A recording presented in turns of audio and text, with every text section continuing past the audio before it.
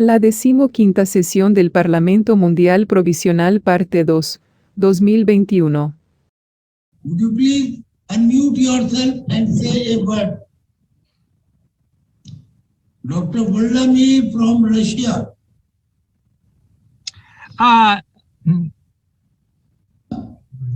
Doctor Vladimir Onoprienko de Rusia, por favor, abrir su micrófono para presentarse. Vladimir Onoprienko.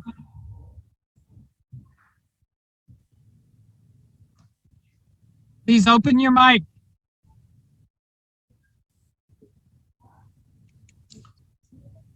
Probably he has only put his photo. He will join us later. Ma'am, Eugenia Elman, my point now is, when will you start the legislative session? Now is 3:10. Okay, por favor,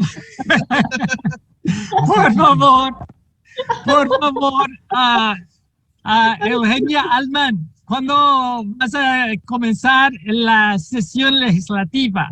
Ya está abierto. Depende de usted y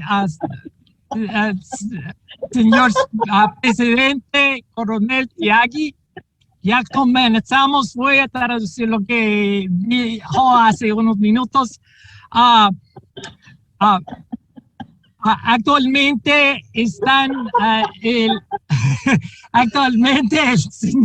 el profesor Lynn Martin está en el comunicado de prensa.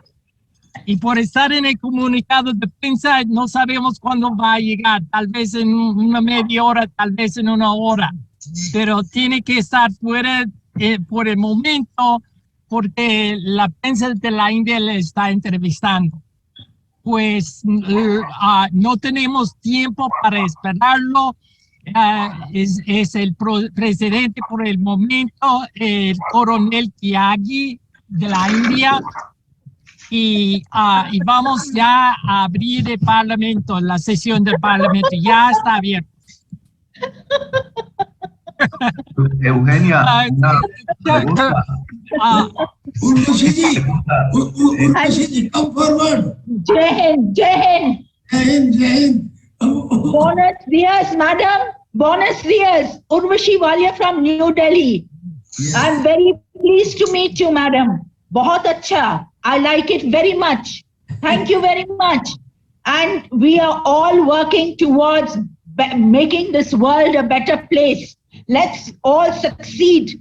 We all work in all directions, whether it's water bodies, whether it's climate change, in every field, in education, in every field, we must work together to make this world a better place.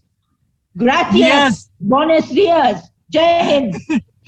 Very nice. Jai Hind और जय जगत. मुझे आपको मिलकर बहुत खुशी. Jain sir from Srinagar, Maqbool Malik from Srinagar, J&K. Jain, but this is a late reaction. This is a late reaction, friend. Sir, we are in the top. Our country, we are in the top. My state is the head of the country, and we are late because I was muted. My mic, sir.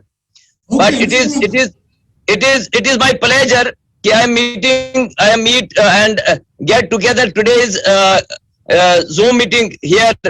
और मैं ये चाहता हूँ कि पूरे दुनिया में जो माहौलियाती तब्दीली आ रही है और ये जो बहुत बड़ी परेशानी दुनिया में इंसानों के ऊपर आई है, चाहे ओमिक्रॉन हो, कोरोना हो और कोई परेशानी हो, हमें खुदा इनसे निजात दिलाए और हम सब एक रहे और खुश रहे, तंदुरुस्त रहे और पूरी दुनिया में अमन और अमान रहे. Good, very good. अच्छा Tiagui, Speaker Tiagui, could you please put into English what was just said so that I can interpret understand and interpret to Spanish? Sir, my English is very much weak, but I say whole world Malik, I okay. expect. Malik, okay. Thank you, sir. Thank you very much. Jai Hind. Maqbool Malik is saying that there should be peace and prosperity and health and everything in the world for all times to come. He is saying that our country is a big country. May I tell you, for the knowledge of others, that just like WCPA, means World Constitution and Parliament Association, there is another equivalent and a very senior organization known as FRHUP, means Foundation for Religious Harmony and Universal Peace. And I am very happy that the two secretaries of this organization, that is Rajiv Jolly Khosla and Urvashi Walia, are present here. And even Maqbool Malik is also a part of it. And I happen to be the General Secretary of that organization. And this organization was founded and established in 2001 by the former Chief Justice of India, Justice Venkat Chalaya. And we are all Colonel Tyagi, I am the Vice President, one of the Vice Presidents of Foundation for Religious Harmony and Universal Peace. Yes, a founding member. Yeah. मैं तो भूल ही गया. Dr. A.K. Merchant is the Vice President of that organization. Actually, you are one of the founders. Yeah, I'm also a founding member. Yes, sir. Yes. Maqbool, el señor Mohammed Maqbool Malik presenta la Fundación para la Armonía Religiosa y para la Paz. Y yo soy también participo en esa organización y también el presidente, el coronel Tyagi, también sirve en esa organización, la Fundación Internacional para la Armonía Religiosa y para la Paz. Fine, ma'am. There are other people. There is a Indian Navy veteran, Shashikant Mishra. He has joined us. Are you hearing us? Shashikant Mishra from Mumbai. Jai Hind, sir. Salute to you all from Mumbai and with you all in the spirit for world peace. I am very happy to be with so good souls and praying because this is the need of the time, sir. Thank you. Thank you, Mishra ji. Muchos saludos a todos los participantes. Estoy muy agradecido de estar aquí con ustedes desde Uttar Pradesh. Good. Estado de la India. There are Hi. Hello. Hola. Una sugerencia que quería hacer, Eugenia, como todos hablamos idiomas diferentes, si en el chat podemos poner un resumen de los planteamientos más importantes que hagamos. Trataré de hacerlo. Yo trataré de hacer, pretenderé de hacer, pero una cosa es que ya que estoy en condiciones, voy a explicar en un momento. Voy a tratar de meter algunas cosas en el chat, pero las condiciones aquí son muy difíciles. Realmente no tenemos oficina, estamos en el momento trabajando desde un camión. Eugenia, no me refiero a ti, Eugenia, no me refiero a ti, sino que cada persona que hable, los que hablen, aunque sea en inglés o en español, en el idioma que hablen, coloquen resumen de su planteamiento. Sí, gracias. What he's saying is that please, everyone, as we are conducting a talk, if you will keep your chat, the chat box open, so that when you're saying something, you can write down the gist of what you're saying in the chat box. That way, people will be able to read the gist or a short summary of what you're saying, and it will be easier for us all to follow if we will use the chat box. So the chat box you can get to by going usually to the bottom of the screen and clicking on other and clicking on chat, and then a window will open up on the side with the chat box. So I'll try to do that here. Actually, Kalani, could you type in chat for us? If sure. Okay, so I'm handing the computer over to Kalani, who will be entering chat on my behalf from Georgia. Fine. Maybe request Jesus Delgado. Jesus Delgado, sir. Are you listening us, sir? This is going to run out of electricity. Jesus Delgado.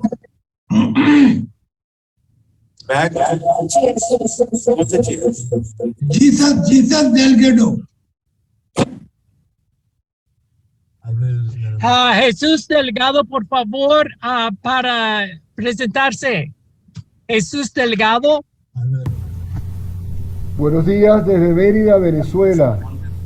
Buenos días desde Mérida, Venezuela. Muy contento de estar participando. Muchas gracias por permitirme exponer nuestras ideas. Thank you very much.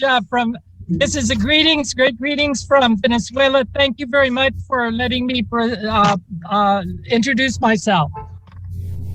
Y les deseo un saludo decembrino para todos y para todas. Muchas felicidades en estos días de diciembre.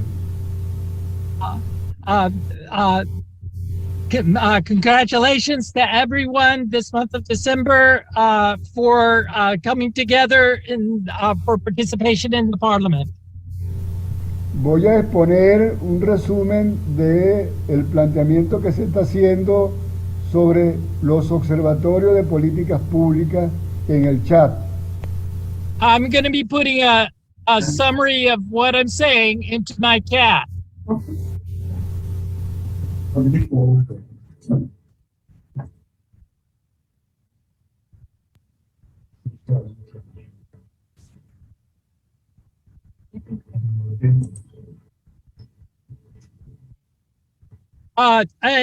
Here we may have a technical issue coming up in Georgia. We're going to have to shift from one laptop to another laptop to maintain our batteries. Our battery is getting low on the one laptop, and so we're going to switch accounts. So I may be offline for a couple of minutes. What I'd like to do is ask Glennis, Professor Glenn Martin is ready to begin opening. We have opened the session, but to continue the session, and we're going to be switching over to another laptop if we can here, or otherwise finding more power for the computer that we're on. Excuse us. Voy a decirlo en español, que aquí tenemos un problema técnica que vamos a estar cambiando de computadora hacia una computadora que tiene más electricidad, y vamos a tratar de recargar la computadora que estamos utilizando en el momento. Pues por unos minutos, puede ser que salgamos del Parlamento, de la sesión, pero siguen ustedes con la sesión. Cuanto antes estaremos de regreso, la delegación de Georgia. Gracias. Ma'am, there are few who have not spoken, but their name is written like this: This is OCOM BTD. OCOM BTD. It is QCOM BTD. Ma'am, can you identify me? Can you identify me? Vice President Zakina. We would like to hear a word from you, ma'am. QCOM BTD. She wants to. Zakina, ma'am, please unmute yourself.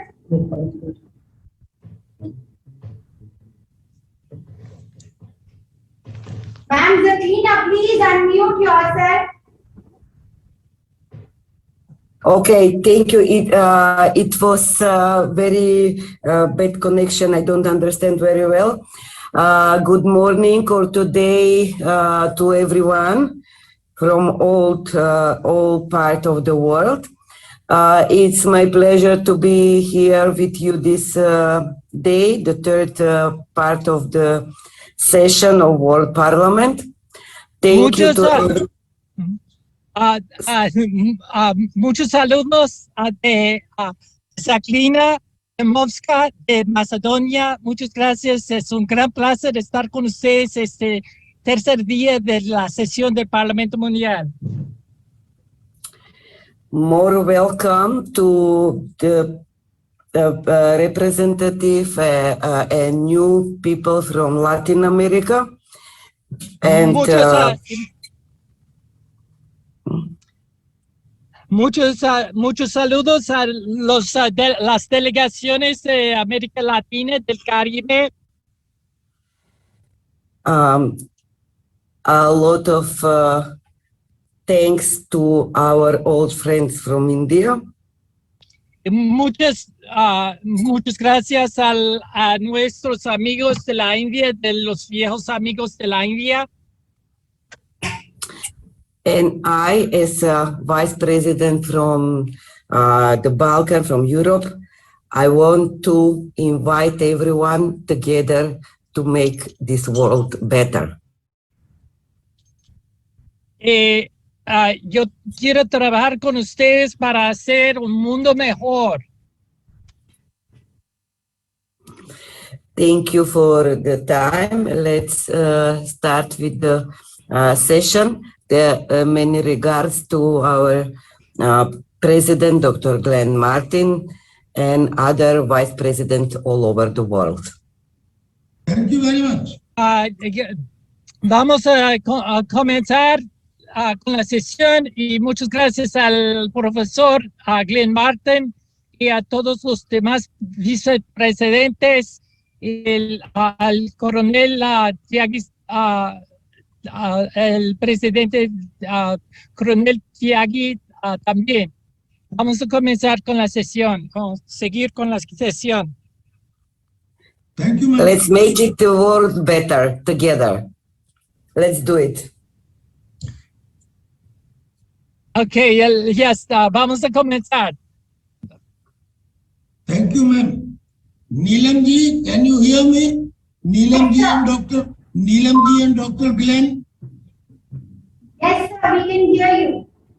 Please take over now and start the proceedings. The earlier we start, the earlier we will finish. As it is, the number of body legislative acts are very many, and we may require little more time, so it will be in the fitness of things to start early.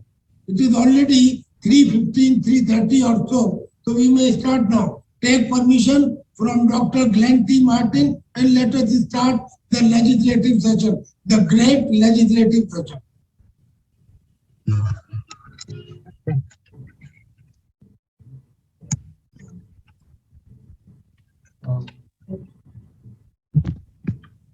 We originally set the time for 4 o'clock, and so it's something that we people who are already online might want to reflect on.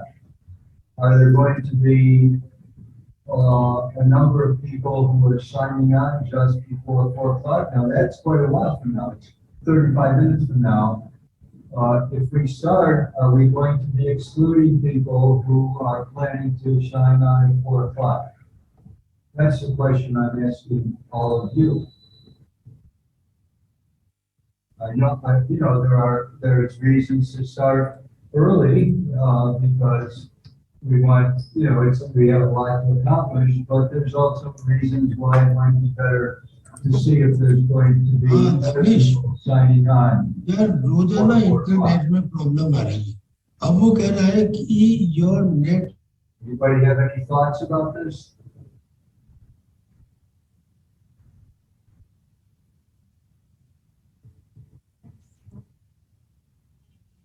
I think, Professor Martin, we should get started, and then we don't know how many, at least let us cover as many topics as possible. At least that would be a good contribution to our deliberations.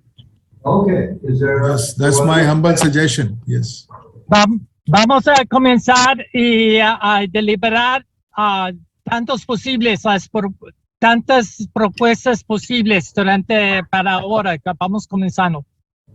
Eugenia, do you plan to translate everything that is said? Yes, I'm gonna need to interpret what I can as frequently as possible. I won't interpret everything. We do have materials in both languages. The text of all the material is in pretty much both languages. Sí, voy a estar traduciendo, interpretando todo lo que estamos diciendo. Lo siento que no tenemos un intérprete por separado, pero tenemos todas las propuestas en español y en inglés y vamos a tratar de cubrir tantos posibles durante la sesión aquí. If you interpret everything, it'll probably take us 6 hours instead of 4 hours to cover all this material. A tardar unos 6 horas en vez de 4 horas. Probable. So here's a thought about starting early. I think as far as the delegates who are signed in with us are concerned, the most important documents that we will be looking at are the New Delhi Declaration and the memorial to the government of India. And both of those documents. Los dos documentos más importantes que vamos comenzando con la declaración de Nueva Delhi y también vamos a comenzar con la petición al gobierno de la India. And those documents are coming at the very end after we cover a lot of legislative acts that may not be that controversial. Probablemente las propuestas legislativas de todas partes no son tan controversiales. No hay mucha controversia acerca de lo que estamos tratando de deliberar. So on those grounds, it may be that we can start early because the people who join us after we've already started, they will not be missing what it would be most important for them to be present at. Ya vamos a comenzar y aunque todos no estamos aquí, la mayoría algunos de nosotros estamos aquí y podemos comenzar entre los delegados que están presentes. Vamos a comenzar a presentar las propuestas. Oh, okay, are we agreed, or are there objections to starting now? Estamos de acuerdo de que ya comenzamos. Aunque no todos están aquí, ya comenzamos para que podamos seguir con la presentación de las propuestas. ¿Hay objeciones? Okay. No. No objections. Let's begin. Ya comenzamos. The procedure that I want to follow, let me just describe that.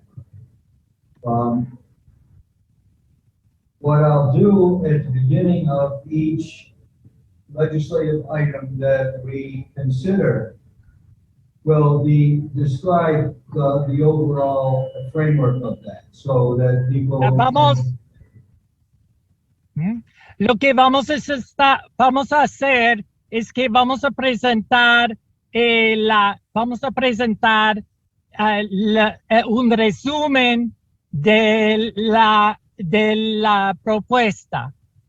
Las personas. So that people can be familiar with the overall idea. Para que todos pueden estar familiar, podemos conocer el espíritu de la propuesta. Vamos a cubrir los resúmenes de las propuestas. Then I will ask for a motion that we pass this legislative item. And I'll ask for a second. Someone must move and someone must second, bringing it to the floor. Pues voy a mover que alguien mociona la propuesta y alguien da segundos a la propuesta. And once it has been brought to the floor, I will ask if there is discussion. And that's the point where if you have ideas or points to make about that piece of legislation, that's the time to make them. And we can then have dialogue or talk about what is appropriate, should there be changes, how it will work.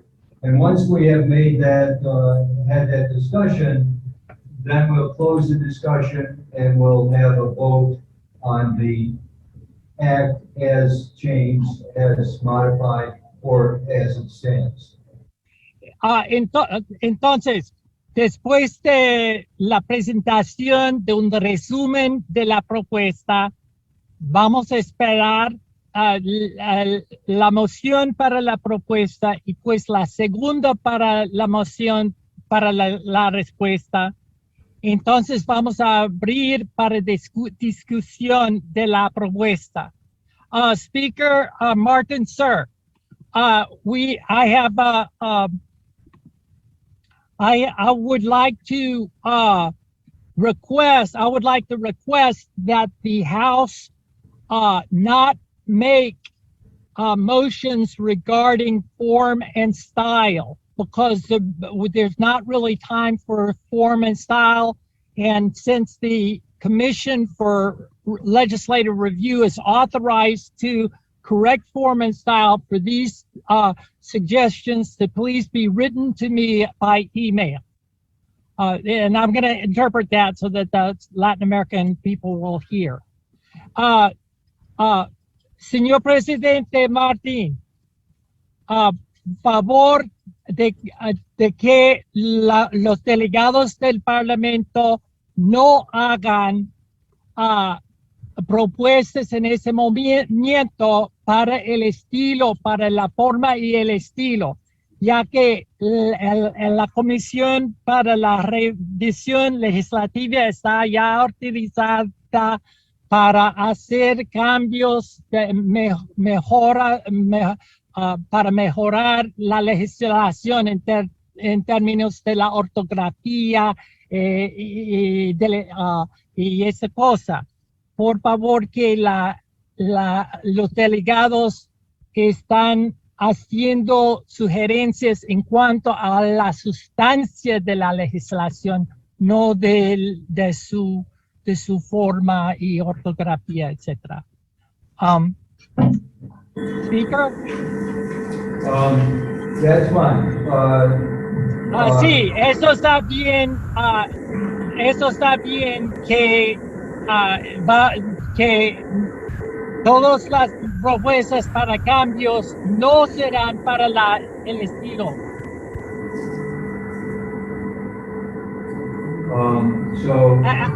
Alguien tiene que mudar su micrófono, por favor.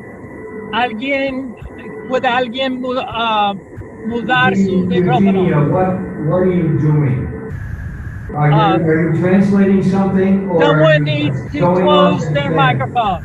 Someone needs to close their microphone. Whose microphone is turned on? Tech support? Whose microphone is turned on? Tech support, please mute all microphones now except for the speaker and for the secretary. Thank you. Gracias por mudar el apoyo técnico. Nos ha mudado todos los micrófonos de todos, a menos del presidente y la secretaria del Parlamento. Speaker, Professor Martin, can we hear you? Sure you can, but you're talking. I'm done. Yeah, I translated what you said. I interpreted what you said. So let's call the Parliament to order. As you all know, Dr. Alman is the Secretary for the Parliament. She's here with us online. And I want to introduce Mrs. Gupta. She is our on-site secretary who will help us with our keeping tabs on any changes, help us with counting the votes, and make sure that all records are accurate as we go through the parliamentary agenda. The first item on our, if you're online, where the agenda is located, the first item talks about commissions. And I simply want to make a comment that the commissions will be posted on the website, WCPA.Global, and people are welcome to sign up for the commissions.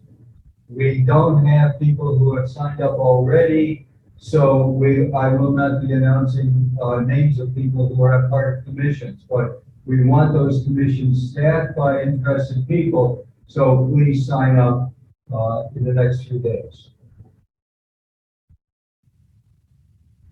Okay, so let's then proceed to the amendments to World Legislative Act number 4.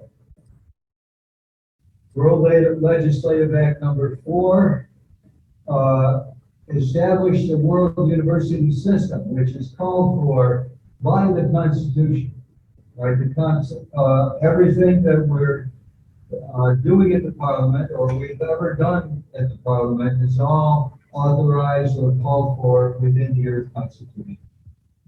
So at the very first session of the Parliament in 1982, they passed World Legislative Act number 4 to enable a world university system. This bill is for an amendment to that world university system. And I will read a few key passages about this amendment. The purpose of education under the world university system is to open people and introduce people to a holistic perspective. And that's what it says in item 11.01. A holistic vision of the world. Holistic economics, holistic politics, and the Earth Constitution itself is a holistic document predicated on the unity and diversity of humanity.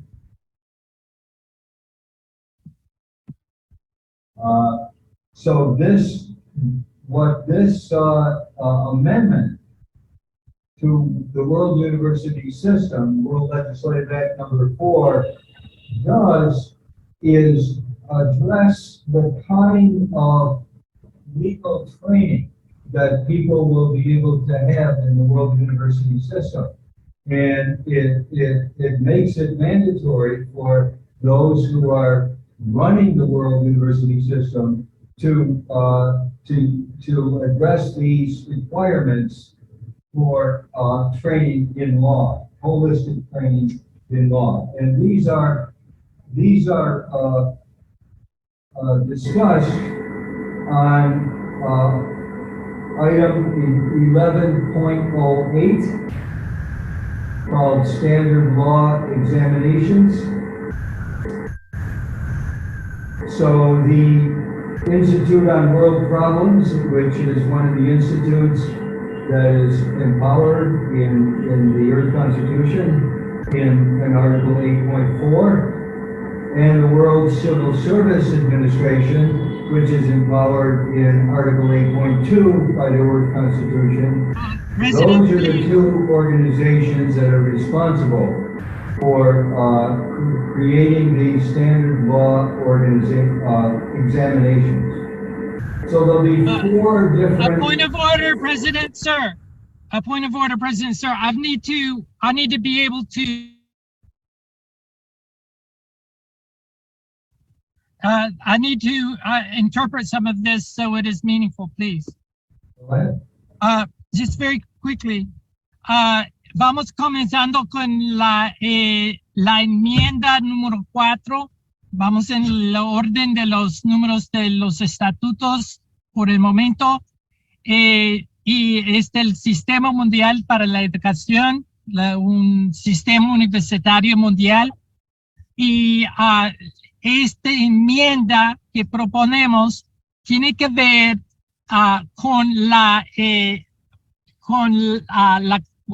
cualificación y certificación de la cualificación y certificación de oficiales de la Federación de la Tierra, porque todas las personas que van a estar trabajando en el gobierno mundial, en la Federación de la Tierra, tienen que tener las capacidades para hacerlo. Tienen que saber la constitución de la tierra y tienen que saber las leyes legislativos o algunos de los leyes legislativos que se les pertenece. Y por eso vamos a considerar la necesidad de que hay capacitación y certificación de nuestros oficiales. Thank you, President Martin. So there'll be four different exams that will be adjusted for four different legal roles within these world electoral and administrative districts. The first one, 11.08, is for judges, judicial. So people who will be in the courts and doing judicial work will have this form of examination. And then 11.082, there will be something called attorney, which will allow have an exam that is directed toward solicitors and prosecutors. In 11.08.3, there is a ombudsman, public defender. So for those people who are going to be in the law, in the role of public defenders, the exam will be tweaked to train them in that role. And then finally, there'll be a category of general law, which will cover everybody who needs to be knowledgeable in the law, whether they're practicing it in a variety of contexts. You want to translate that? Yes, I'll translate that. La certificación.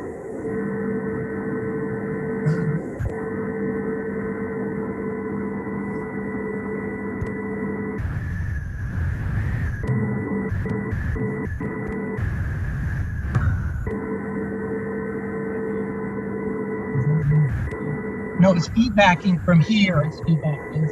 You sure? Okay, voy a estar traduciendo. Can you turn this off? Okay. Voy a traducir. Lo que tenemos que la certificación y capacitación de los oficiales de la Federación del Tierra, por la mayor parte, tiene que estar con cuatro puestos o oficinas en cuanto a las leyes, a la profesión legal. Estos son para los jueces tienen que tener la capacidad y la certificación. Los abogados tienen que tener capacidad y certificación. Los defensores también tienen que tener capacidad y certificación, y en nivel mundial, todos esos puestos tienen que, y por fin, la cuarta, de las leyes generales, algunas personas oficiales tienen que trabajar por lo general en las leyes, mientras que no son jueces, ni son abogados, ni son fiscales, ni son abogados, pero tienen que saber algo de las leyes. Y por eso es el espíritu, el resumen de la propuesta para enmienda es para tener capacitación y certificación en leyes mundiales para estos puestos. Okay, so can I have a motion and a second to that we pass this bill? Anybody? On the floor? You have to unmute Y yourself. alguien que mueve. Sí, yo lo muevo. I move that we do this. Is there a second? Okay. La apoyamos. Okay, good. It's been Yes. moved and seconded. I support it. I also am familiar with your book and So it's been moved and seconded. Is there discussion of the bill?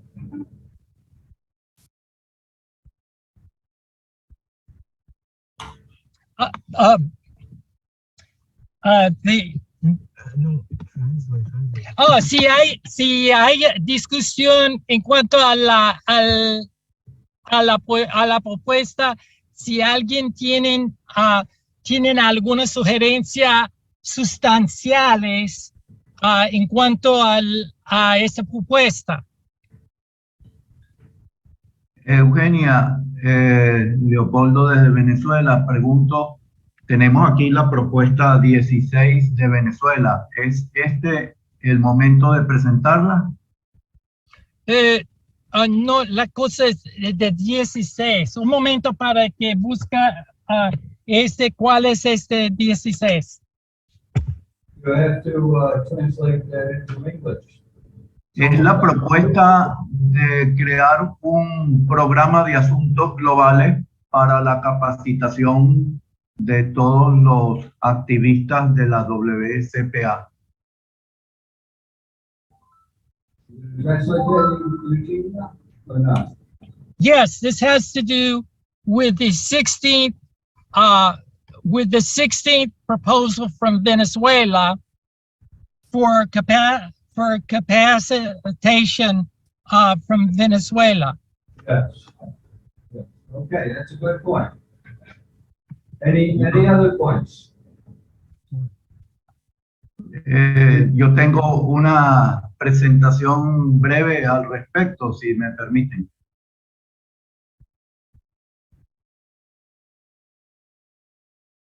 Are we ready for the vote?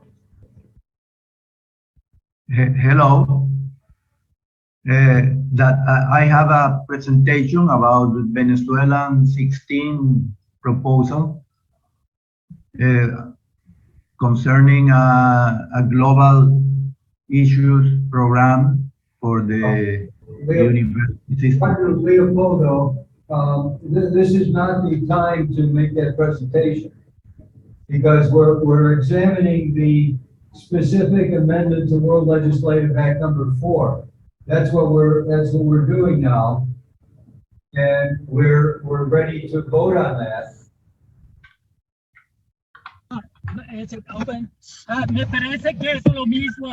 The 16th proposal from Venezuela and the legislative amendment for Act 4 is the same thing. So what I'm pretty sure, and I was grabbing my documentation, but my understanding is the same. La propuesta de Venezuela número 16 y la enmienda 4 es lo mismo en cuanto a me parece. Okay, so how many want to vote for this act? If you support this act, raise your hand, please. Okay, what do we have? Oigan, el número 16 de Venezuela que se presenta con sus manos.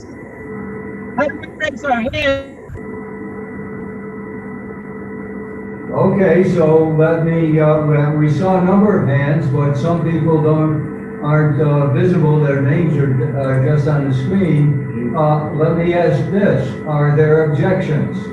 How many objections are there for passing this bill? Hay objeciones a la propuesta número 16 de Venezuela, es decir, para enmienda a la ley número 4. Algunas objeciones. Y por favor usa ahí al lado del screen hay levanta la mano en la aplicación de Zoom, por favor arriba y como arriba de las manos que yo que diga así por esta propuesta. You gonna translate that, Virginia?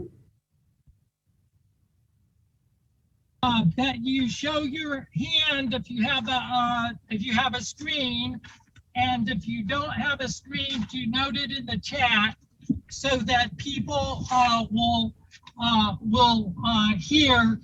understand what it is that your vote.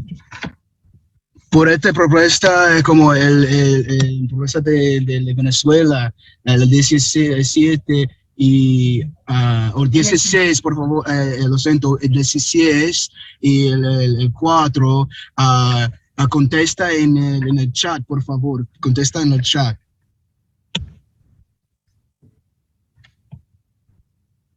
Virginia, are you gonna do this or not? Yes, but please listen to Kalani because he speaks some Spanish and he got the gist of what I was saying. Sorry for the confusion, President Martin. I was just translating to let people know that if they can't raise their hand via the Zoom app, to please give their answer in the chat so that everyone can be recorded. Okay, so I asked if there's objections. Do we have objections? I don't see any. No Si hay objetivas, objeciones, por favor, rechazo, por favor, contesta en el chat, por favor. Escriba en el chat. Okay, so the bill passes with no objection. We'll have to disregard that because we don't have a constitution. Okay, so there's one step forward. Let's go on to the bill for amendments to World Legislative Act number 5. World Legislative Act number 5 originally provided for provisional world courts under the World Supreme Court system. Ahora vamos a pasar a la próxima propuesta para enmienda a la ley número 5, es decir, para los tribunales de distrito mundial y la capacitación, el requisito de capacitación y certificación para en nivel mundial por la legislación mundial y por la preparación mundial. So as you all know, the Earth Constitution calls for 1,000 electoral and administrative districts. We are, throughout all this legislation, we're dealing with those districts. That's what this legislative package does, is lay the groundwork, the infrastructure for these districts. So this particular bill about world courts establishes a provisional district world court in each of the world electoral administrative districts. Esta enmienda para la ley número 5, la ley mundial número 5, provee para una corte en cada distrito mundial de personas adiestradas por el sistema universitario mundial, ya que tengamos que tener más abogados y más profesionales legales que no hay en el mundo lo suficientes desde los niveles de jurisdicciones más bajos. Debemos de comenzar eso nosotros. Okay, another feature of this bill is that it locates the first seat of the World Supreme Court in New Delhi, India. This is item number 6. The primary seat of the Provisional World Supreme Court shall be located in the primary world capital, and that will be, it says, New Delhi, India.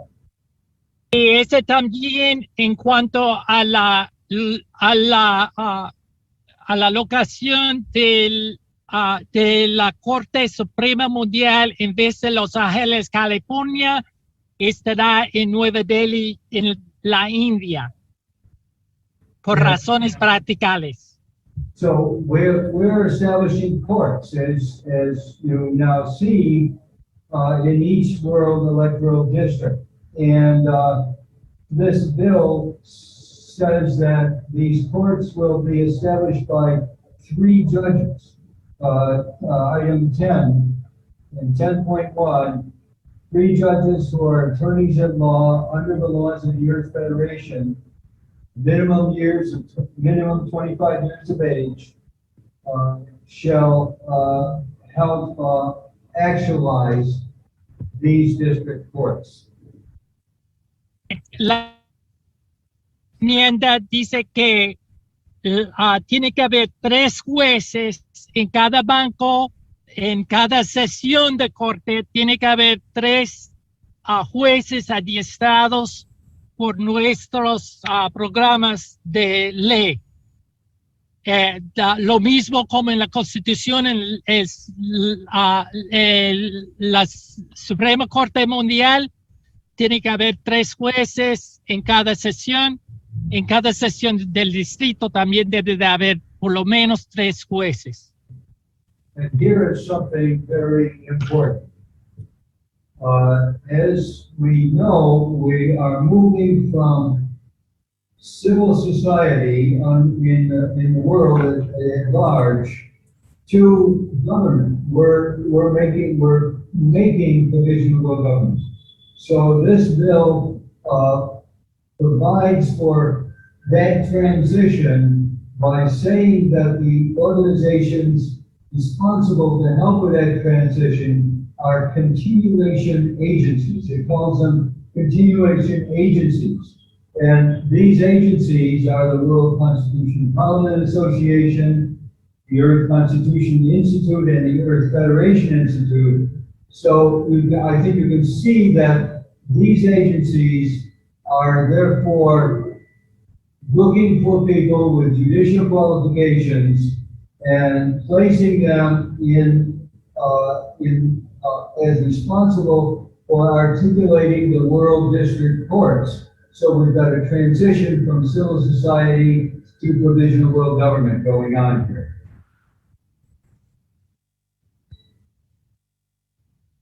Yeah.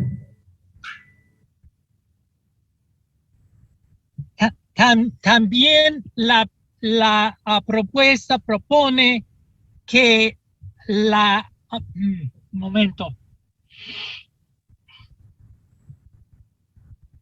un momento.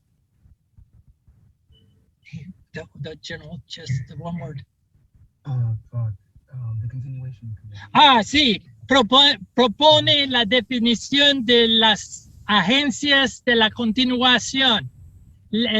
La Constitución en su artículo 17 y 19 habla acerca de, por lo menos en 19, habla acerca de las agencias de continuación.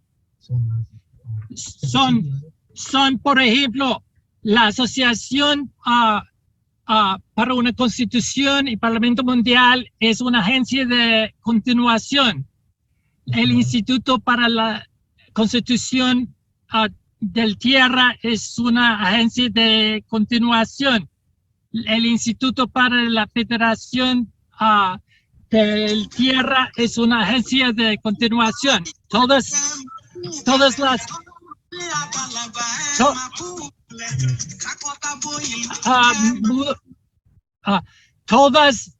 todas las comisiones parlamentarias de continuación, todas las comisiones son agencias de continuación y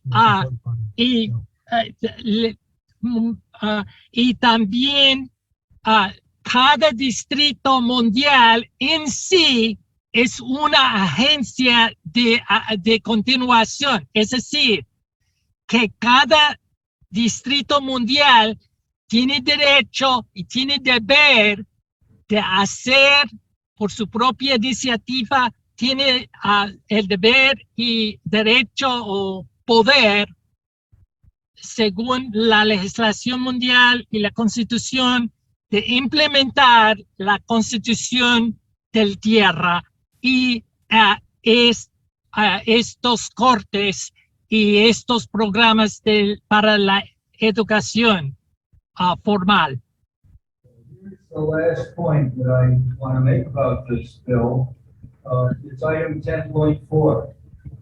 As a guide for this development process of the World District Courts in each of the 1,000 electoral districts, 10.4 says law professionals in each World District shall be headed by 5 chief World District judges, 5 senior World District attorneys, and 5 senior World District advocates.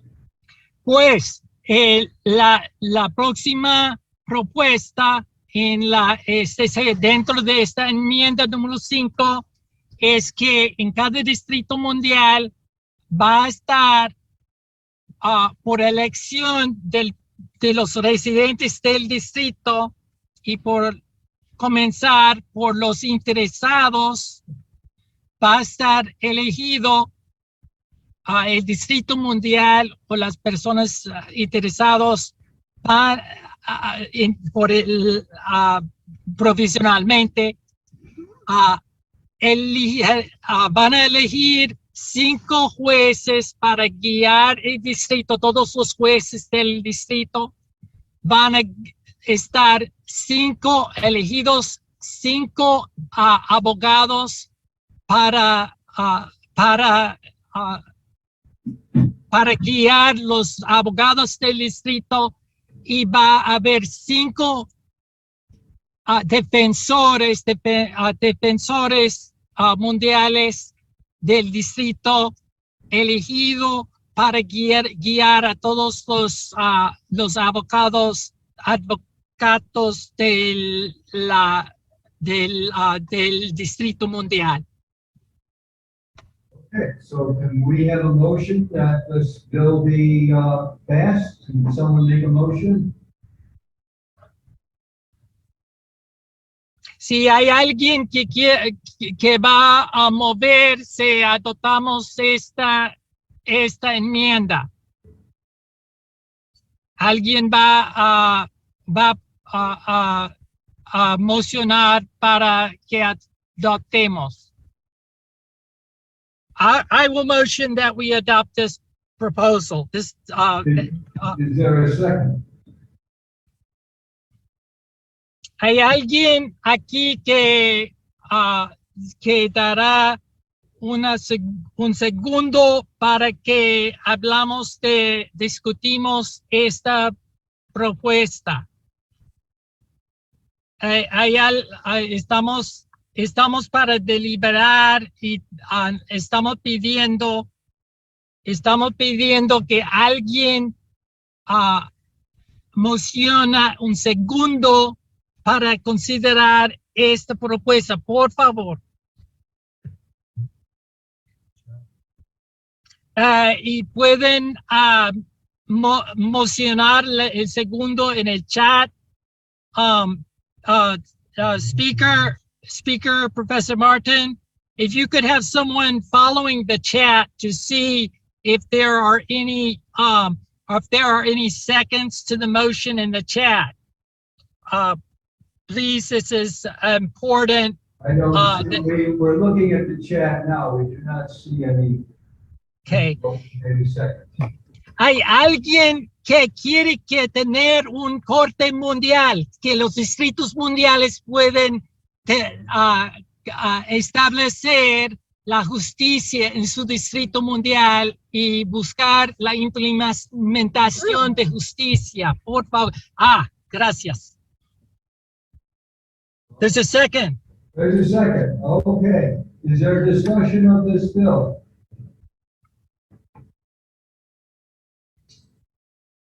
Hay discusión de la propuesta para enmienda a la ley número 5.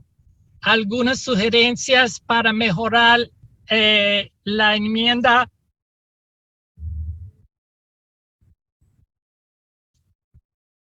Hay 2 participantes que subieron sus manos. Por favor, ¿quiénes son? Who are the 2 people that raised their hand for discussion? We don't see anybody on the screen but Kalani in the chat box. 2 participants raise their hand. Where are they? Okay. Person is Murthy. David Clifton. Justice Clifton. You have discussion. Eugenia, yo levanté la mano solo para secundar. Buen día, Mr. Glenn. No he entendido bien la razón, la propuesta. Pareciera de que solamente abogados participarían con estos derechos que se estarían introduciendo en esta enmienda, o ¿cuál sería la razón para que necesariamente tengan que ser abogados? No entendí bien el alcance de esta propuesta, de esta enmienda. I don't understand exactamente what we are meaning with this proposal. If this means that we are going to have lawyers, just for this, for making it possible for us to have lawyers. Yes, it does. All the people who will be staffing these district courts will be legally trained. Sí, la propuesta dice que todos los que van a servir en las Cortes Mundiales tienen que tener un entrenamiento, una preparación y en ley mundial. Es decir, tienen que tener certificación de que han leído la Constitución del Tierra y tienen que, la certificación viene de por dentro del sistema mismo de los distritos mundiales y del sistema universitario mundial, porque los programas de universidades privadas y de gobiernos de programas de certificación, sí. Most of us listening don't speak Spanish. Yes, I'm saying. Whatever you say that goes beyond the translation has to be also in English. Yeah, I'm having to circumlocute, so it may be taking a little bit longer for me to say the Spanish. Okay. Hago circunlocuciones porque a veces se ha de hacer esto para decir el sentido, para llevar el sentido. Okay, Justice Twisby, does that explanation satisfy you? Es que esa explicación, dice, el speaker dice, esa explicación sirve para usted. El honorable Quispe, ¿está bien? Okay, I agree. Okay. Okay. There was a question from Leopoldo. Leopoldo, si hay una pregunta o sugerencia. No, muchas gracias. Levanté la mano para secundar. Gracias. Okay, and then I lifted my hand to second. Thank you. Okay. So then there was someone, Shane Ellis, wanted to make a comment. Shane? Jane Ellis quería hacer un comentario. Por favor, Jane Ellis, hable. Okay, you're saying you don't need to. Okay. O dice que no tiene que hacerlo. Okay. No problema. Shane, you have discussion? No discussion. Okay. So are we ready then to vote? Okay. Yes, I think I am. I see Laura raising her hand. I guess that's a yes. Are you raising your hand to discuss this, Laura? Unmute yourself. Hi, I just have a couple questions. So one of my questions has to do with the setting up of courts in Los Angeles. Can you hear me? Yeah, I just want to caution you one little bit, that everything you say looks like it has to be translated into Spanish. So if you are fairly brief, it would be better, because otherwise, it'll go on and on. Por favor, no habla mucho tiempo porque tenemos que traducir todo al español. Yes, okay. So Laura, what? I'm curious about the location of these initial regional world courts in LA and New Delhi. Is that because we have people in those locations who are willing to pursue this bill? No, actually, it's because in the 1983 or so, 1994. Started in 1983 and took place in 1984. They created a World District Court in Los Angeles because they had a lawyer there that was willing to prosecute the nations for possession of nuclear weapons. And they put together 3 very prominent judges to make up that court and sent the notice to all the nuclear weapons possessing nations of the world that they were on trial in Los Angeles. So that court has already been established way back at the first session of the Parliament. So what we're doing in this bill is establishing district courts in all the electoral districts. As the electoral districts become activated, we will also be establishing district courts in those districts. Okay. Okay. Vamos a estar estableciendo bancos de la Corte Mundial en todos los distritos mundiales y Suprema Corte eventualmente, tal vez, en Nueva Delhi. Okay. Any other thoughts? Okay. All in favor? Raise your hand or put your yay in the chat box. Yes. Yes, okay. We're not waiting. See a number of yeses. Richard, are you voting? Richard Sharp? Si ustedes, ok, vamos, tenemos la pregunta. Si están en favor, por favor, muestra su mano o notarlo en el chat o levante su mano, por favor. O si hay objeción, anotarlo. We have a number in favor, very hard to estimate. Are there objections to this bill? Is there anybody voting against it? One person, I'm not hearing. She wants to say something and she's seeing that my intervention is not valid. I understand. So, please can you check, is there Liliana Duran? Liliana Duran.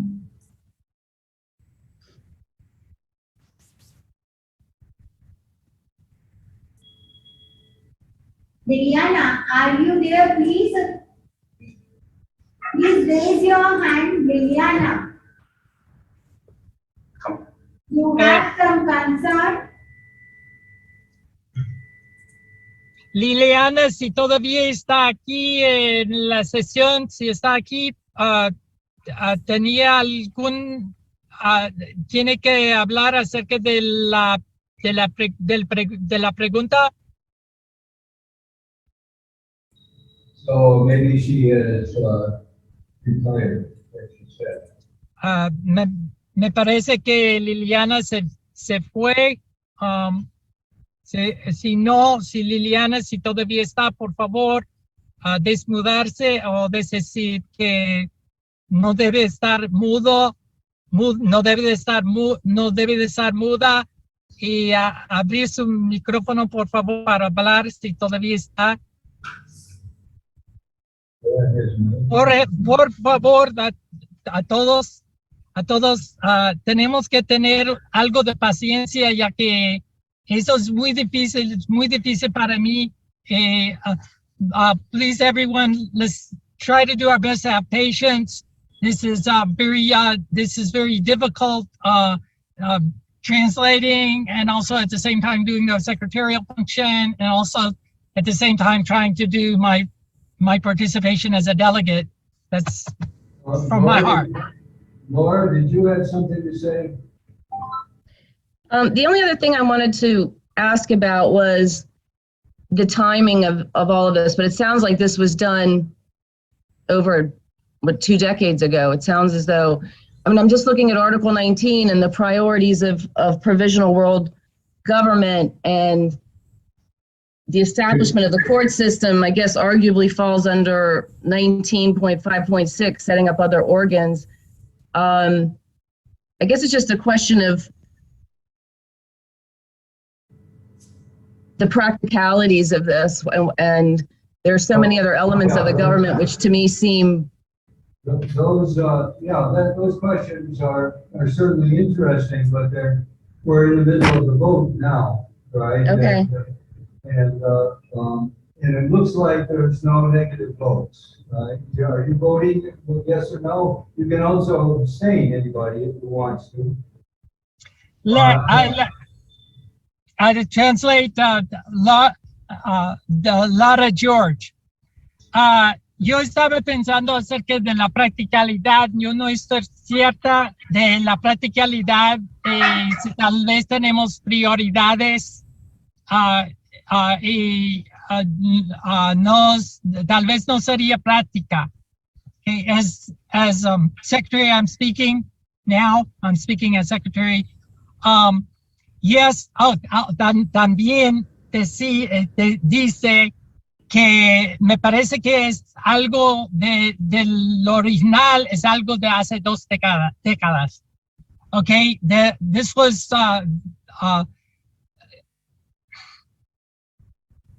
this is not an appropriate time to explain the parliament, Eugene. No, estoy fuera del orden, estoy fuera del...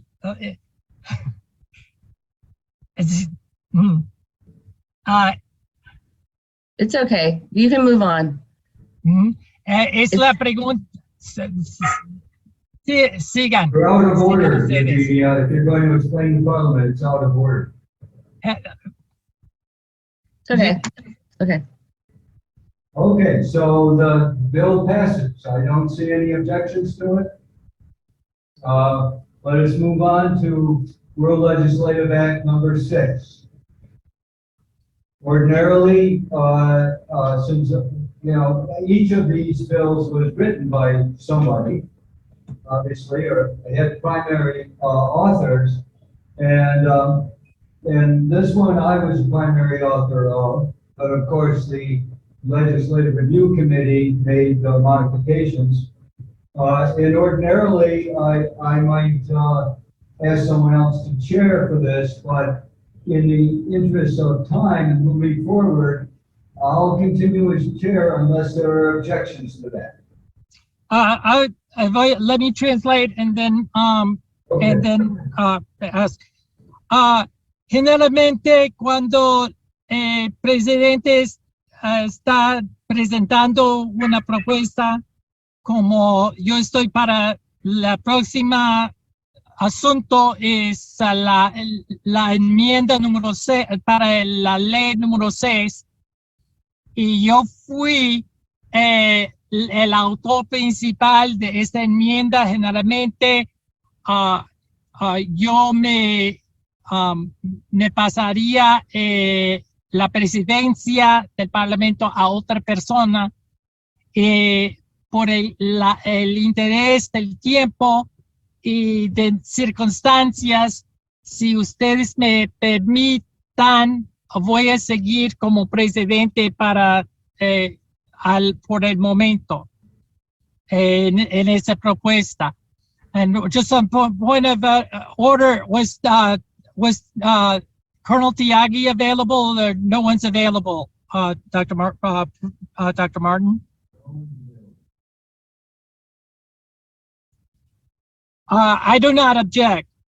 Si no hay objeciones, yo no tengo objeción yo mismo. Let's look at this. A bill for amendment to World Legislative Act number 6. World Legislative Act number 6, which was also done in the first session of the Provisional World Parliament, activates the Earth Emergency Rescue Administration. La ley número 6 es para la administración de emergencia para el rescate del Tierra. And this administration its job is to save the planet from climate collapse. That's its primary goal. Ese programa de la ley número 6 es para problemas mayores del tierra, problemas del medio ambiente y problemas de emergencia, problemas del tierra, problemas de emergencia. What this bill does is add another article, an Article 7, to the original bill. Esta propuesta de enmienda agrega un extra artículo a la ley mundial para el rescate de del tierra. And this Article 7 establishes for each world electoral district commissions called grassroots regenerative commissions. So there's a global regenerative commission for rural communities and a global regenerative commission for urban communities. Esta propuesta propone que habrá una comisión regenerativa en mayor parte para la planificación familiar en cada distrito mundial, una comisión elegida y también una comisión en nivel mundial, una comisión regenerativa y para la planificación familiar. So the bill creates a large commission for the world, a regenerative communities commission for the world, made up, and in the bill it's item 1.2.5. It's a large commission for the world, which has one representative from each of the departments, each of the 28 departments listed in Article 7.3. So these 28 people make up a commission for the planet, and their job is to establish global grassroots regenerative commissions in each of the 1,000 electoral districts. Esa es la comisión en nivel mundial y estará de 28 de cada uno de las 28 o sea, administraciones mundiales. Habrá un comisionero o comisionada de cada uno de las 28 comisiones, 28 administraciones mundial, en nivel mundial. Un momento. Just a minute, speak.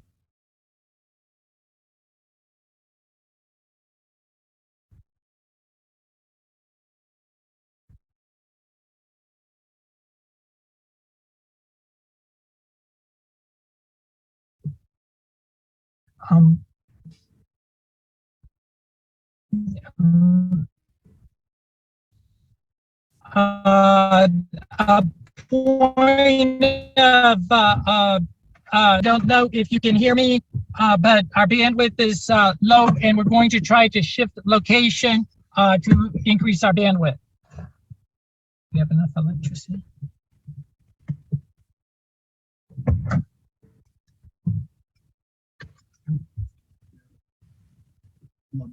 Yeah.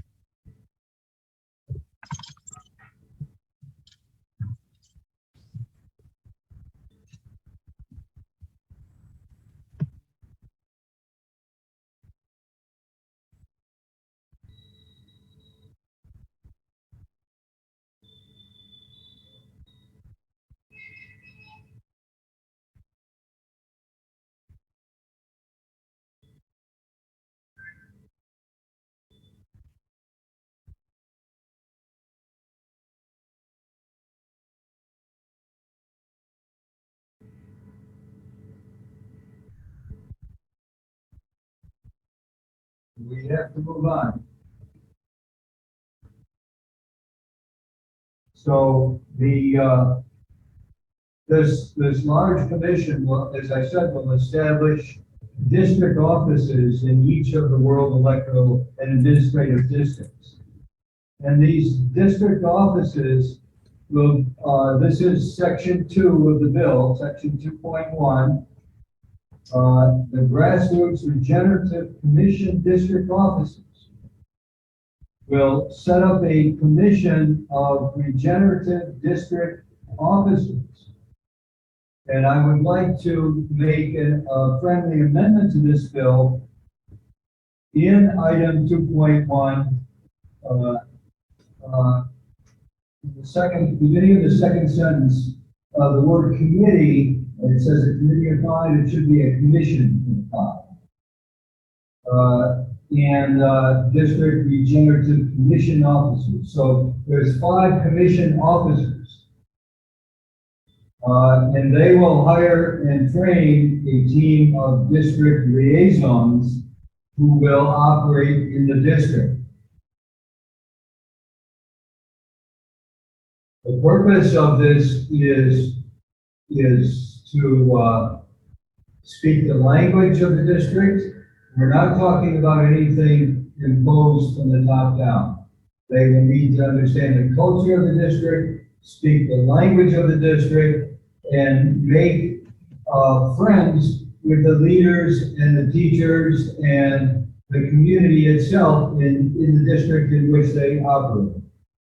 En cada distrito mundial, para que sea del pueblo, realmente, verdaderamente del pueblo, va a haber unos 5 regentes elegidos o elegidas en cada distrito para el nivel del distrito mundial.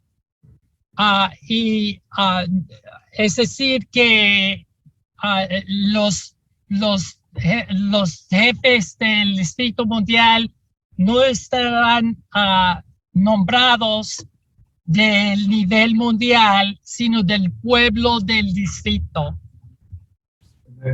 The commission officers and liaisons will be trained in the most advanced scientific regenerative practices and understandings.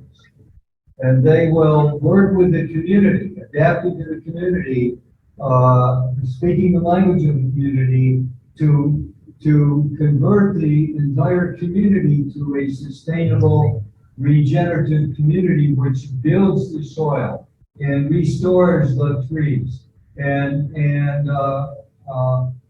creates water systems for the landscape to use every drop of water. This will happen in districts around the world.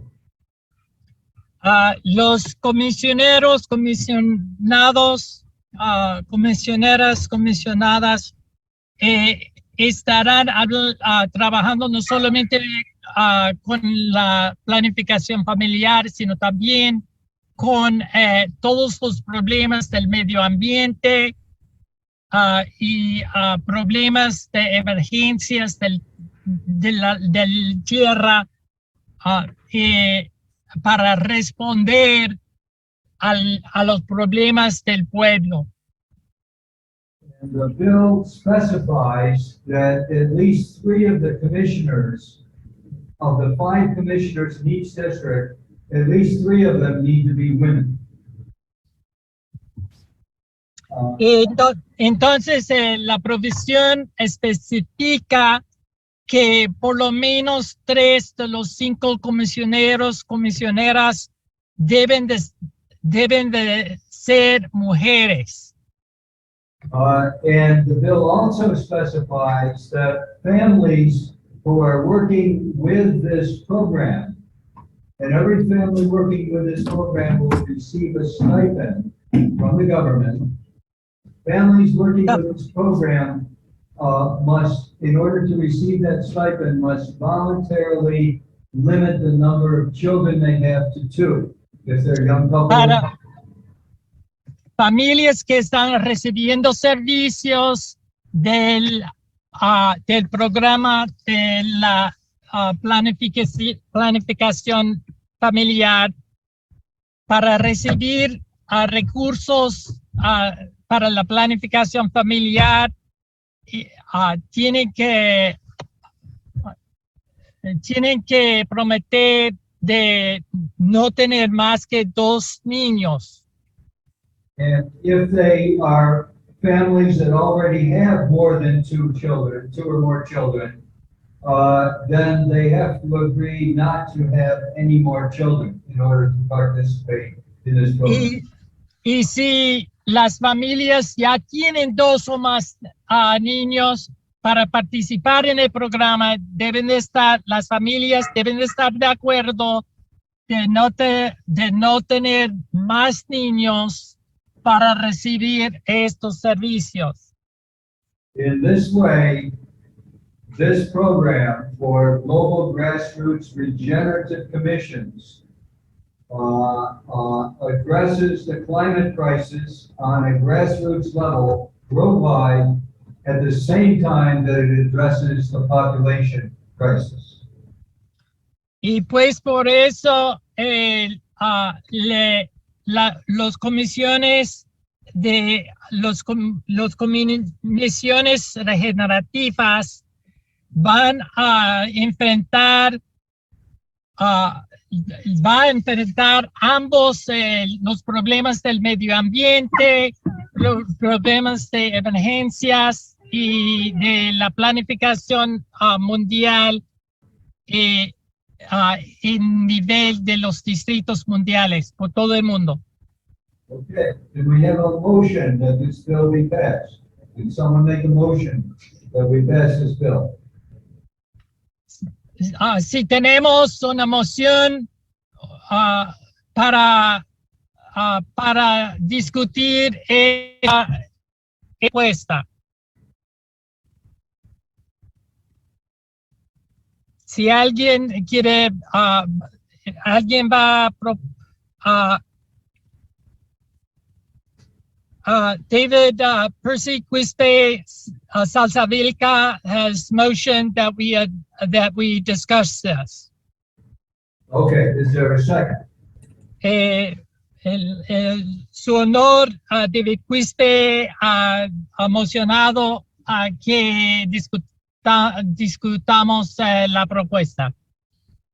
¿Hay alguien que da segundo? Tenemos segundo. We have 2 segundos. We have 2, two participants have raised their hand. Okay. I don't know if that's okay, excuse me, a matter of privilege, a question of privilege. I don't know if raising hand, I think that raising hand means that they're saying something. I don't know whether it means that they're motioning a second or not. So there are 2 people that want to speak. Well, let's open it. Let's assume one of those is a second. Let's open it for discussion. Yeah, that makes sense. Está abierto para la discusión. Tenemos 2 segundos. Hay participantes que tienen sus creencias religiosas, ¿no? Hinduistas o cristianos, católicos, que piensan que la planificación familiar es una limitación a la vida, etcétera.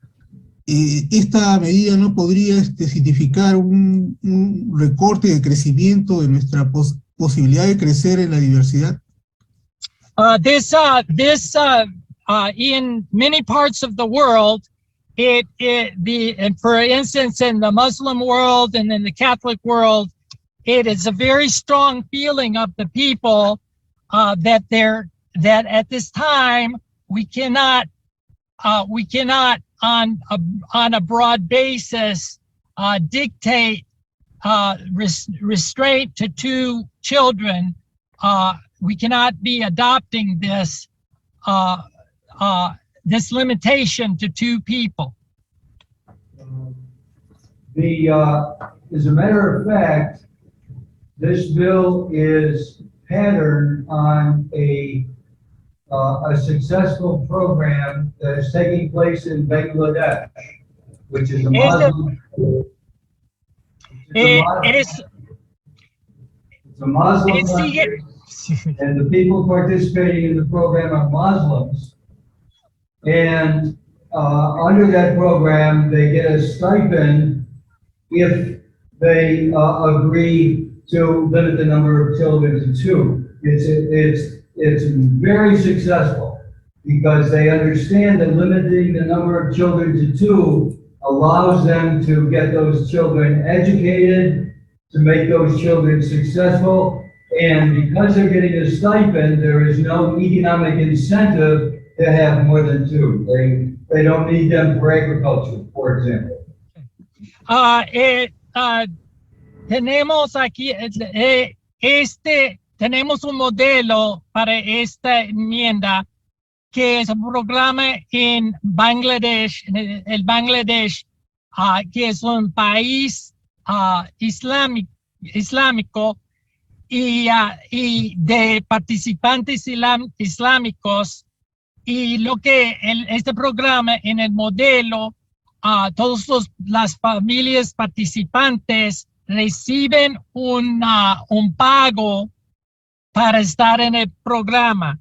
Lo mismo como en nuestra propuesta para enmienda aquí, todos los participantes van a recibir un pago por su participación en el programa. En que es una condición de participación que las familias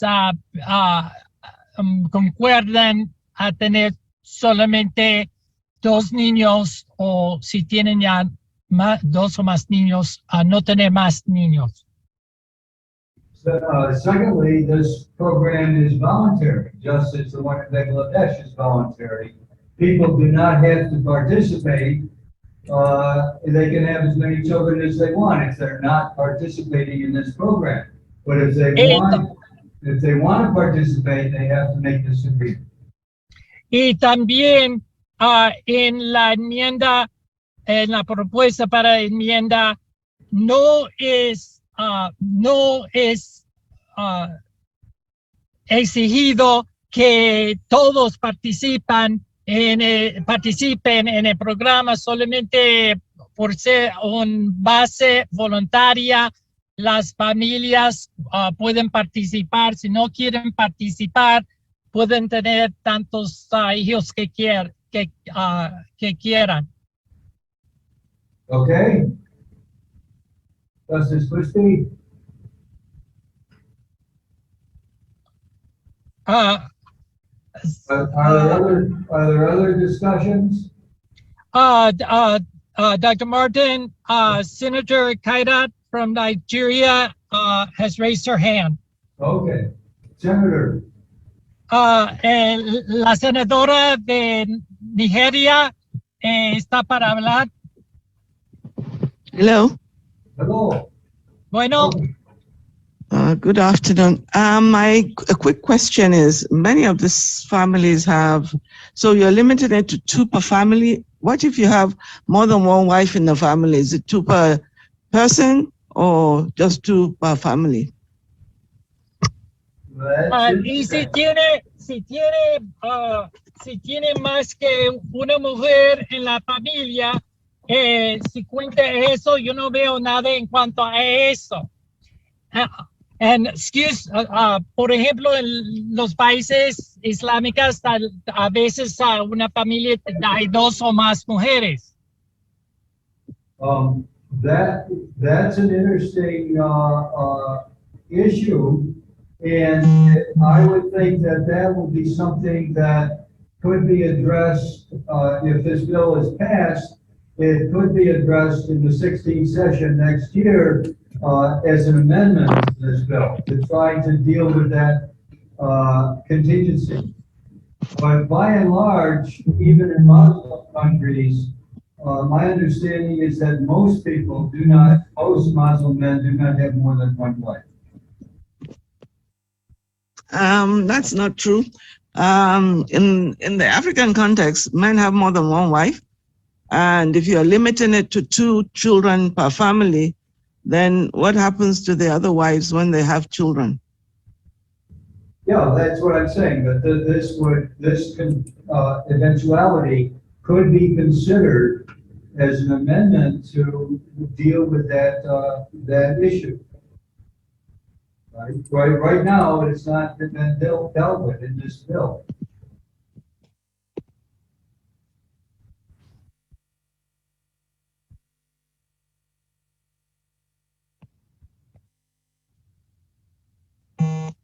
It would be an interesting thing for a committee or a people looking, re-examining these issues for the 16th session. It would be an interesting thing to try to deal with that issue. But the problem that we're facing, and this is written throughout the Earth Constitution. The Earth Constitution recognizes that the Earth Constitution was passed finally in 1991. It was written in a substantial manner in 1977. At that time, the Earth had 3 billion people. And many climate scientists say that the carrying capacity of the Earth is 3 to 5 billion people. Now the Earth is going on 8 billion people, and we are destroying the foundations of the planet that allows us to live on it. There are too many people on the planet, and the Earth Constitution is designed to find voluntary ways that the human population can reduce itself to a sustainable number. The number varies depending on the thinker. A frequent number is 5 billion. Jeremy Rifkin, the famous writer on environmental issues, says he thinks it's 5 billion people. So right now we're in an overshoot. And the question is, how are we going to address that overshoot voluntarily so that the Earth population has a future?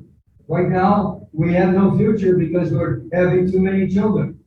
So how do we address that problem? This bill attempts to begin the process of addressing that problem.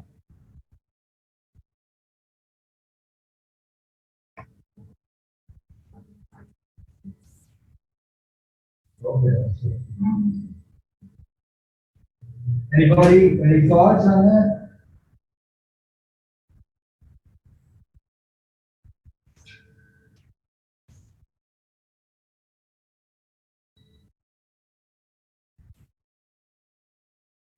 Laura, did you have a question?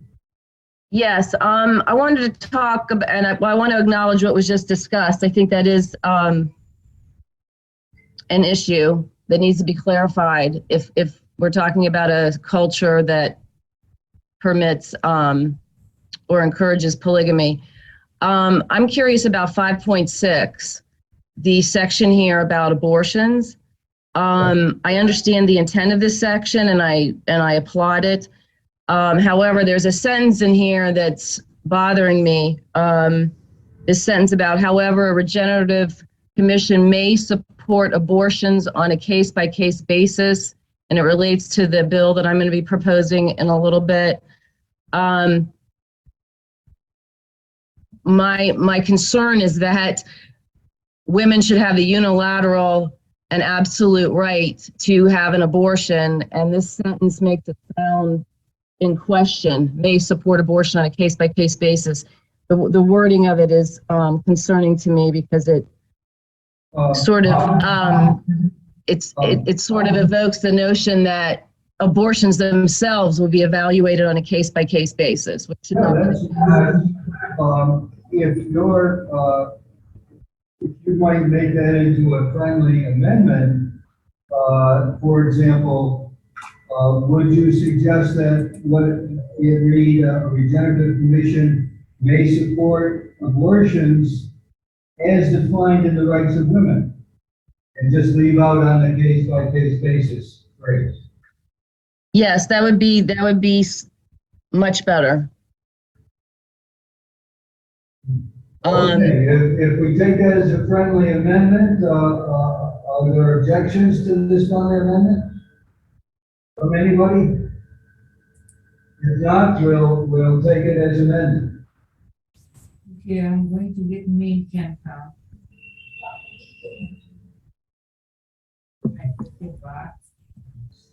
Yes, Dr. A.K. Marjan. Yes, yeah, I would like to comment about the subject of, children and families. If we have many countries, including Islamic countries, have passed laws whereby they have voluntarily agreed that they would practice monogamy. That is one thing, and this has also helped to have better families. The other issue is, as the education of women and their financial independence grows, they too realize that they have a say in the number of children they should have if they are married or in a family. So I believe there should be, I hope, some provision for a uniform world civil code, because overpopulation is clearly a great threat, and there is a carrying capacity of the planet. So this has to come through the means of education and better understanding about the finite resources of the planet. The challenge is oftentimes poor families, the women who have never been given equality of rights, privileges, or a say in the decision making regarding the family size, they get exploited. So this is what I believe we need to also factor in.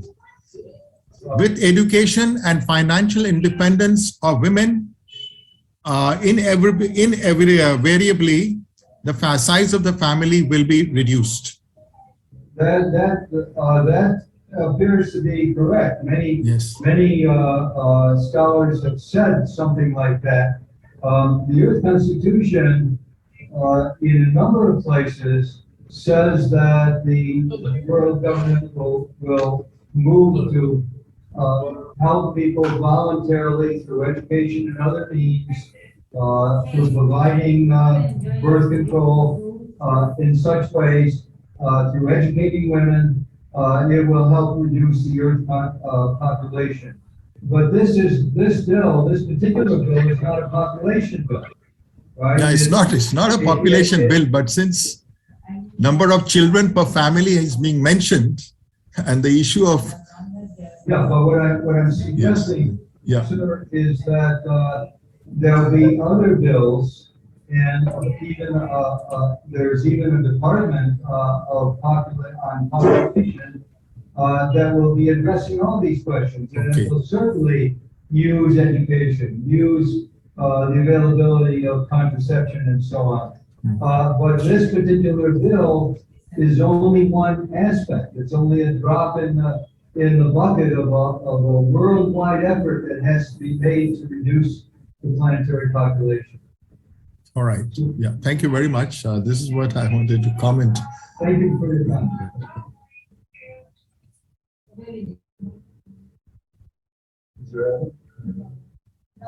Laura, is it fine with you? Or you have another query, please?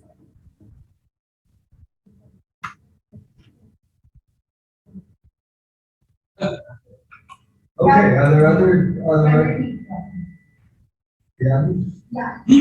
Yes, sir. Yes, sir. I am trying since last about half an hour to unmute me. I have sent a message to you also and Neelam ji also. Nevertheless, there are 2 points. First, we wish to know how many people do not understand English. Out of those who are present here, how many of them who do not understand English? If suppose they are 1 or 2 out of 45% at the moment, then we need not translate the Spanish into English or English into Spanish for the time being. That is one. And second point, sir, kindly pardon us. We find it little difficult to understand the broken words we can comprehend easily a sentence, but the broken words, it is difficult. With concentration, we can't absorb them. Hence, my request, if you permit, is this, that after every world legislative act, let the introduction of that act, that is now, this is over and this is being started, it may be given by me. That is our Indian counterpart. They should also understand what is going on. Most of us have left because they were not understanding. Pardon me, because I tell truth. So it is up to you to decide, sir.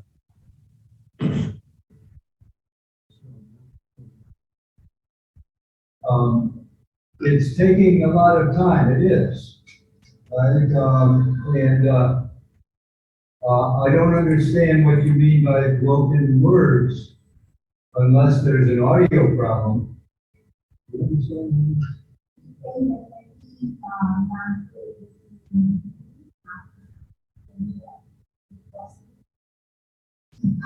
Sir, Hello, I have a motion.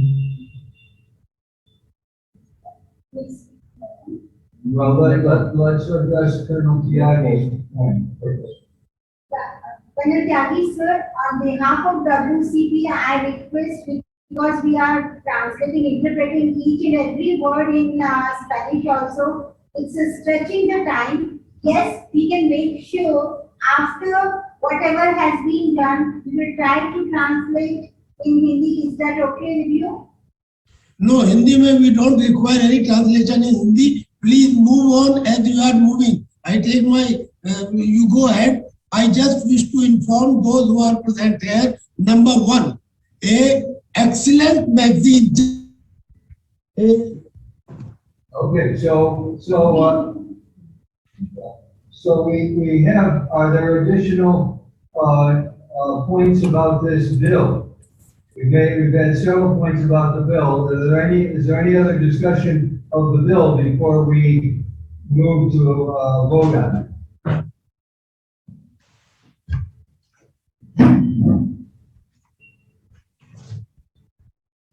Yes. Okay. Si hay más, just one second.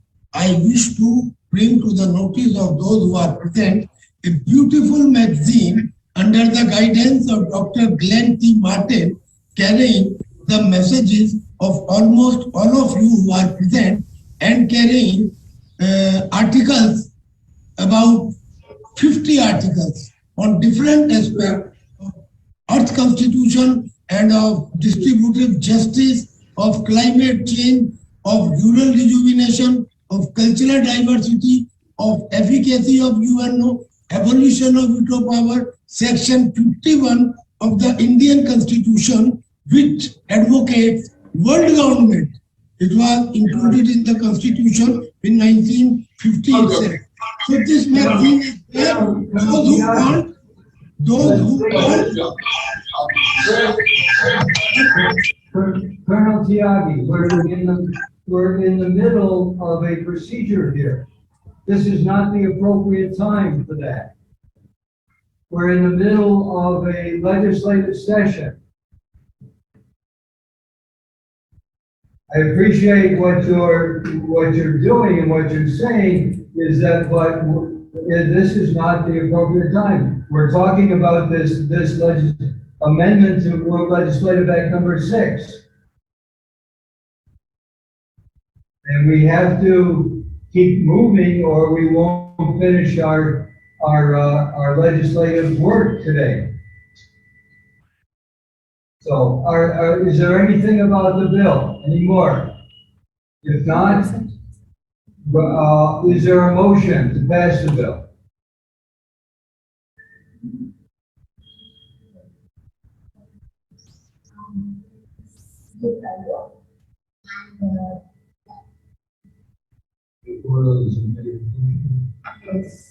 Okay, we have a motion. Is there a second?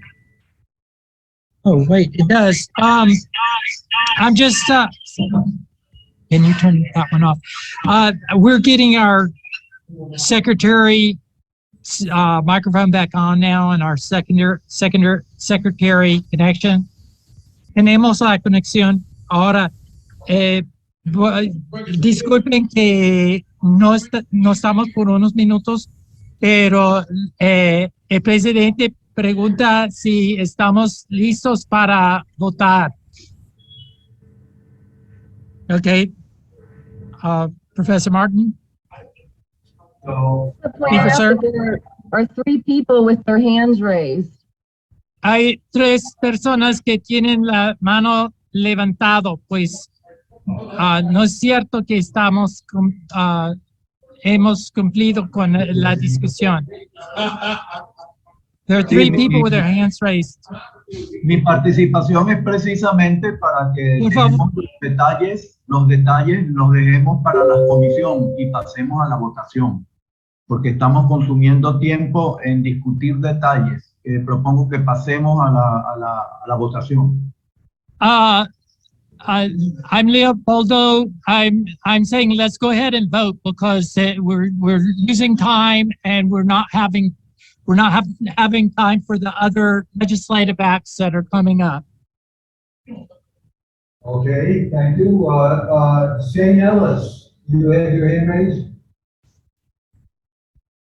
No, a different Ellis. Yeah, Jose. Mr. Jose, you have something to speak about? Eugenia? Jose Elias? Not quite yet. Okay, we don't seem to have, I do, Jose Elias Lara, Venezuela has his hand up. Sí, igualmente que Leopoldo, se está pasando el tiempo y... Yes, please, let's continue. Let's have the vote. okay, so all in favor, please raise your hand or put a yes in the chat box. Okay, see one. We see others. 2, 3. Ahora bien, levante su mano o indique o escribe en el chat su apoyo o objeción a la enmienda. Yes. And Leopoldo, from Leopoldo, let's go ahead. We don't need to discuss anymore. Okay, we have a number of yeses that we recorded. Are there objections? If you have objections, please put it in the chat box. Si hay objeciones, tienen que escribirlos, por favor.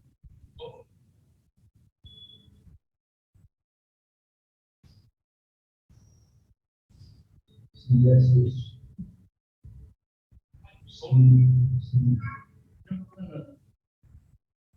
Okay, we do not see objections, so the bill passes. And it passes with the friendly amendment made by Reverend Lord George, and we'll take into consideration the good points made by the senator from Nigeria about people who have more than one wife and how will we deal with that, and that can be amended for the next session of the Parliament. Okay, so now we've got 3 small amendments coming up. The amendments to World Legislative Act number 10, World Energy System Review. De la ley número 10, tenemos una propuesta para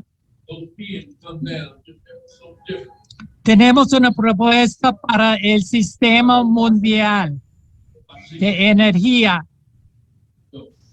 sometimes it depends on citizens. They have to undo and vote.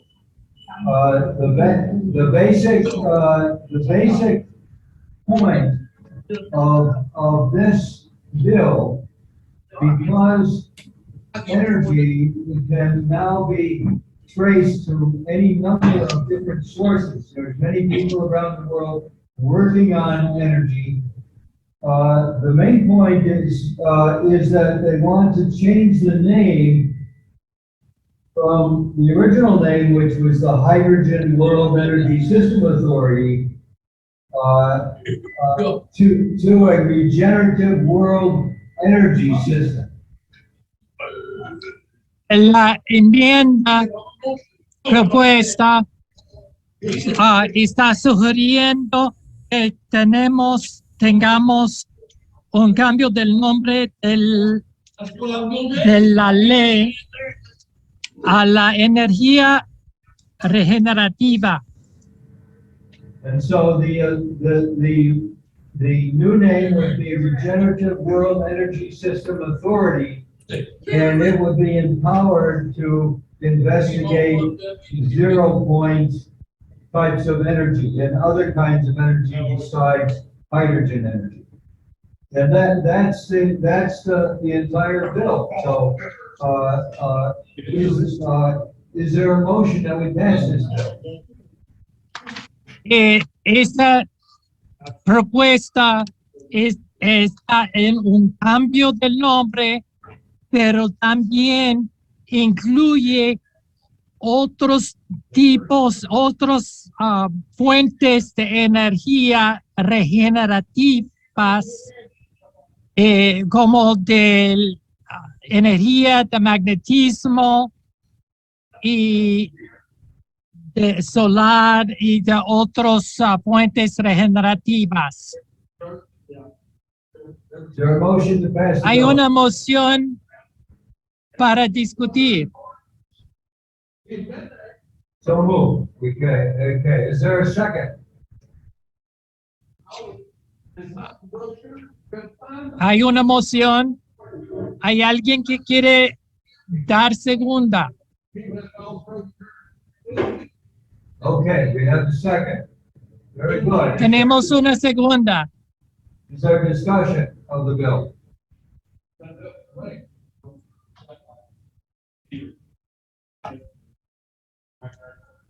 Not much to discuss. Change the name. Okay, all in favor of the bill? Raise your hand or put so in the chat box. Hey, he's making pretty good too. I didn't want to tangle with it. You're going to see.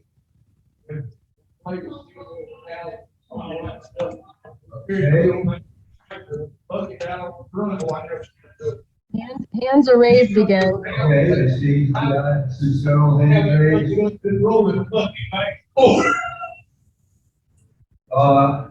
Objections to the bill. Any no votes to the bill? Please put them in the chat box. Hay una mano levantado del honor Quispe. There's a hand raised. David Quispe has raised his hand. So sorry, I only like to vote. But I agree. Yes, let's vote. That's what we're doing. We're voting. And their hands, I just think they're 3 days ago. Por favor, de votar en el chat. Go pretty great. Don't let me up.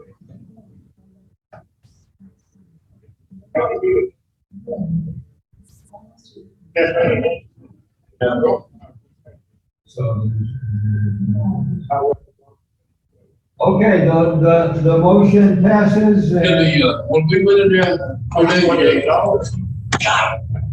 It was a game bill, believe me. Now they walk around. Amendment to World Legislative Act 10 passes with a name change. Okay, our next proposal, the amendments to World Legislative Act number 16.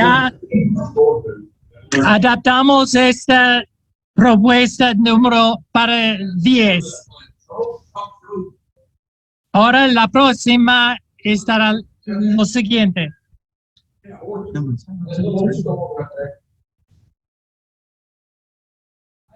President Martin, Yeah. Yes. we can continue. Okay, so let's look at the amendment proposals for World Legislative Act number 13. What this proposal does is want to add a clause.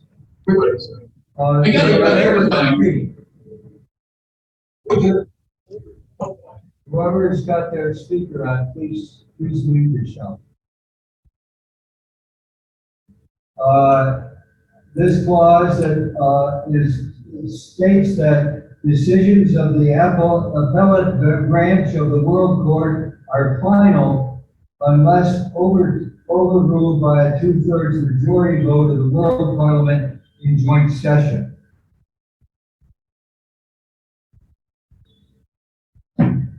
And then it adds to that, adds to the clause, Article 3.2, it states that nuclear power continental federations, such as India, nuclear states and former nuclear states, may also make regular reports and regular recommendations to the Board of Trustees of the World Disarmament Agency. The World Disarmament Agency will receive reports and recommendations regardless of whether or not the respective state is a member state of the Earth Federation.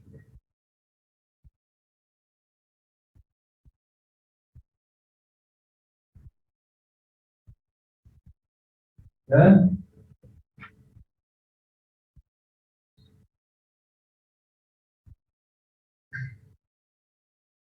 okay, so are we clear? Can we have a motion that this bill be passed? Excuse me, can I ask a question? Yeah, sure. Well, first before we have that, we need to have the motion and then the question. So is there a motion to pass? Hay una moción. Motion, a second to the motion? Okay, second, discussion. Laura, you have something? Yeah, before I express an extreme objection, I'm going to ask a question. This bill, this additional clause states that the World Parliament can override the appellate bench of the World Court before it even gets to the Supreme Court. I don't understand. What is going on here?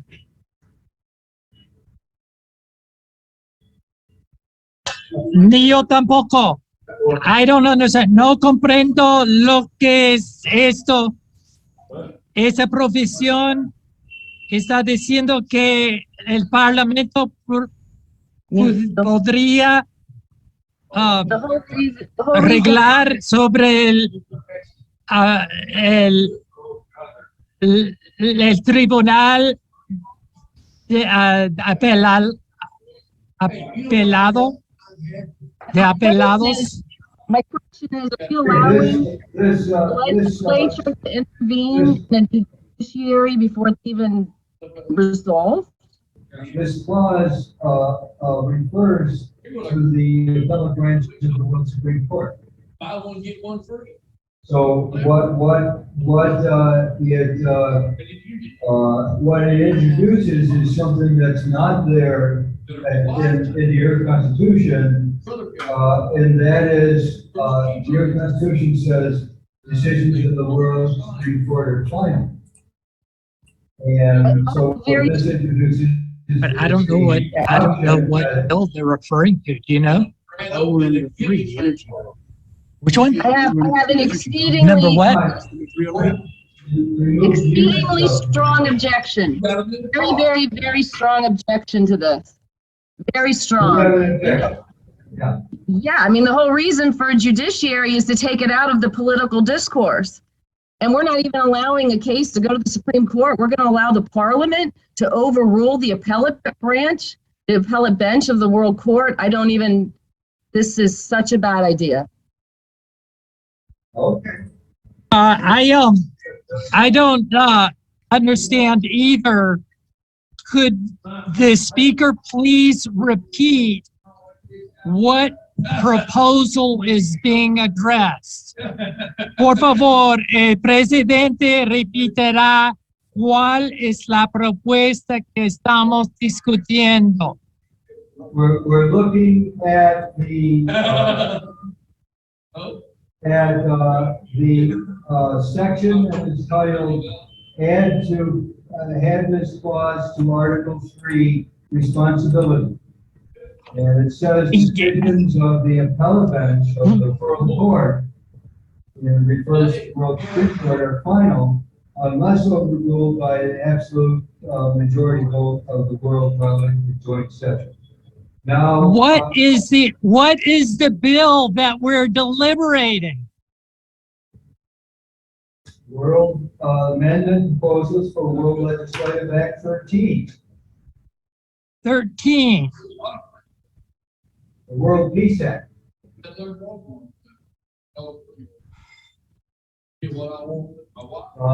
Can you, Laura?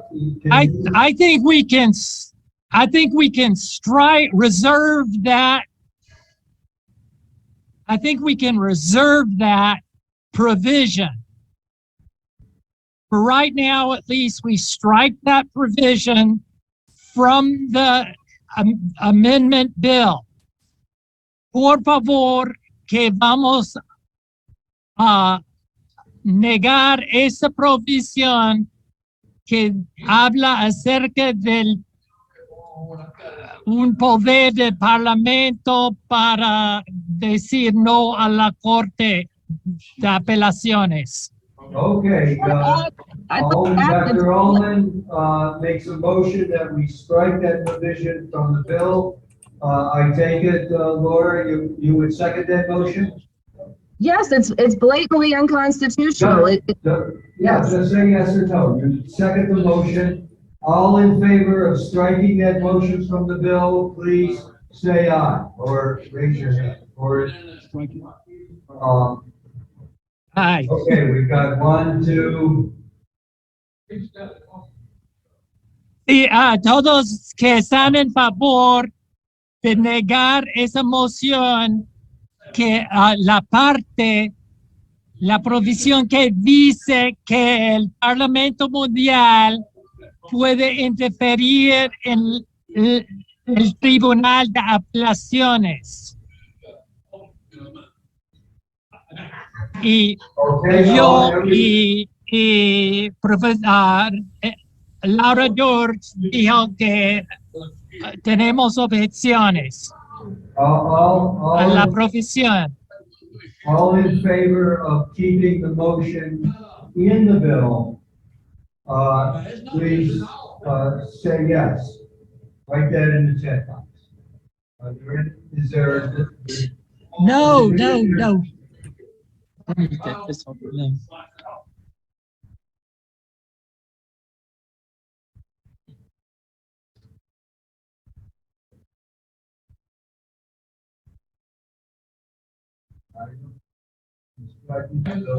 I'm sorry. I had a matter I had to discuss with Kalani. I missed the last statement, please. I don't see objections to striking it, so that clause is stricken from the bill. Can we move to passing the bill without that clause? Pues ya quitamos esa provisión donde el Parlamento puede interferir en las decisiones de las Cortes de Apelaciones.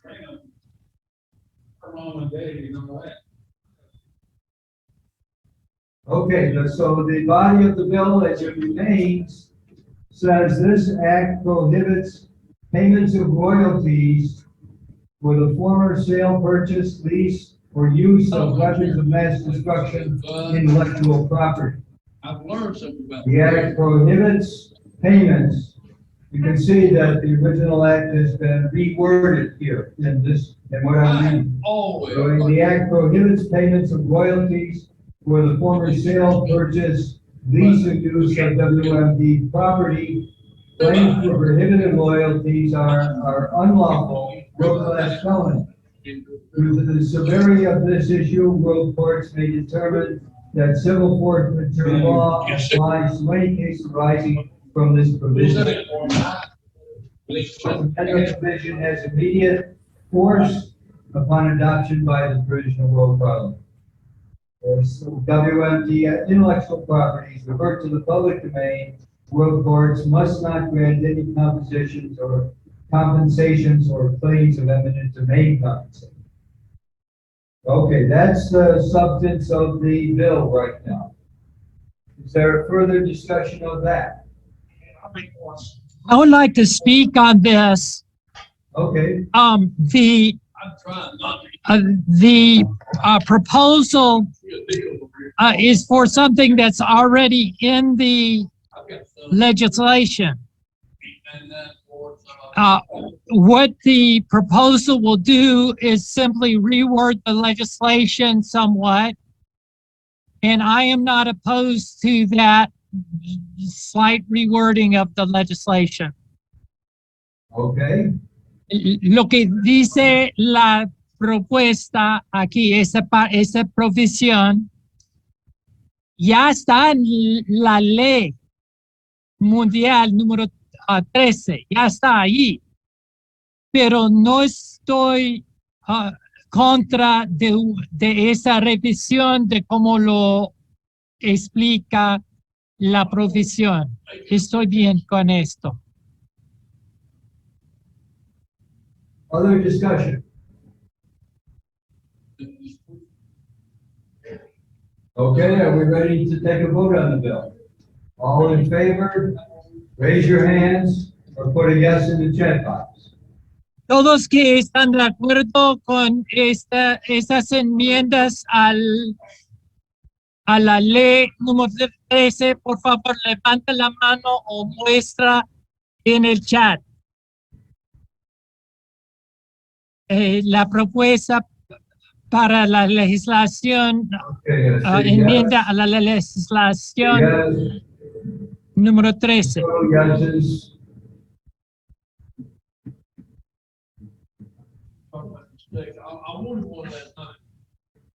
Okay, all opposed to the bill, please put a no in the chat box.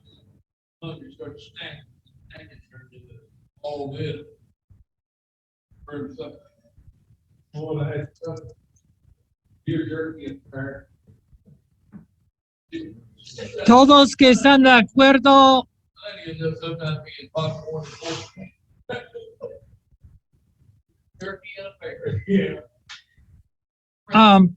Speaker Leopoldo is asking to speak.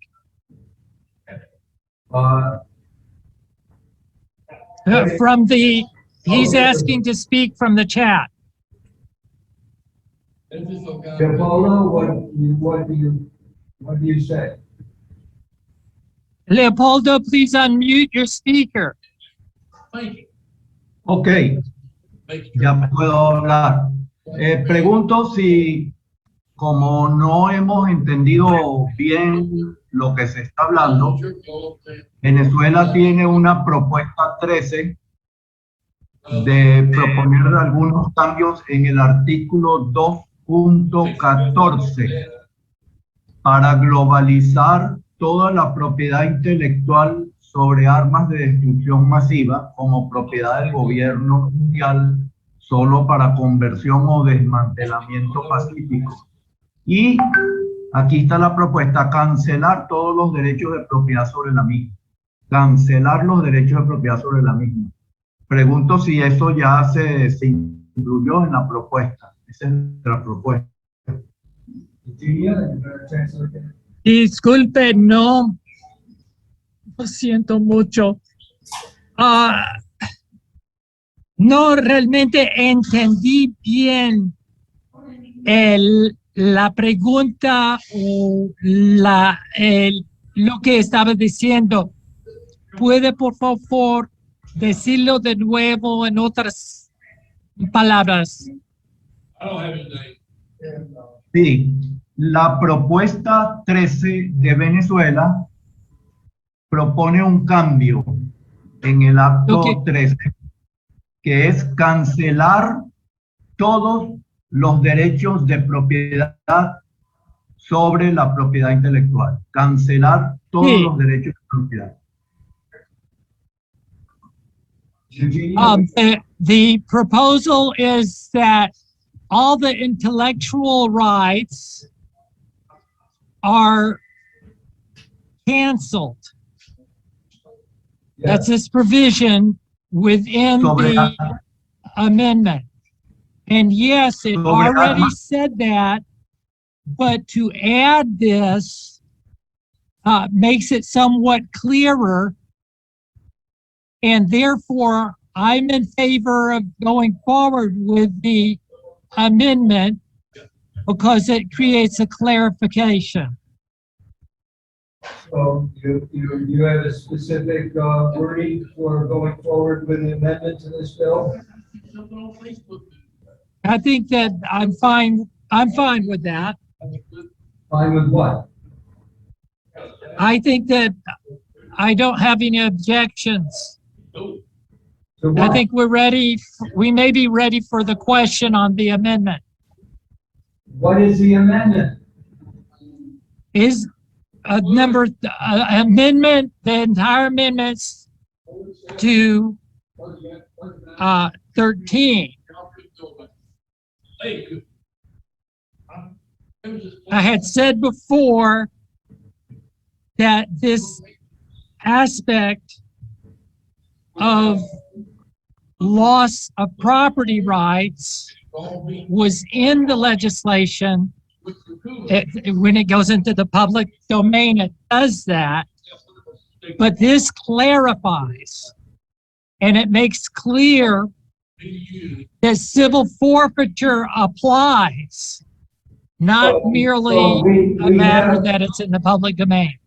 So I just read the proposal. You want me to read it again? I read it. This act prohibits payments of royalties for the former sale, purchase, lease, the use of WMD intellectual property. The act prohibits payments of royalties for the former sale, purchase, lease, the use of WMD property. Claims for prohibited royalties are unlawful, World Class 1 felony, and so on. Yes. So we just had a vote on that. Many people voted yes, and we were looking for no votes. What is the discussion here? Porque hay discusión. Porque hay discusión. Estamos preguntando si hay objeciones.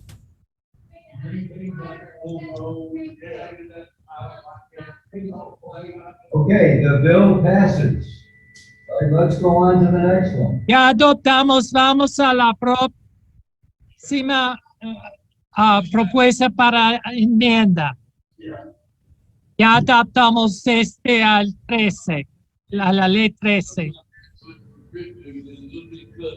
Okay, next one, the next legislative act is World Legislative Act number 31. Amendments to that. That is the la próxima propuesta es para el acto número 31. What this bill does is it asks to add a number 7 to this act, an additional article number 7. And number 7, you can see on your page, says each candidate for district ombudsman shall slate 5 qualified deputy district ombudsmen. The adult residents of each of the 5 World Electoral Administrative Sub-Districts may elect 1 district ombudsman together with a qualified slate. The district ombudsman candidate and candidates of the slate may only run for elected office through one sub-district per election.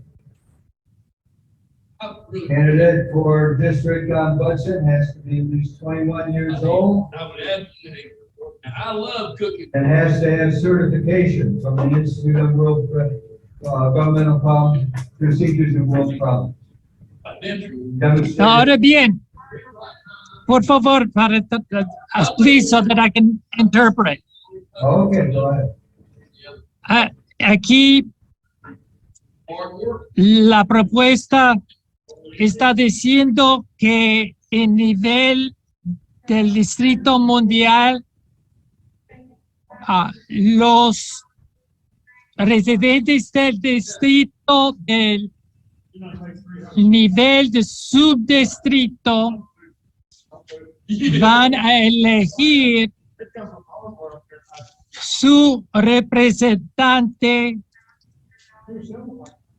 al defensor desde el subdistrito, ya que va a haber 5 subdistritos cada distrito mundial. Esta provisión hace que la decisión sea más local. Okay, we have a motion to pass this bill. Hay moción para adoptar esta enmienda. Sí, yo mociono adoptarla.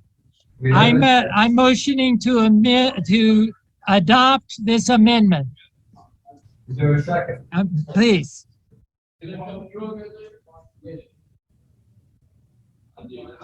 Okay, I see a thumbs up there. Okay, we have a motion and a second. Is there discussion of the bill?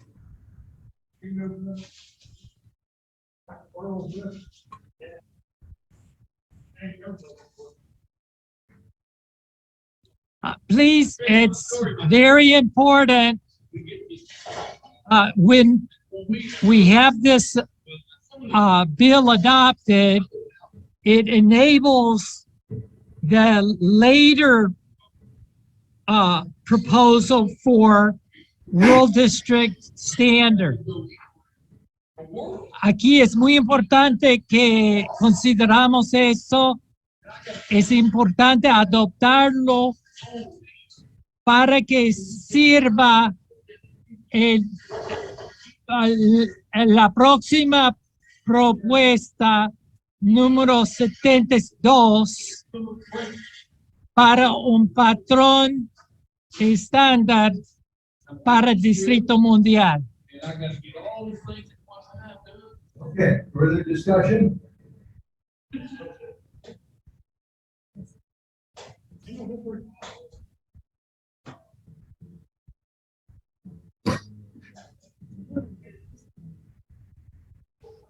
Okay, so we're ready for the vote. All in favor? Raise your hands or put a yes in the chat box. Aye. All in favor? Okay, I see one. You put a thumbs up on your screen, or okay, I see another. Vamos a votar ahora, por favor, para esta enmienda para defensores del Distrito Mundial, para que tengamos defensores en el Distrito Mundial elegidos de los subdistritos, los 5 subdistritos de cada Distrito Mundial. Okay, all opposed to this bill, put a no in the chat box. Many yeses. Si hay objeciones, anotar su objeción.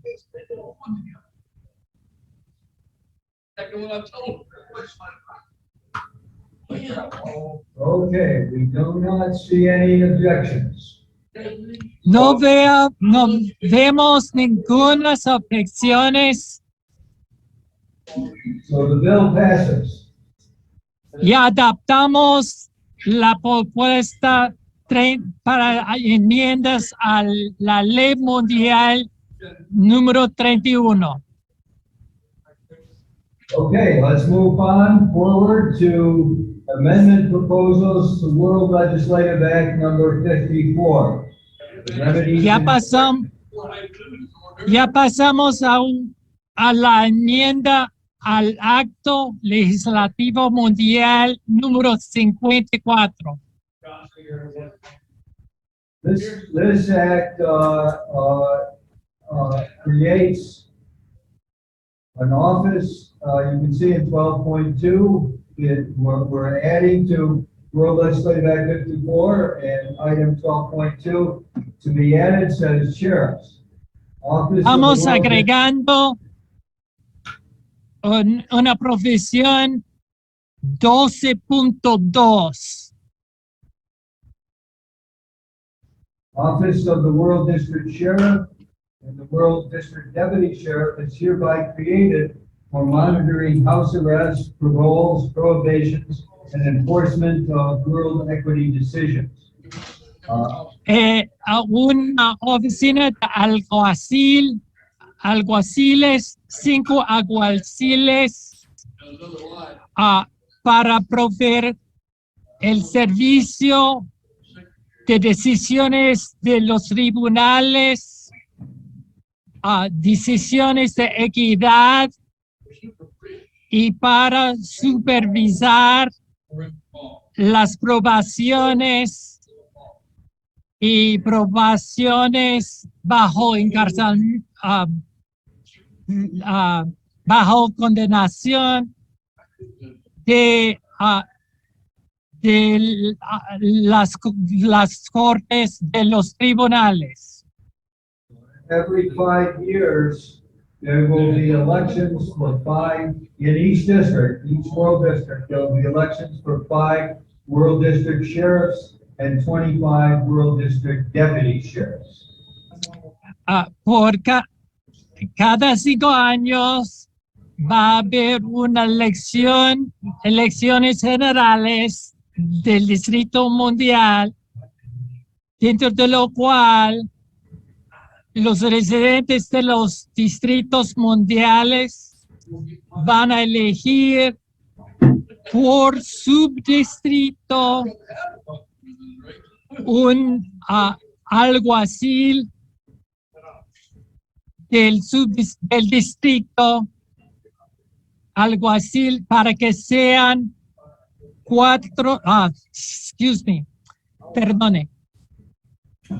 5 alguaciles de distrito mundial. Y ellos van nombrando antes de la elección sus diputados.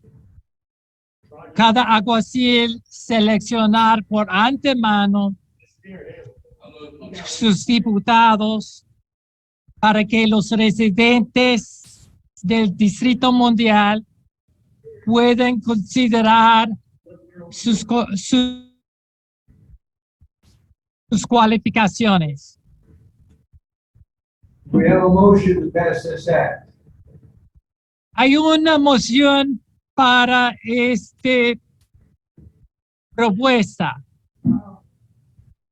To discuss, Speaker Martin, to discuss the bill or to adopt the bill? We want to have a motion to put the bill on the floor, and a second motion after that to second it, and then we discuss it. That's the pattern we've been following. Esa es la cuestión de discutir la propuesta. Hay alguien que quiere mover para discutir, deliberar la propuesta para enmienda número 5 para la ley 54. Okay, Yo mociono. Is there a second? A motion. So moved. Is there a second? Okay, I see a second. Then let's is there discussion of this bill?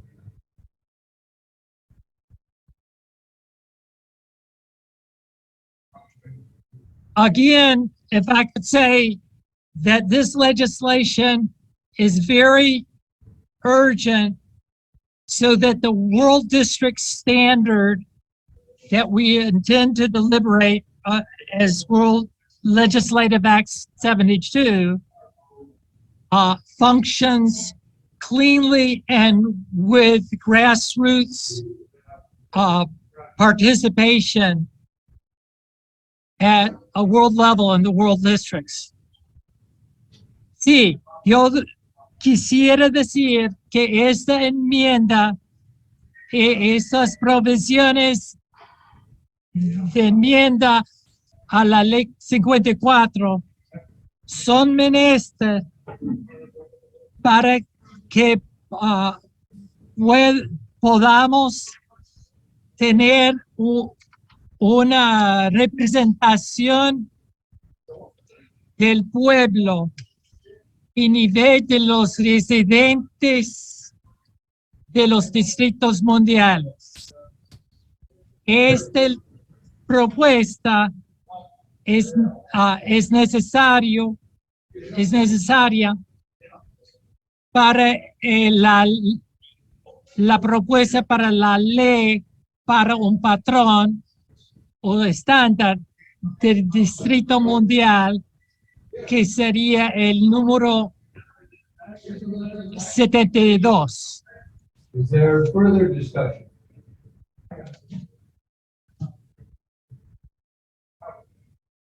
Okay, in the absence of further discussion, do we have someone's hand up?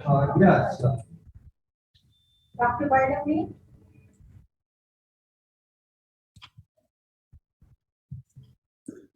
Yes, sir. So you have something to say, Vladimir? Да, я вас приветствую, господа, товарищи и коллеги. Я вас приветствую. Слышно так, нет? Yeah, please, you have to translate. Нет, не слышно. Are you there? Далеко, технически сложно. Технически сложно. Технически сложно. У нас тут проблемы. У нас проблемы технические. Технические проблемы.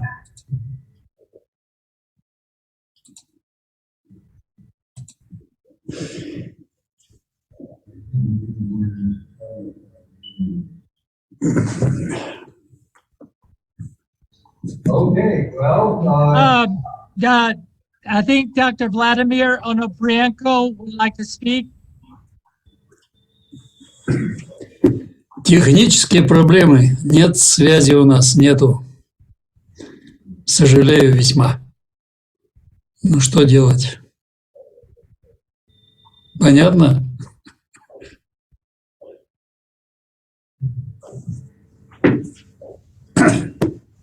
Are you going to help us out here?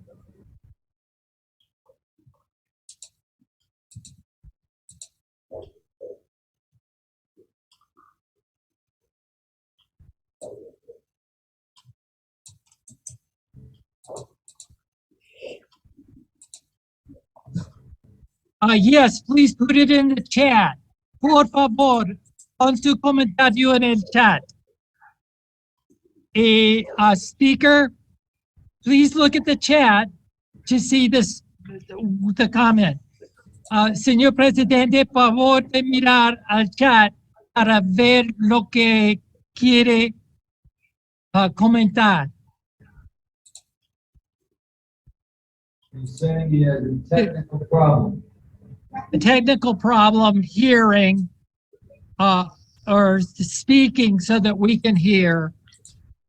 So there's nothing we can do. We're audio, audible to everybody. It must be a local problem. Okay, so all in favor of this amendment to World Legislative Act 54. Please raise your hand, put a thumbs up or a hand up, or a yes in the chat box. Okay, I see yes. Another yes. Y por favor, todos vamos a votar ahora en esa enmienda para la Ley Mundial 54. Si apoyan esta propuesta para enmienda, por favor, decirlo ahora, mostrar la mano o ponlo en el chat que está de acuerdo. Okay, any opposed? If you have opposed, please put it in the chat box. No vote will be in the chat box. Si hay objeciones que estén en el box de chat.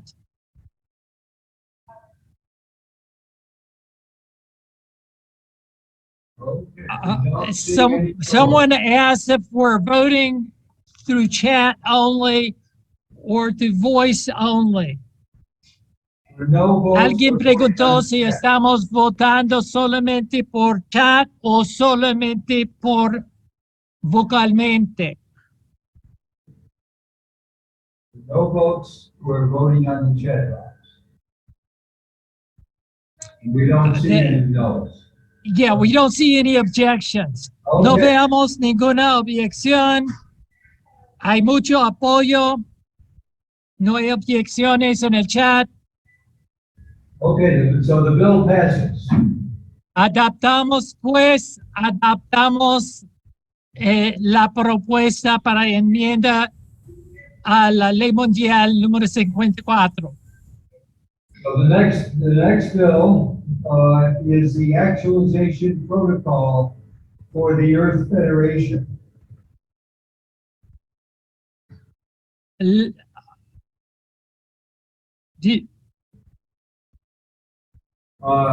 actualization protocol requests that the Parliament make official 5 different phases in the actualization process. La próxima propuesta es para una resolución del Parlamento que adoptemos un protocolo, una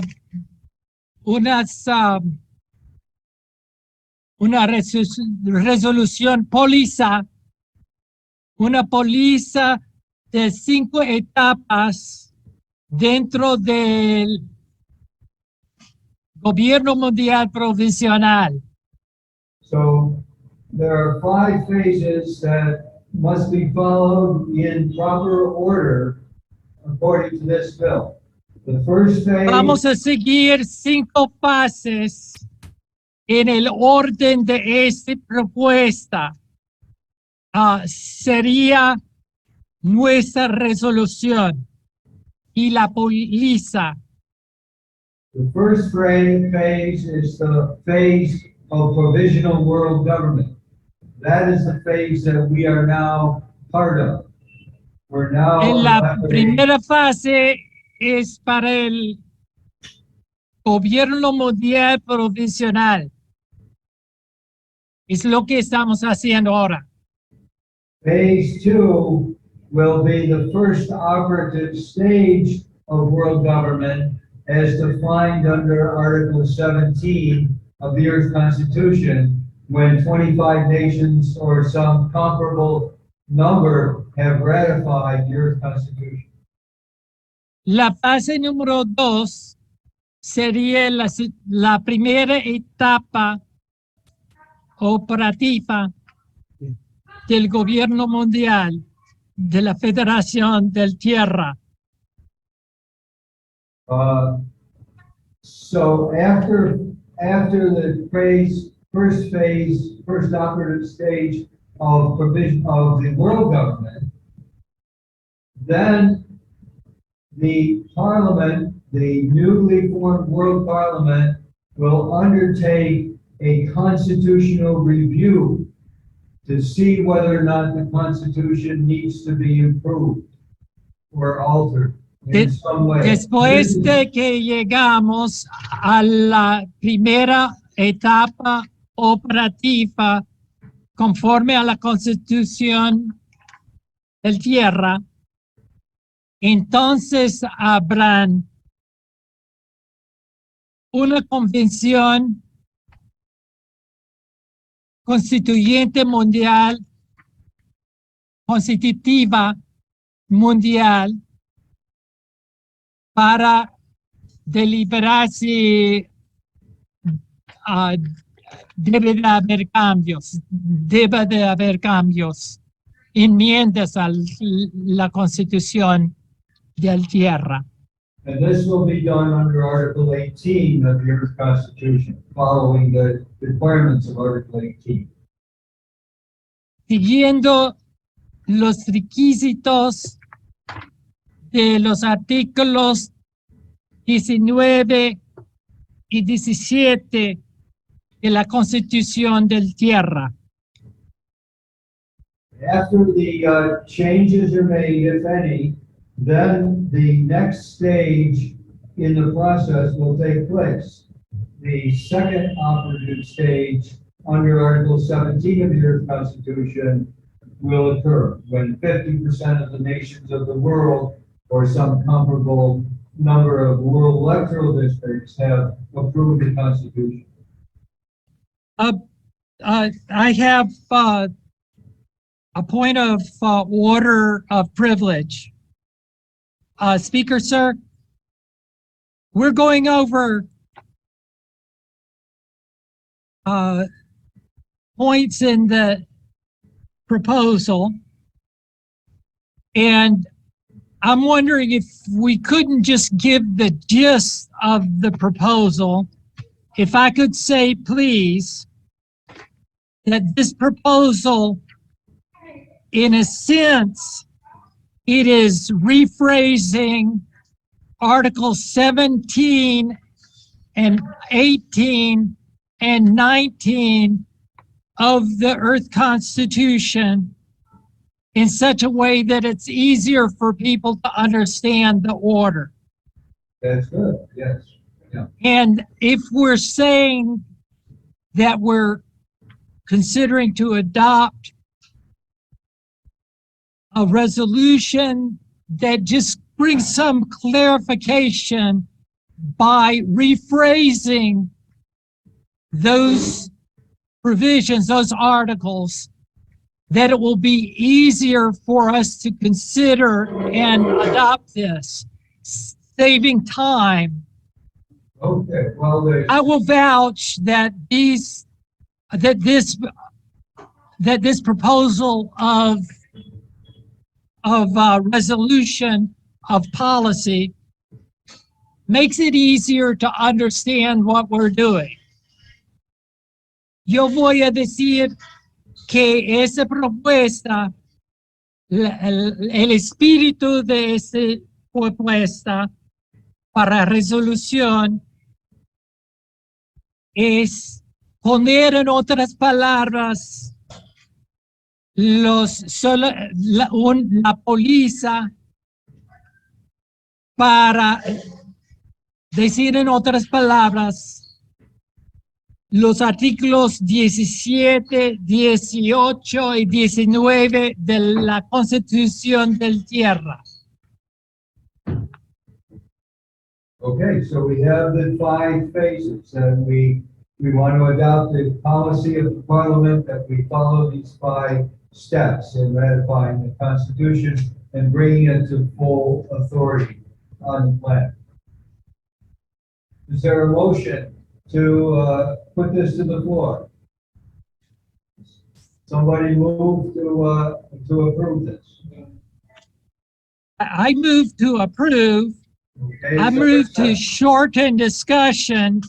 I think that we can simply take this without a lot of discussion and move on to other legislative proposals that might need more discussion.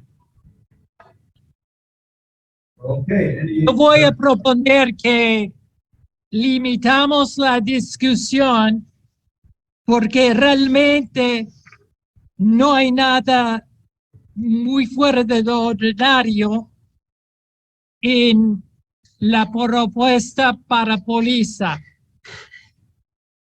Okay, Laura, did you have a point to make? Laura? Laura Hi. tenía algo que decir. Hi. Yeah, I'm afraid that I disagree strenuously with this proposed piece of legislation. I think it is in violation of Article 19 of the Earth Constitution, and I would like to point out why. Okay. Can you translate that, Eugenia? Sí. Yo tengo objeción a esa propuesta. Yo digo que es contra las provisiones del número 19 de la Constitución de Tierra y va a haber un problema adoptando este protocolo.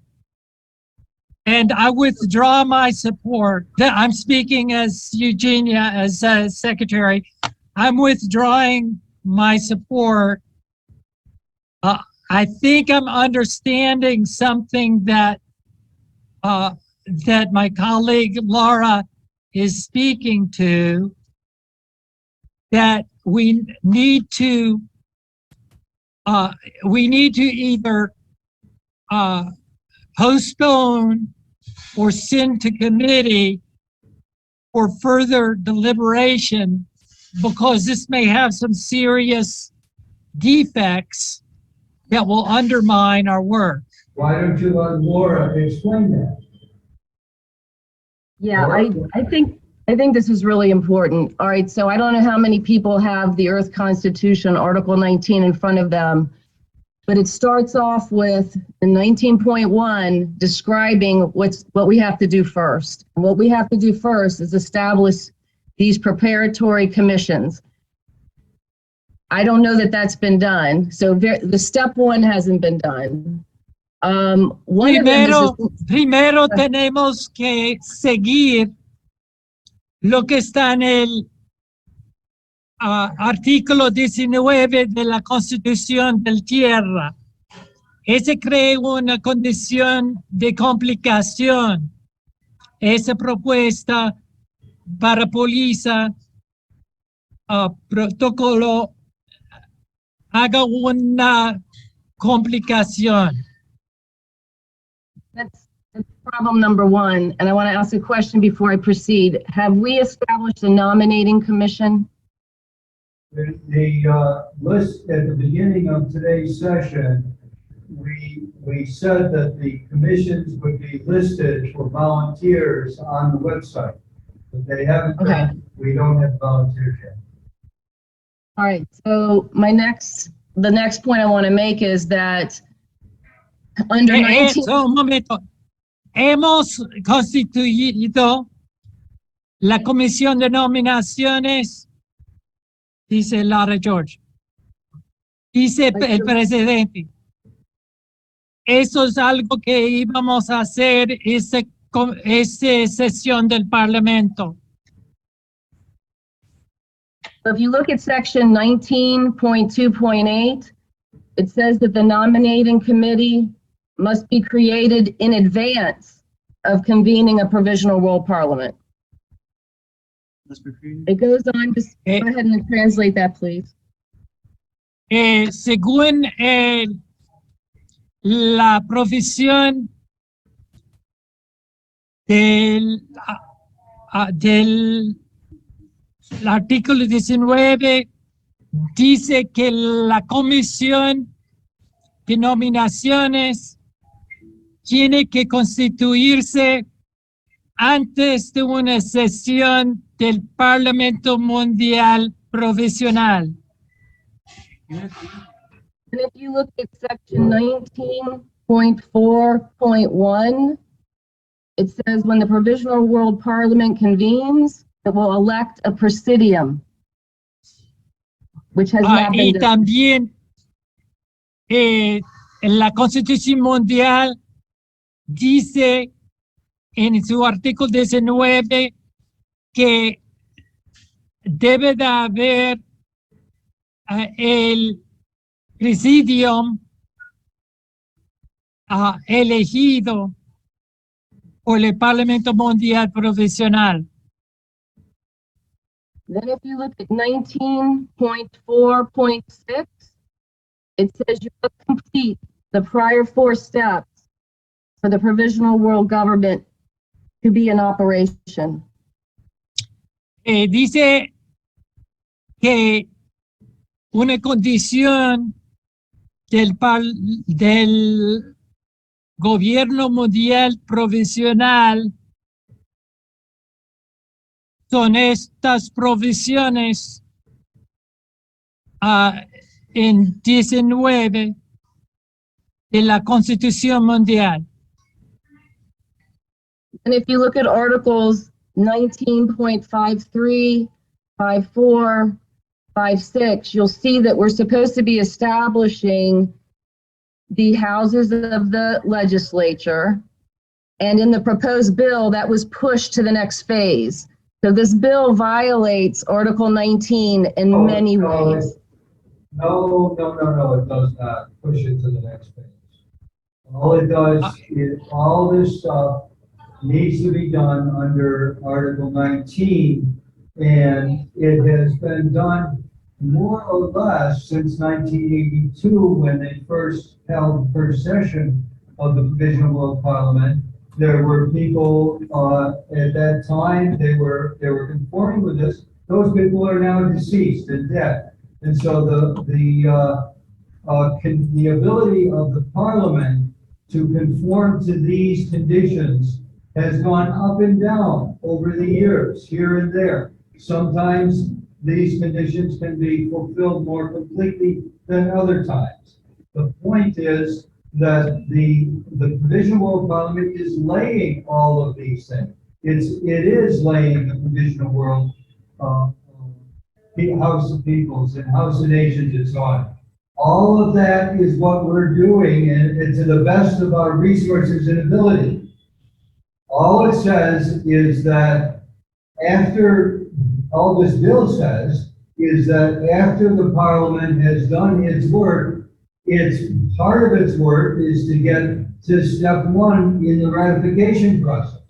It says that clearly throughout step 19. The job of the Provisional World Parliament is to foster ratification of the Earth Constitution, which would be the first operative stage under Article 17.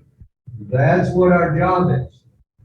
And what this bill says is that after we do our job and the first stage of the World Parliament is effected, then it's the time to follow Article 18 of the Earth Constitution and edit the Constitution according to Article 18.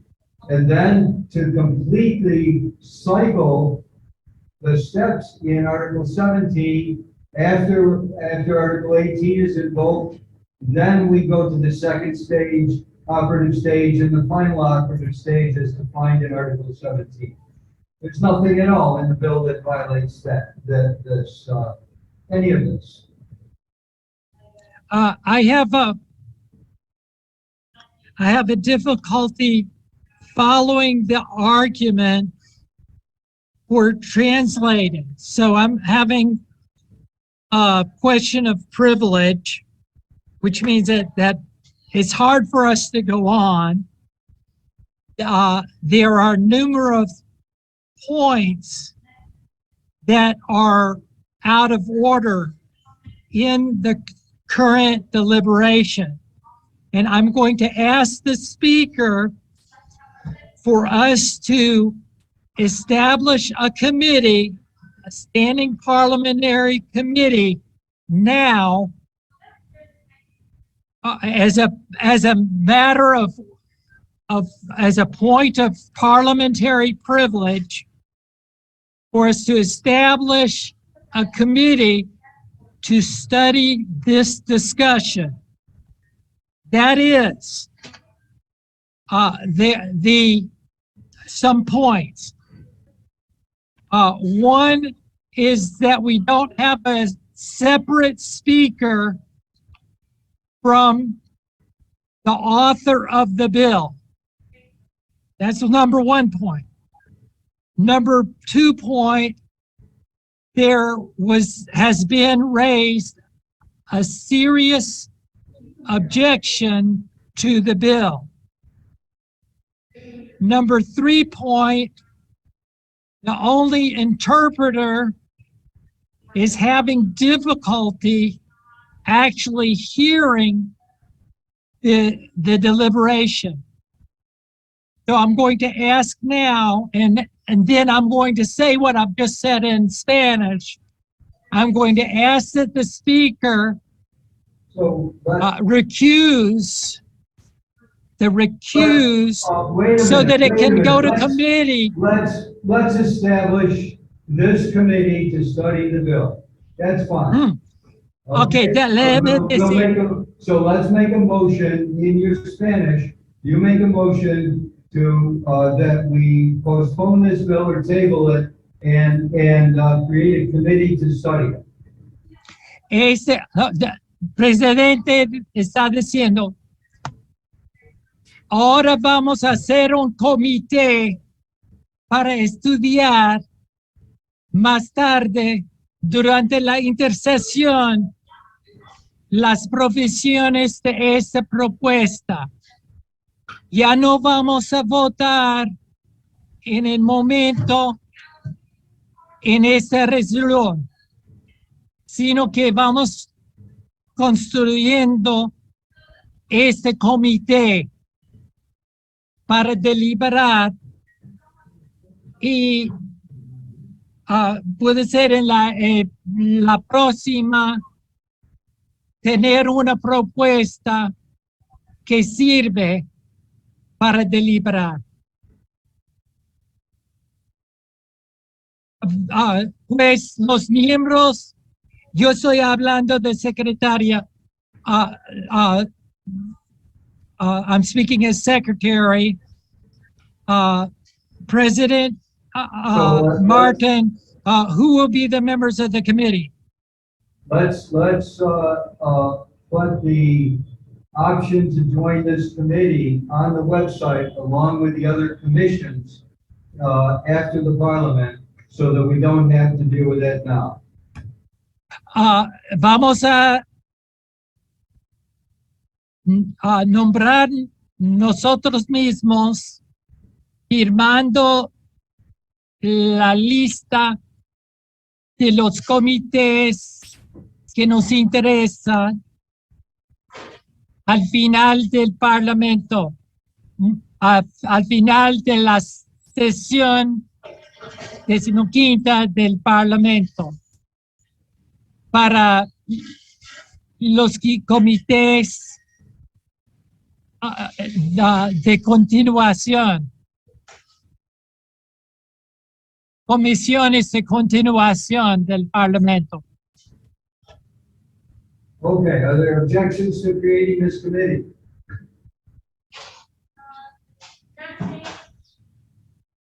Okay, so the committee is now created. Let us move on to the next bill, which is. Veamos este comité. Vamos a la próxima propuesta. Bill for an Act, World Legislative Act number 68, Statute on the Rights of Women. La próxima propuesta es para los derechos para la mujer. We have the primary author of this bill with us, so I will ask Reverend Laura George to summarize the bill for us. Thank you, Por favor, Laura George, Reverenda Pastora Laura George, a presentar la propuesta para los derechos de la mujer, de las mujeres. Currently, women and girls live in a state of second-class citizenship in most of the world. They're lacking inherent dignity, innate rights, personal sovereignty, and physical safety. Actualmente no se protegen los derechos de las mujeres y de las niñas. No tienen seguridades y tienen sus derechos se violan en muchos sentidos. In addition, the sanctity of the mother-child relationship is violated in those nations which give legal and cultural preference to men. Los derechos de las mujeres y de las niñas y de su relación entre sí está violado, los derechos están violados por las naciones que dan preferencia a los hombres. Fortunately, the Earth Constitution was designed to protect the inalienable rights of all people and to achieve gender equality. Afortunadamente, la Constitución del Tierra provee para la protección de los derechos de todos, no solamente de los hombres, no solamente de los varones. And I would just add that the rights of women are key to establishing universal human rights. La protección de los derechos de las mujeres y para las niñas es clave para la protección de derechos humanos en sí. So the most difficult part of this bill for me to draft was the definition of woman. So una parte difícil de esa propuesta fue la definición de mujeres. So the bill defines a woman as an adult female member of the human family, including persons identified as female at birth, persons who undergo female gender change surgery, and persons who self-identify as females, and girls are defined as females under the age of 18. Let me just interject here. Let me just interject that we're starting our addressing these bills with a summary, an overall view. And if we go through the whole bill and read it in detail, it will take up too much time. We won't have time for the rest of the legislation. Okay. We want to bring it to the floor. We want to bring it to the floor and then move it and then have discussion of it. And then if there are details to be discussed, they can come out at the discussion period. Está fuera del orden, por favor. No vamos a estar hablando de los detalles de la propuesta para los derechos de las mujeres en este momento. Tenemos que decidir como el Parlamento si vamos a deliberar. Pues en ese momento tenía que estar dando un resumen, no los detalles. So it was simply my intent to draw your attention to what I thought might be the most controversial part of the bill, because after defining what a woman is, I think the rest of this is pretty straightforward. Bueno, pues yo estaba diciendo solamente que una parte clave de toda la propuesta es parte de las definiciones de mujer y definición de niña. Y el resto del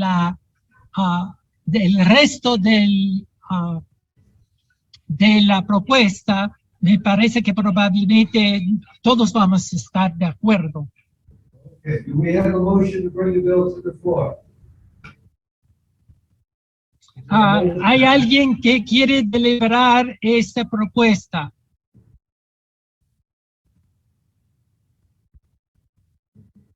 Laura, you can also be the person to motion it if nobody else says. Lara, también usted misma puede ser la persona a proponer, mocionar. Yo creo que está mocionando. So we need a second. Is there someone to second this bill? ¿Hay alguien para secundar la propuesta? Jose Ellis seconds it, okay. So the bill has been moved and seconded. Is there discussion of the bill? Any discussion of the bill?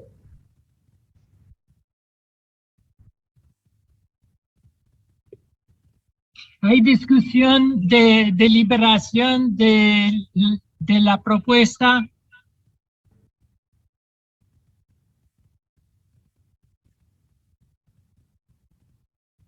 Okay, I have a friendly amendment myself. I would like to take the legislative body to take a look at items 3.2.1 and 3.2.2. 3.2.1. Vamos, 3.2.1, 3.2.1 y 3.2.2. Tengo una pregunta. So the first one says women have the unfettered right to self-determination in all matters, and the second one says women have the right to own and inherit property. I would make a friendly amendment to rephrase both of those. The first one I would write, women have the unfettered right to self-determination within the law in all matters. And the second one I would write as women have the right to own and inherit property as defined by law. And the reason why I make those amendments is because there is abreast in the world an attitude called personal sovereignty, which rejects law, rejects the rule of law, and says, "Oh, I have the right, I'm a sovereign person, I have the right to do whatever I want in all matters." And that first one could be interpreted in that way. You know, let me interpret, please. Yeah, okay. En el número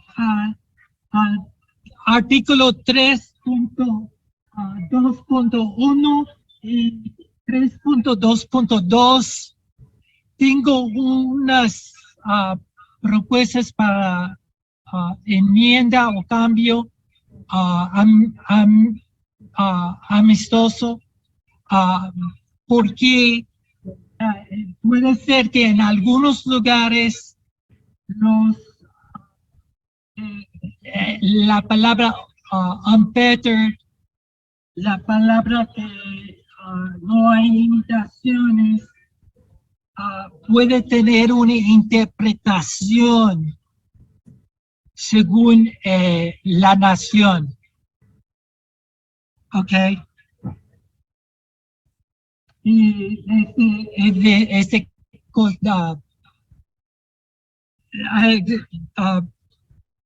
Mr. President, I think we'll continue.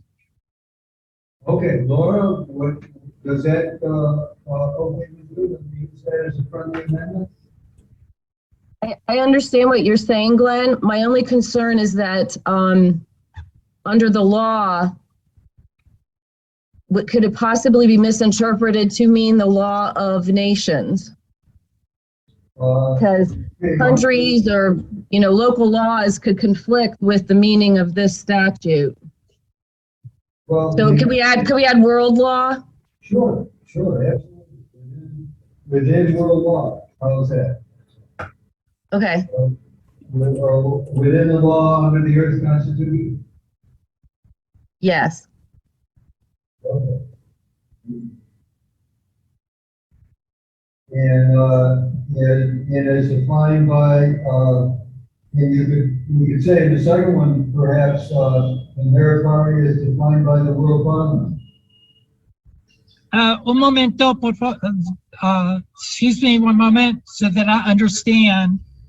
I don't see what the precise change in language is, if it's in 3.2.1, 3.2.2, or where is it that we're adding in the word world?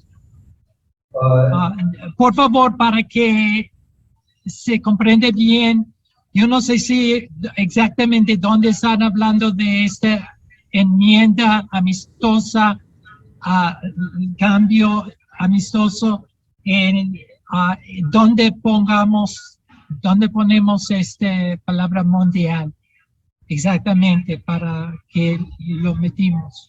So we could put it at the very end, the 3.2.1 might read, the unfettered right to self-determination in all matters within world law under the Earth Constitution.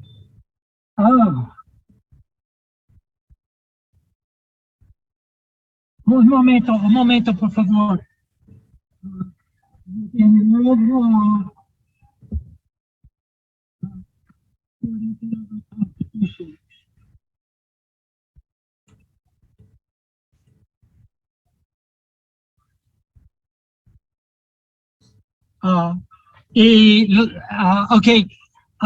vamos agregando proponiendo agregar en ambos 3.2.1 y 3.2.2 la calificación dentro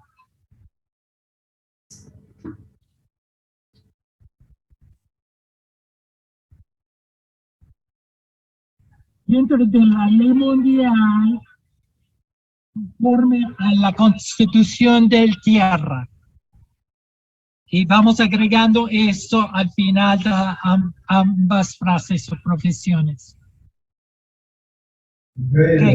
The second one, the right to own and inherit property as defined by law under the Earth Constitution.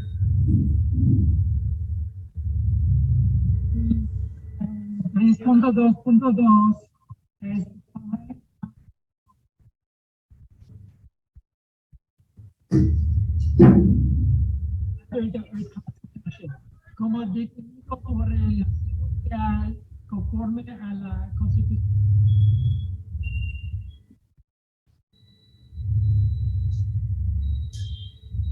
Okay, Eugenia, are you there?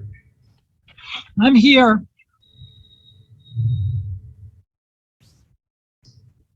Can you hear me? Yeah, I can hear you. You got that then? Yeah, I think I've got it, and I think I've interpreted it. Okay, so with these friendly amendments, let's bring this to a vote. Unless there's further discussion. Is there further discussion? Ahora, sí, con estas enmiendas amistosas, creo que estamos listos para recibir la cuestión para votar en esta propuesta legislativa para los derechos de las mujeres y los niñas. ¿Hay más discusión? Okay, all in favor of this bill as amended? Please raise your hand or put a yes in the chat box. Okay, I see a yes. One moment, just a minute. Speaker Leopoldo has a question. One moment. And what I will do is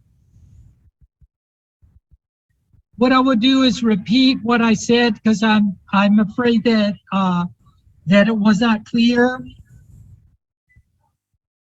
Okay.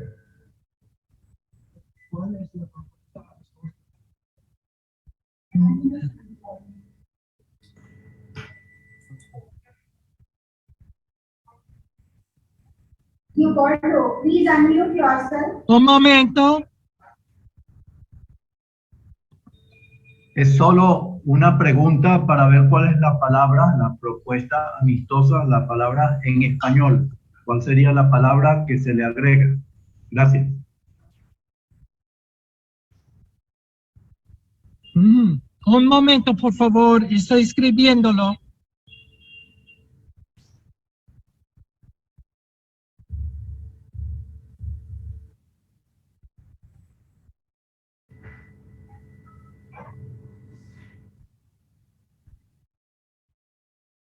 Un momento.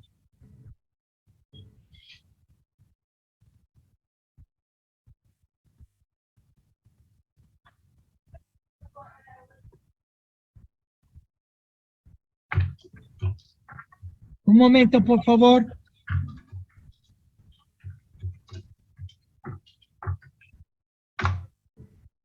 What's going on?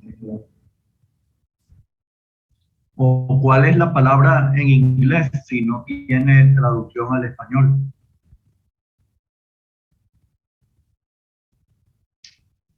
Un momento.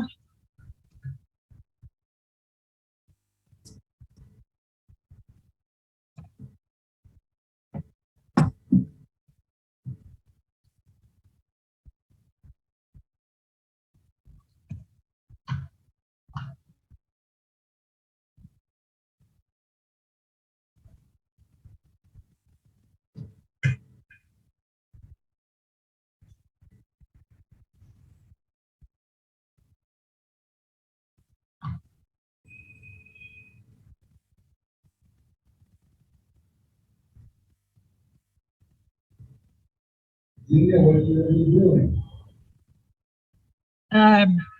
Momento, estoy poniéndolo en español.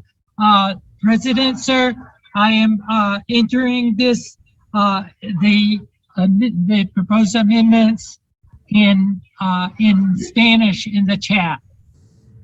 Ya metí las enmiendas a la propuesta dentro del chat. Están en ese que dice Kalani. Mi ayudante Kalani James Evans, ahí está esas enmiendas. Gracias. Thank you very much. Understood. Okay, Thank so you. we're voting and we've asked for yes votes on this bill. And we've gotten several yes votes. Any, once again, yes votes on the bill? Put a hand in your photo or a yes on the chat.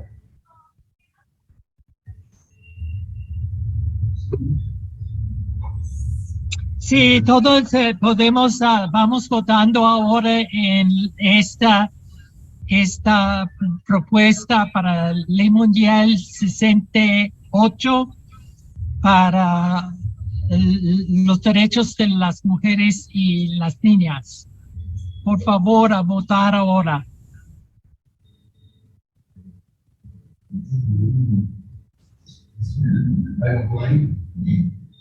Okay.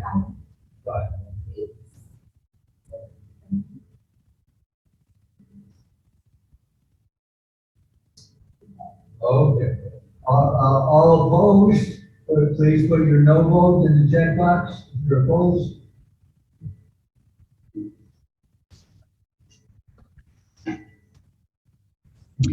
Si hay objeciones, por favor, anotarlo en el box de chat.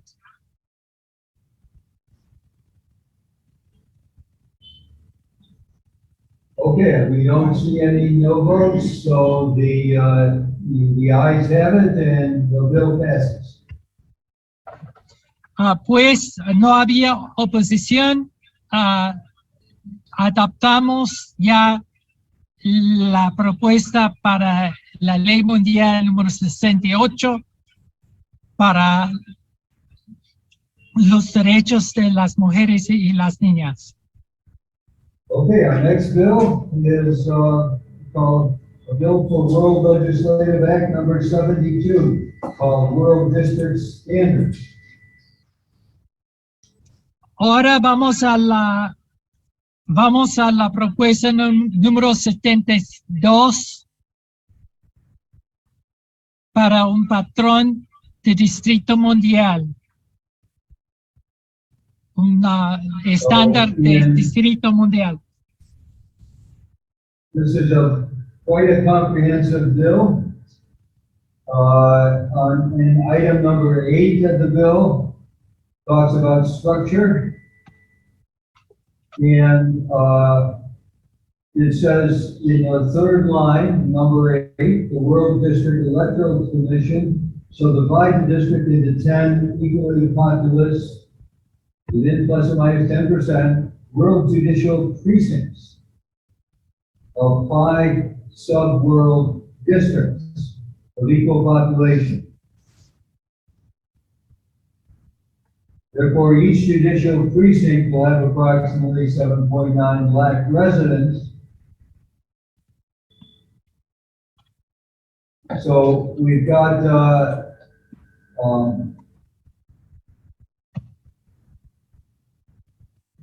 5 world sub-districts within each of the 1,000 electoral districts.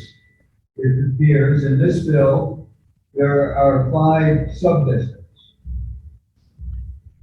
Ok, voy mirando esta propuesta para el ley número 72 para el patrón. The bill says that the world district shall divide the district into 10 equally populous. Eugenia, could you please explain the relationship between the judicial precincts and the world sub-districts? I'm not sure Yes. it's clear. Thank you. Thank you very much. I would like to introduce this bill.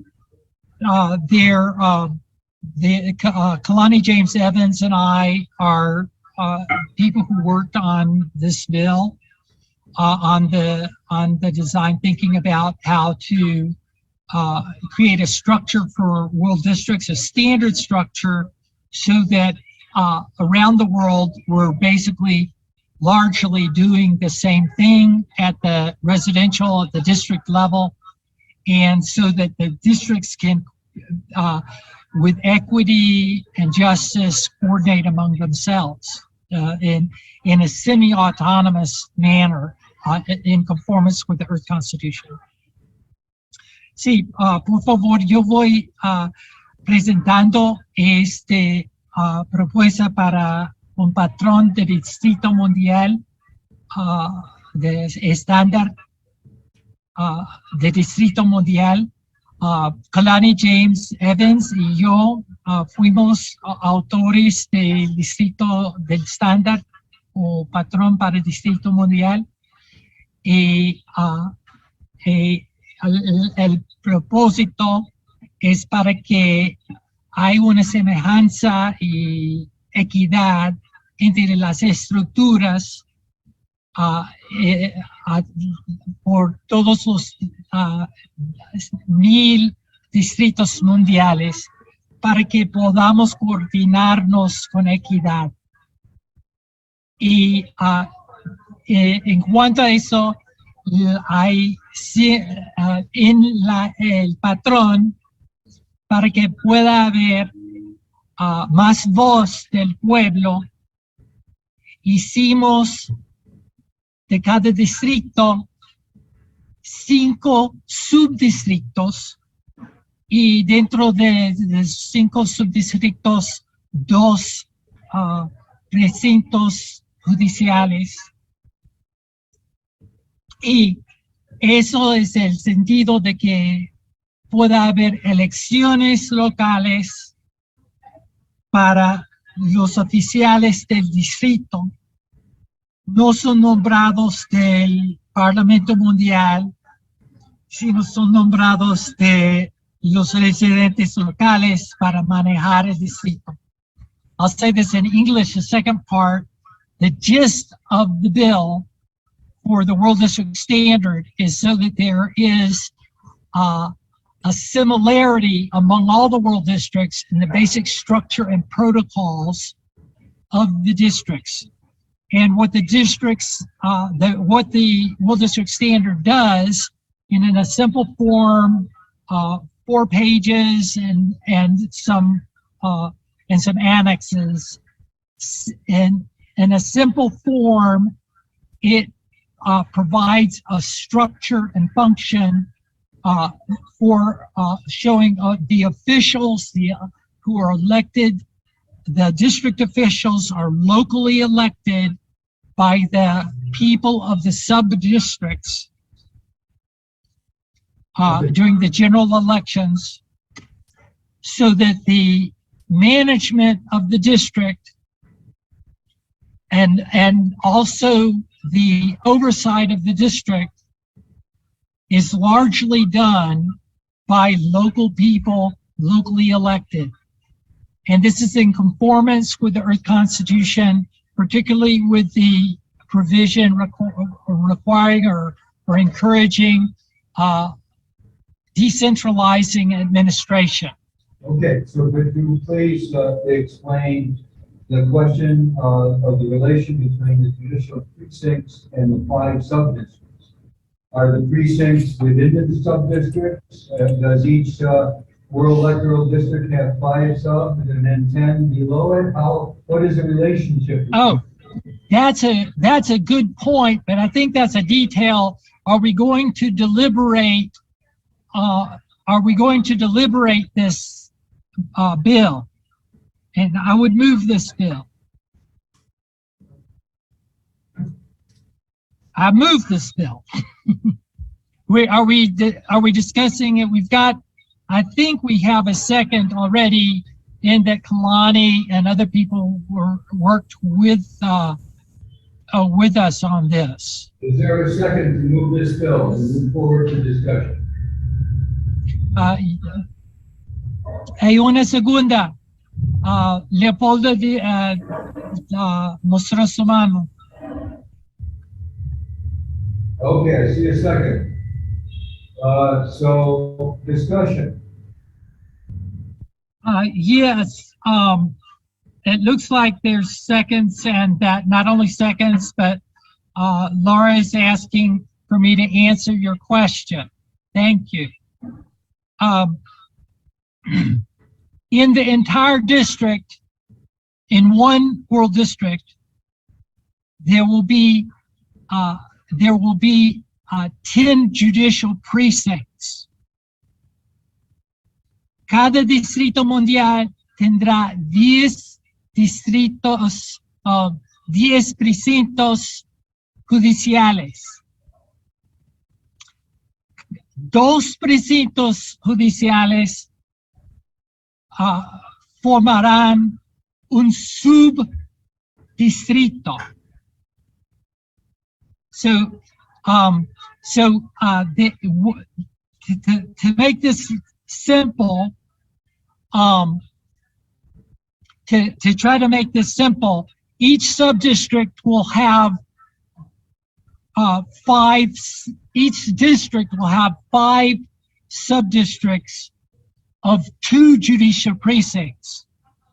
And the reason for the judicial precincts is because the number of judges is going to outstrip the number of the other elected officials, since each bench of the court requires 3 judicial officials. So the judicial officials are there's going to be a greater need for elections there. I would like to make a friendly amendment suggestion that this sentence be reworded so that that is clear. You know, you would say, each World District Electoral Commission shall divide the district into 5 world sub-districts, each of which will contain 2 judicial precincts. Each sub-district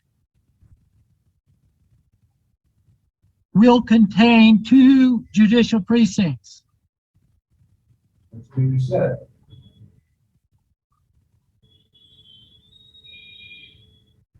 One moment. Pues están proponiendo que agregamos las palabras cada subdistrito contendrá 2 precintos judiciales.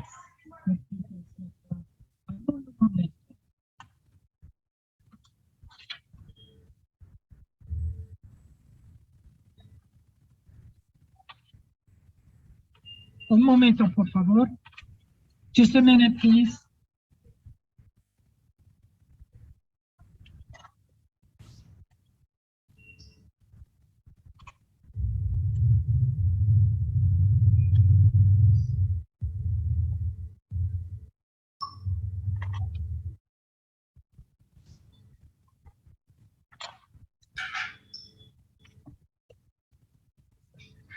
I'm looking for the judicial precinct. I'm looking for the World District Standard in Spanish.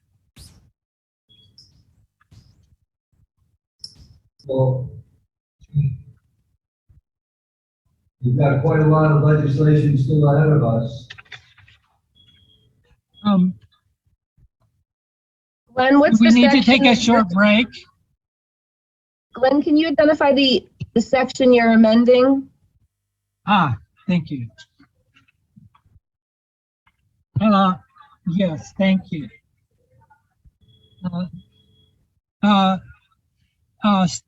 Sir Speaker, the provision that we're amending here, the number of the provision, el número de la provisión que estamos en la enmienda.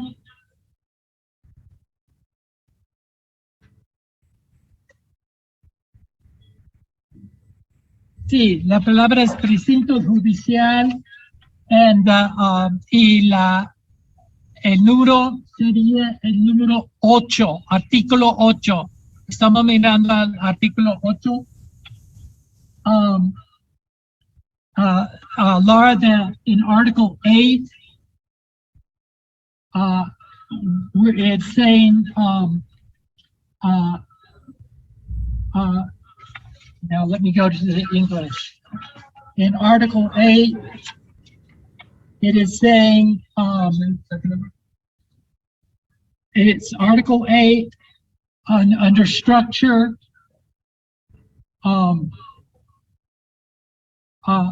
The World District Electoral Commission shall divide the district into 10 equally populous within plus or minus 10% World Judicial precincts.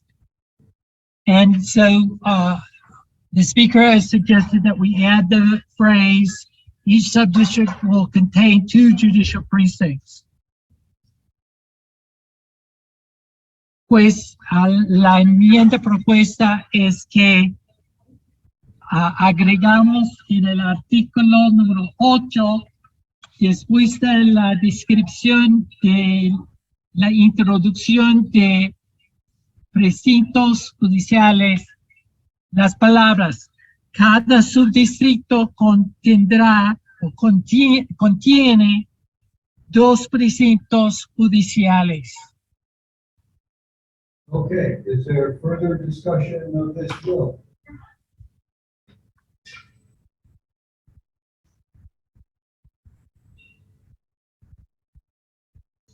Okay, are we ready then to bring it to a vote? All in favor? Please so indicate on your screen or in the chat box. see, yes. Yes. Estamos todos, si estamos listos para adoptar para adoptarlo. Okay, we see a number of yeses. All opposed to the bill, please indicate in the chat box by saying no. Si hay objeciones a la propuesta para el patrón de Distrito Mundial para ley número 72, por favor, decirlo en el box de chat, en el cajón de chat.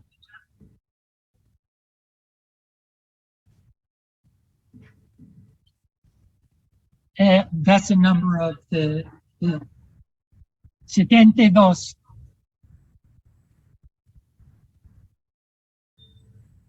Sí, estamos preguntando si están en favor de distritos mundiales, del patrón de distritos mundiales. So we don't see objections to the bill. The bill passes. Ya no habían objeciones. Adoptamos la ley mundial número 72 para estándares patrón de distrito mundial. Okay, now we'll go to a bill for an act, World Legislative Act number 69. Por favor, excuse me, a point of a question of privilege, parliamentary privilege. We've been working for quite a while. If we could have a 5-minute recess, please. No one leave the Zoom meeting. But some of us may need to answer nature's call or take a drink of water.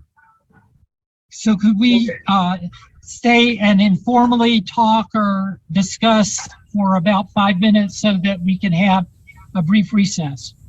5 minutes to answer nature's call, which will bring us to India, New Delhi time, 5 minutes to 7. Okay, it's now 10 to 7. We'll reconvene at 5 minutes to 7. Okay? I can't hear you. Pregunté si tenemos un descanso. Nos vemos en 5 minutos. Nos vemos. No se van, no se apagan su Zoom. Ahorita regresamos. Yo regreso.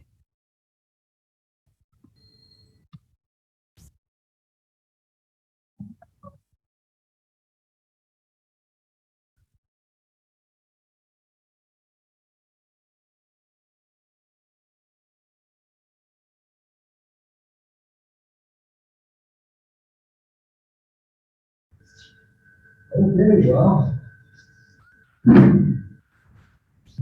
our Parliament Secretary is not returned.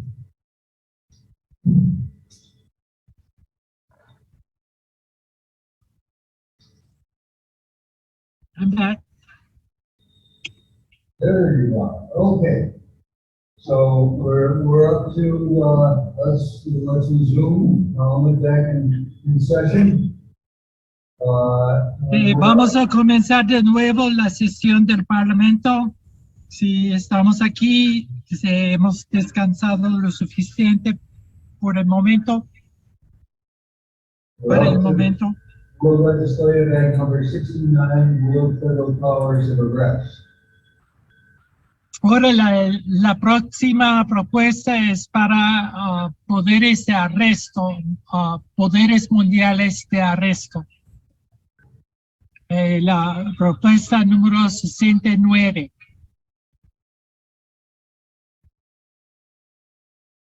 Can you summarize this, Eugenia, without spending a long time on it? Thank you. Thank you very much. I'm gonna present a short overview of the proposed bill and also present it in Spanish, please. I'll present in both languages. Voy a estar presentando en ambos un resumen de la propuesta legislativa número 69 para los poderes de arresto. Briefly, in world law, in law, generally there are descriptions of the circumstances under which different levels of jurisdictions, different officers of government or the public can take steps to ensure that the law, there's enforcement of the law. And within law, it is defined steps that officers can take and steps that private officials can take and steps that the general public can take and steps that that military can take. Dentro de las leyes, hay generalmente en las leyes de las naciones, hay provisiones que describen o limitan las calificaciones para órdenes de arresto. Hay límites para los oficiales del gobierno en niveles diferentes, en jurisdicciones diferentes. Hay definición para los poderes de corporaciones privadas de seguridad. Hay provisiones para los poderes de arresto de los civiles, de la gente común, y también hay provisiones de poderes de arresto para los oficiales, los servicios, los miembros de los servicios militares. Y para que pueda haber orden, tenemos que seguir las leyes, la ley de la Constitución del Tierra, sino también las leyes yo creo que lo llama la ley común, para definir quién puede hacer qué en cuanto a aprehensión, en cuanto a arrestos. Y eso es el espíritu de la propuesta. El espíritu de la propuesta es eso. The spirit of the general gist of the legislative proposal is that defining the different kinds of powers that different officials or the general public or military have regarding enforcement power. This is the summary. Can we have a motion to pass this bill? Motion and a second. I have motioned. I motion this bill. Okay, is there a second?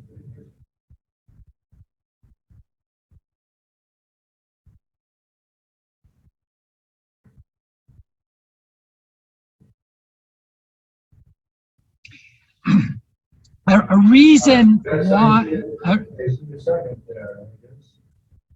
Okay, so si hay algunos segundos a la moción de que deliberamos esta propuesta. ¿Alguien promueve una moción? Y tenemos una segunda. We have a second, Professor Martin, so we can talk about the bill, and Victor Vincent has asked a question. Victor Vincent tiene una pregunta. It's been moved and seconded that this bill be approved. Therefore, we now have discussion, and there's a question from Mr. Vincent. Looks like what is proposed to be set up, jails or reformation centers? No, esta propuesta no tiene nada que ver con el juzgado, no tiene que ver con la carcelación. Ya lo hicimos eso en el 54 y en la Constitución del Tierra.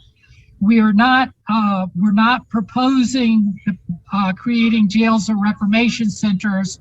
That was already dealt with in earlier world legislation. That was dealt with in World Legislative Act number 54 in the 13th session of Parliament in 2013. So it's not addressing reformation centers. This bill is addressing what people can do. You know, can we all just start arresting anybody can anybody start arresting anybody that isn't following every world law? No. Okay. What we're talking about is a greater definition in the warrant process, so that as the work of Provisional Earth Federation moves forward, we don't have people going wildly around just arresting people right and left, but rather that it's done within legal forms. Y déjame por favor decirlo en español. Víctor Vincent había preguntado si esa es una propuesta para crear prisons,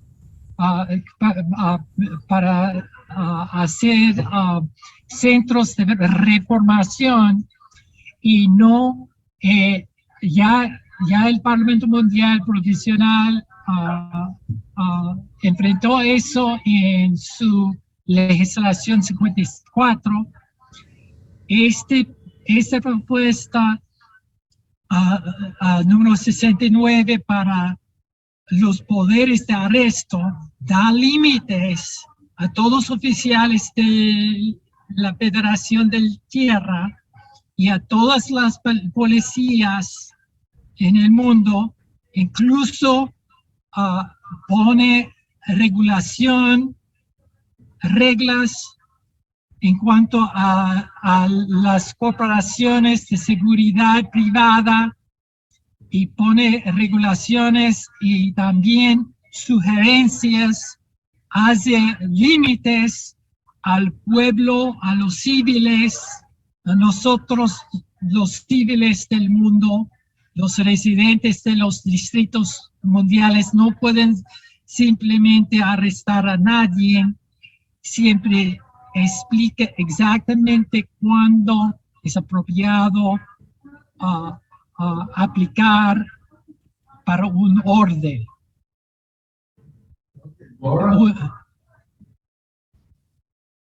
Orden de arresto. So I have an overarching concern that we're not doing what we're supposed to do under Article 19, and we're doing things that are premature under Article 17. Can you translate that, Kenny? Yeah, could you say that again, please? I have a serious concern that we are not doing things we're supposed to be doing under Article 19 as the Provisional World Parliament, and we're doing things under Article 17 that we shouldn't be doing because those are phase 1 government functions.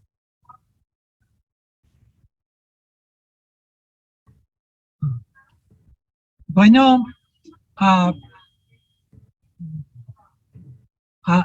have a concern, Laura George. I have a concern. Me preocupa un punto que es fuera del orden de la Constitución del Tierra y que estamos omitiendo ciertas provisiones del artículo 19 de la Constitución del Tierra y estamos tomando pasos estamos tomando pasos que no son maduros, que son funciones de la primera fase operativa de la Federación del Tierra. I used the word elegant. Wait, I want to continue, Glenn. I used the word elegant to describe the Earth Constitution because it is, and I feel like we're not following it. Okay, here's, I have, and let me just say one more thing. In the instance of enforcement, the drafters clearly intended that enforcement would be dealt with under Article 17. Once we were in the first phase, the operative phase of government. We're not there yet. So I have great concerns about dealing with enforcement prematurely and creating legislation that as a body, we're just not there yet. We shouldn't be, there's certain topics we shouldn't be dealing with, and we should be following 19 and getting this Earth Constitution ratified. okay, this is Could you refer to the, if I may ask? Let me interrupt here. This is a big issue and a serious issue that involves the examination of Article 19 and Article 17. It involves a long discussion, and I don't have the space for that here, but I also have some concerns about it. And just let me mention my concerns, and then I will make a proposal. My first concern is under section 2.5.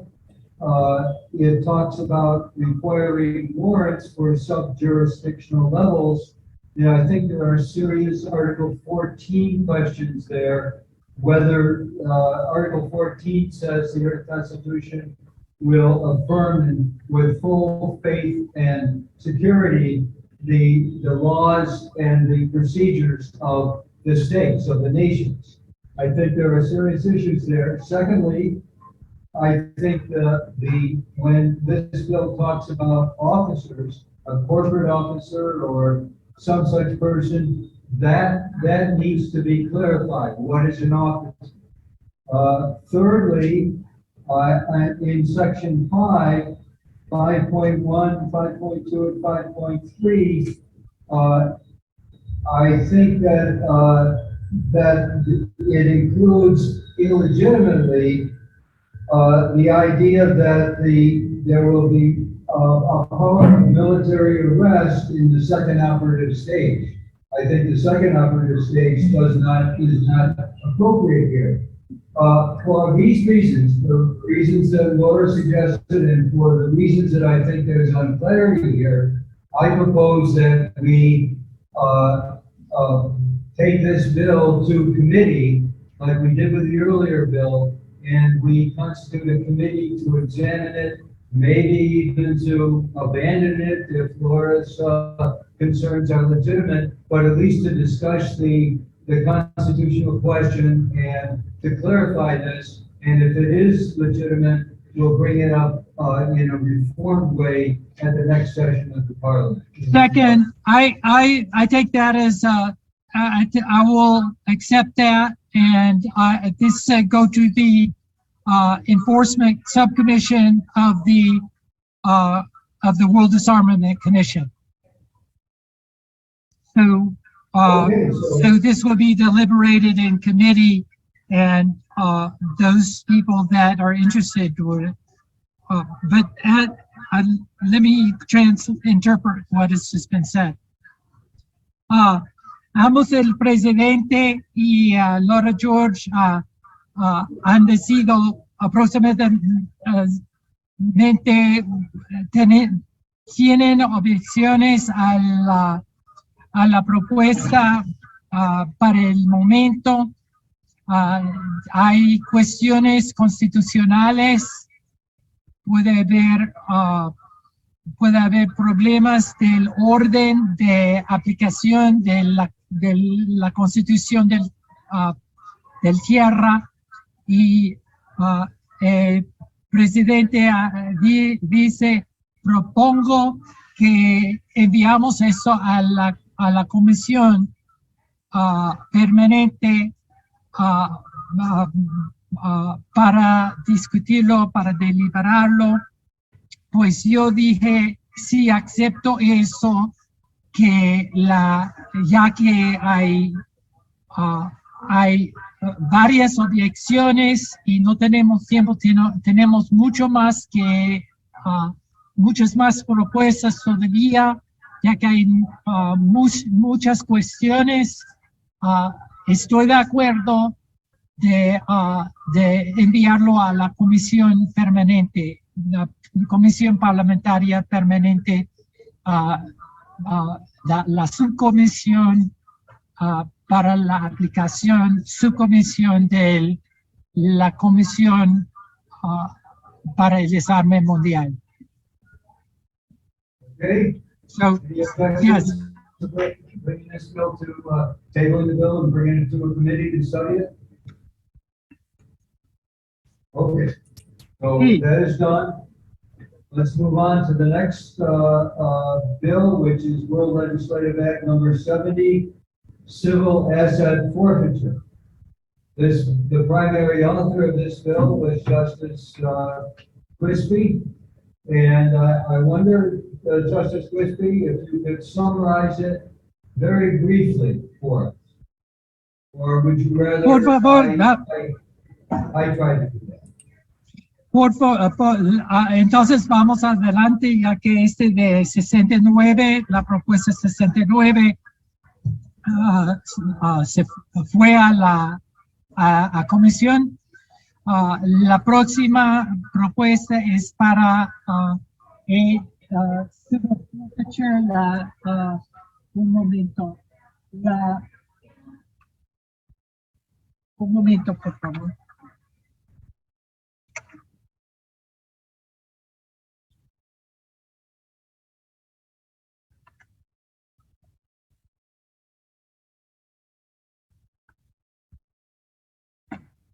Justice Crispy, are you with us? La próxima es para, la cosa es que un momento, porque tenía eso aquí.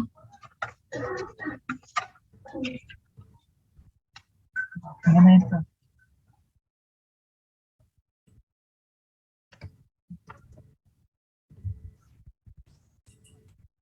Vamos a estar mirando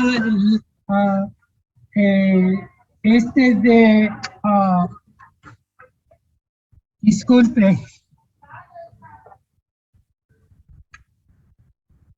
Okay, well, if he's not, Estoy buscando, hay un proyecto, hay una propuesta de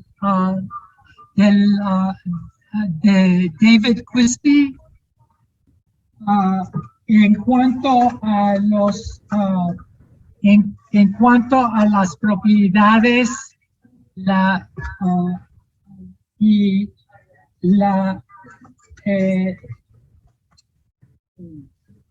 unos momentos. Excuse me, I need just a few moments because there's a word that is missing me, and I'm not able to do this unless I have the word. It's just gonna. I want us to deliberate this. Let's start in English, and I'll try to catch up in Spanish. Okay, let's see. Justice Crispy, do everyone.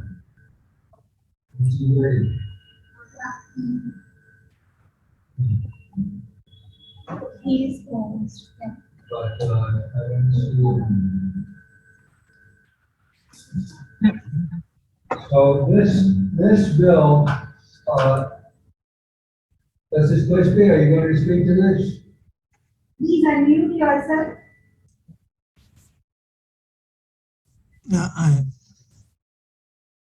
There is hay unas diapositivas. There is slides that Eugenia has, and I understand that they Sí, por favor, ¿cómo se llama en español propuesta? Ustedes ya saben, ya. Sí, es la ley de extinción de dominio de los bienes vinculados a las actividades ilícitas. Sí, pues habla un poco acerca de lo que es la propuesta, por favor. No sé si esperamos o Sí, para que o ya voy sepan en español. Voy hablando en español. Ya. Sí, habla en español, por favor, y entonces voy a interpretar. Ya. Esta es la propuesta voy a presentar la propuesta número 70, que es la ley que define los activos civiles que van a ser decomisados o serían decomisados por estar vinculados a actividades ilícitas. Esto pertenece a un paquete de medidas que hemos formulado, que se llama Machu Picchu. Machu Picchu son las siglas de medidas asertivas del control ciudadano humano contra el poder ilegítimo y promotor de la conciencia cívica humana universal. Para entender los alcances de esta propuesta, hay que tener más o menos esta visión de que nos encontramos en una situación crítica en la humanidad, ¿no? Se llamaba... Un momento para que interpreto. Yeah, this civil forfeiture bill is based upon principles of the philosophy of law that regarding that people lose their rights to certain property when they violate the law, and they forfeit their rights to some or all of their properties. Hay un componente objetivo de esta circunstancia apocalíptica, que es la proliferación de armas nucleares, además del riesgo ecológico, y también de armas biológicas. De acuerdo a la Universidad de Chicago, estamos a 100 segundos de la medianoche del apocalipsis. There are a number of very serious world problems that we are facing today. For instance, weapons of mass destruction, both nuclear weapons, as well as a wide array, as well as biological weapons. And when people violate these laws, it's necessary for there to be a civil forfeiture process against property in order to enforce the law. La idea, el objetivo de esta propuesta es atacar este componente objetivo, y para eso necesitamos crear una institucionalidad contra este peligro de las amenazas de armas nucleares o armas de destrucción masiva. Y por otro lado, desempoderar toda organización que se enriquece con estas actividades.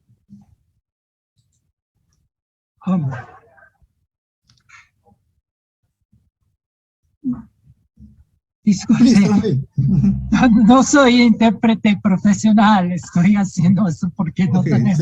Okay.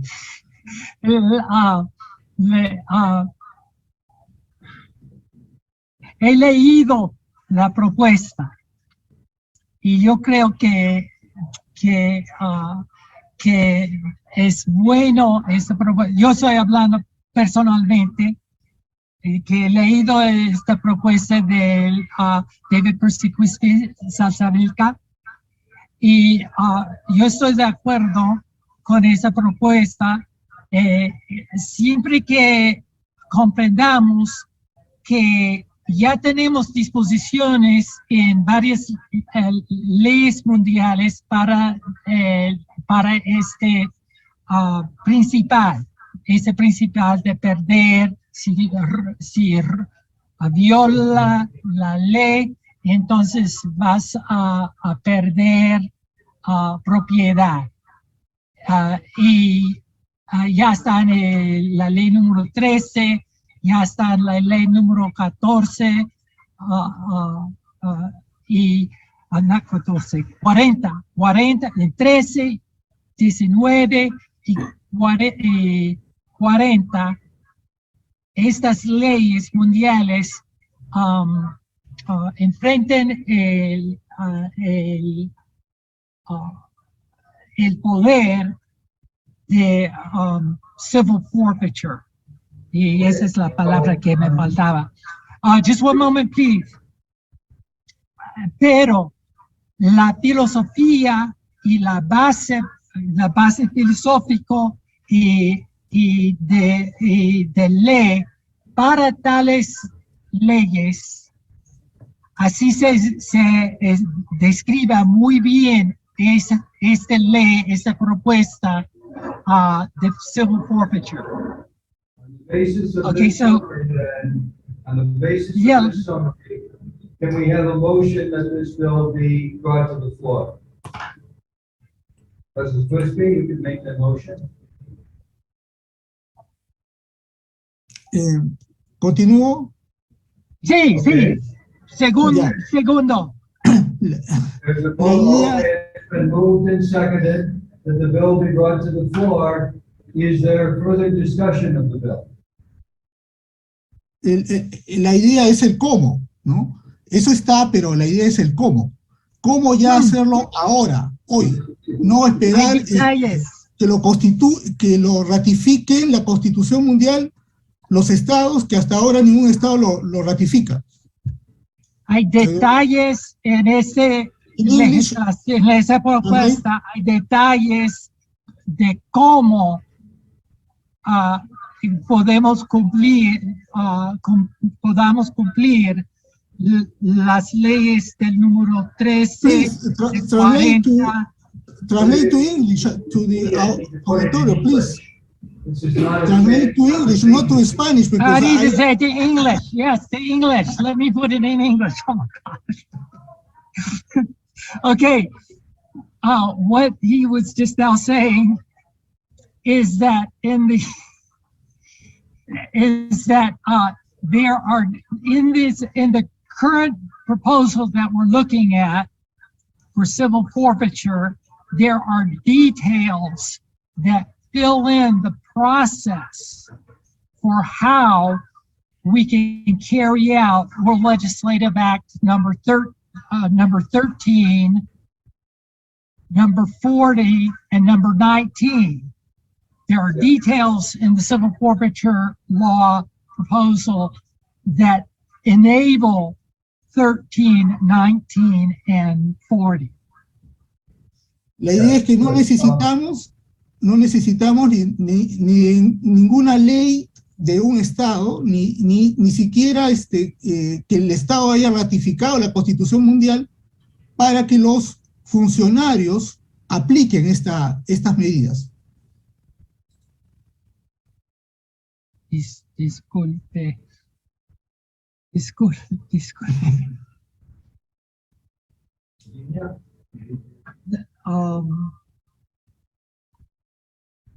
Por favor, otra vez.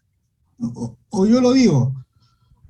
Sí, otra vez a decir. No es necesario. Habla despacio. No es necesario que ningún Estado lo ratifique no solamente la Constitución Mundial para que esta medida ya se aplique, ¿ya?, sino que esta medida ya lo pueden aplicar los funcionarios de los estados, o sea, el fiscal, los abogados, los jueces de cualquier estado. Esa es la idea. It's not necessary under the principles of civil forfeiture for a nation to approve of what we're doing, or before this fundamental principle of world law, is even before the Earth Constitution. There's a legal principle of civil forfeiture, and since that is I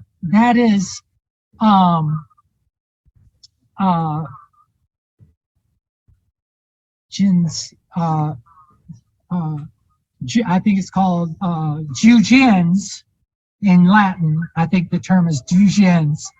Universally, in all governments, there's the principle of civil forfeiture.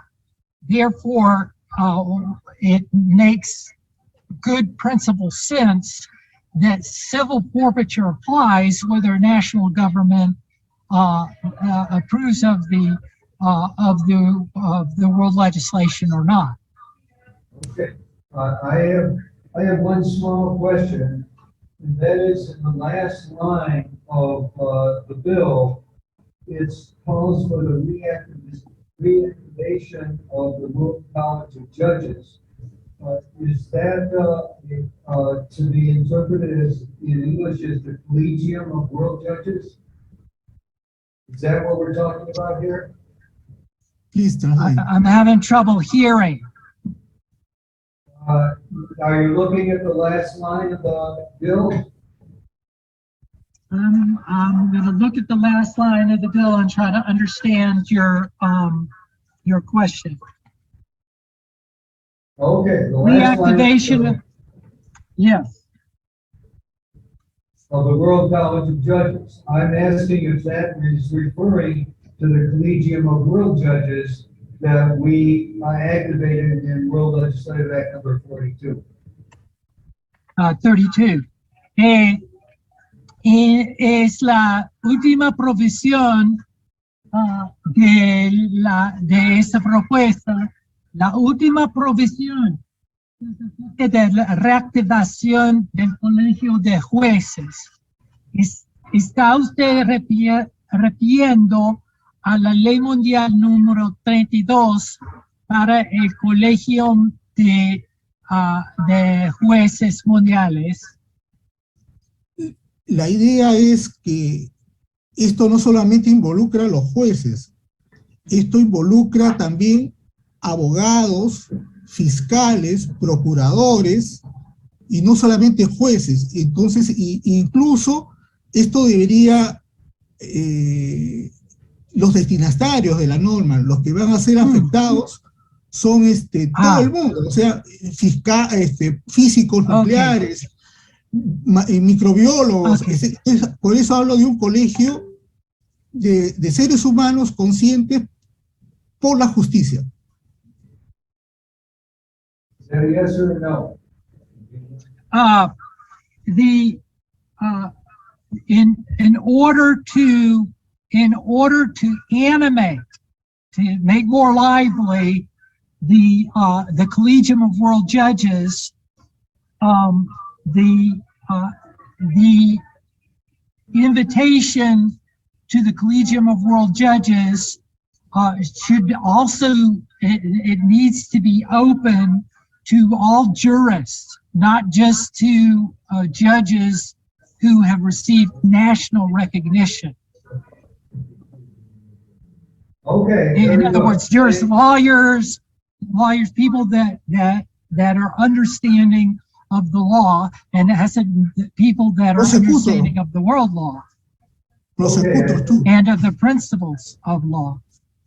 Okay, so I think on the basis of this discussion, unless there's objection, we're ready for the vote. Okay, any objections to vote? Yeah, yes, I've had my hand up, Glenn. Oh, okay, I didn't see that, Laura. Go ahead. Okay. Quick question, and then I want to make a point. Have we established the World Disarmament Commission, which is something we're supposed to do in Article 19?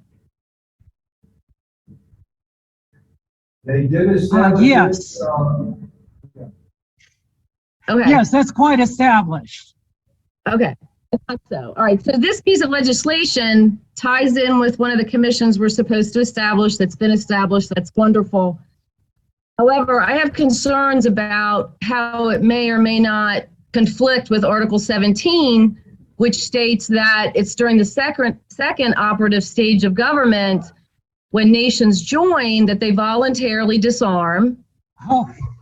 And so my question is, why are we passing legislation about asset forfeiture applying to nations that are already agreeing to disarm? And if it goes beyond that, are we talking about disarm nations that have not ratified the Constitution? That's a lot there. I speak to this. May I speak to this? Virginia, would you like to speak to that? Yes, I'd like to speak to that.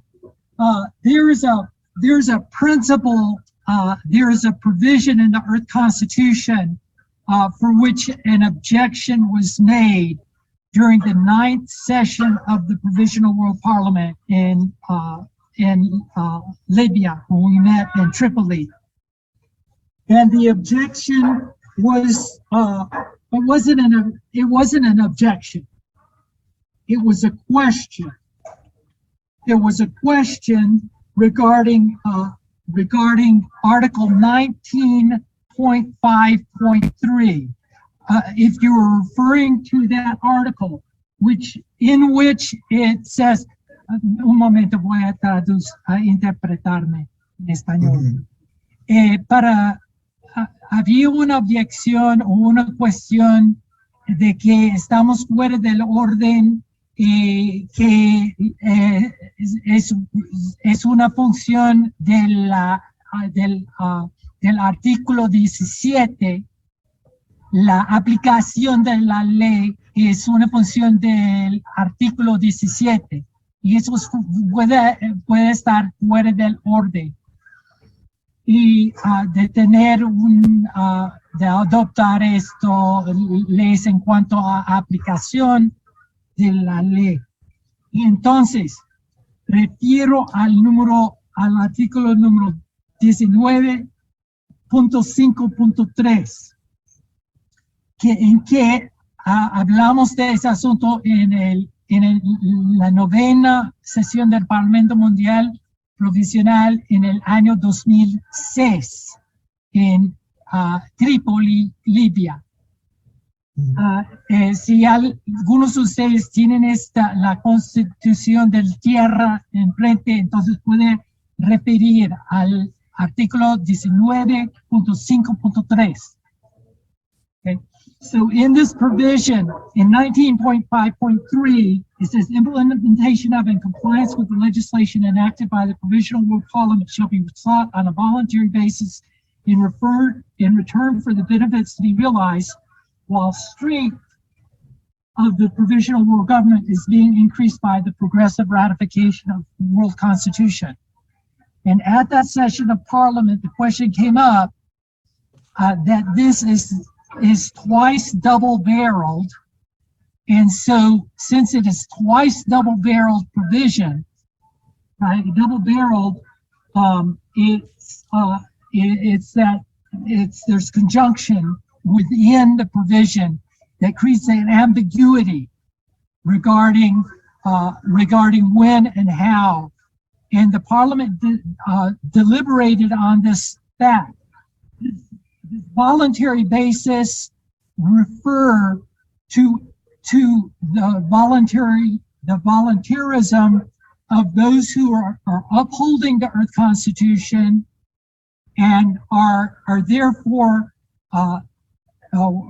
able and willing to begin a requirement of compliance? Or does this refer to the criminals and to giving an option for the criminals to wait until later, until we have a lot more people before the criminals need to comply with the law.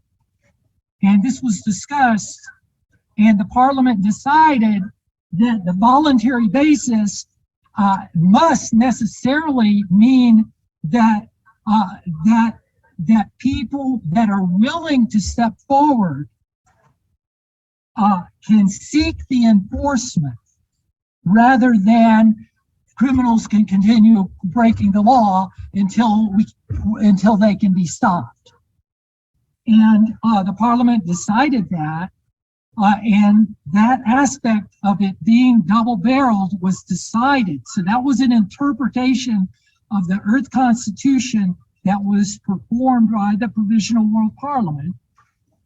And we decided that, yes, the laws we're pretending law, we're actually intending law. This is not merely a model. And we may not have the power of enforcement. And we need to be clear about that and pick our battles, not just willy-nilly. How I think I'll say it in Spanish, and then I would like to be quiet. Voy a explicar eso del el artículo 19 a 5.3, 19.5.3, tiene unas dos provisiones que no son claras, y por eso en 2006 el Parlamento tenía que deliberarlo y decidió que sí,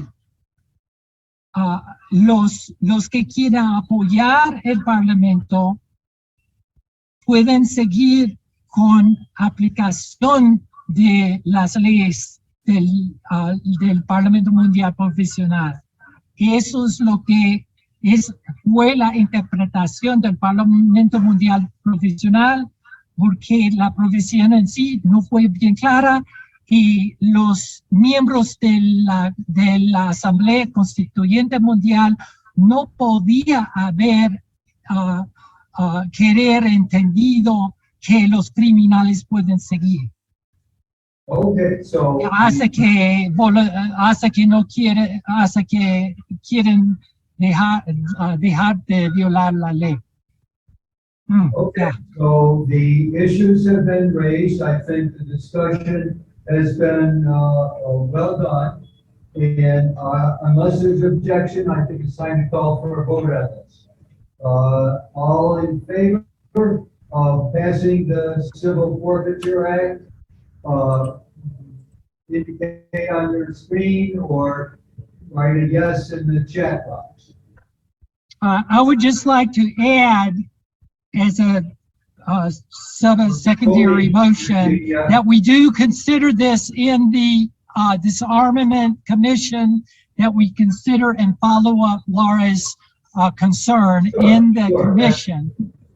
Absolutely. Okay, all in favor? Do I see yeses? Do I see emoji, thumbs up? Okay, okay, we're starting to see them now.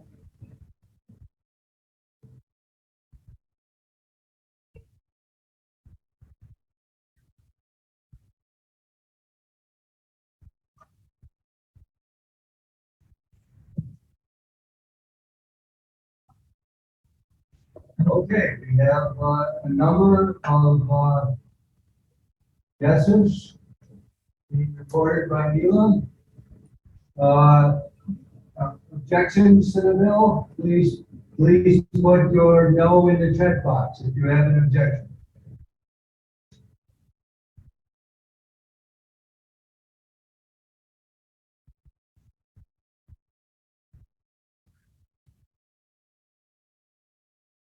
Okay, I see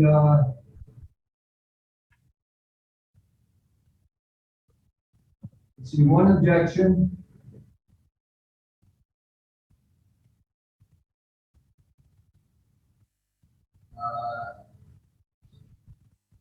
Okay.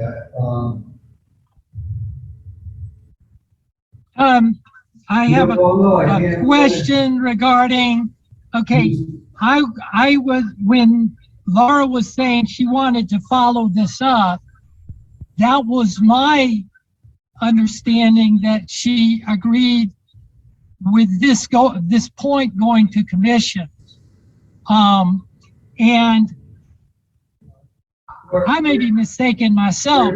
I don't see how it runs counter to the Constitution. It seems to me that it's it's quite in conformance with the Constitution. But when we've had this discussion, we're in the middle of a vote now. We're following procedure. Okay, and it looks like the ayes have it by a significant majority. So the bill passes. We have two more bills, a short bill, and then the memorial to the Indian government, and then the New Delhi resolution. And I don't think we can do these in 10 minutes, but we can probably do them fairly rapidly if we're willing to stick with it. So let's look at the last one, a bill for an act, World Legislative Act number 71, for the creation of the Democratic Procedures Department. Now, this department has already been created as a part of Article 7.3. It's one of the departments listed there. And so what this does, I believe it comes from our friends in Brazil and Venezuela, is serve as enabling legislation. It's under this Democratic Procedures Department, there should be an effort to enable and study and promote direct democracy in all the ways that this could be done. It seems hardly very controversial. It wants this department to have a minister as soon as feasible. A senior administrator should be appointed, and we have, under Article 19, we have the authority to do that, so that we can move forward with that if this bill passes.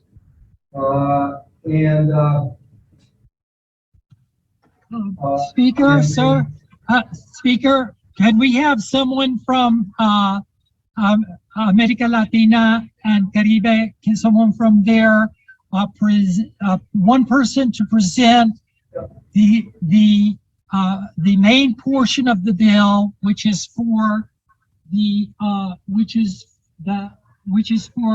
law of direct democracy and for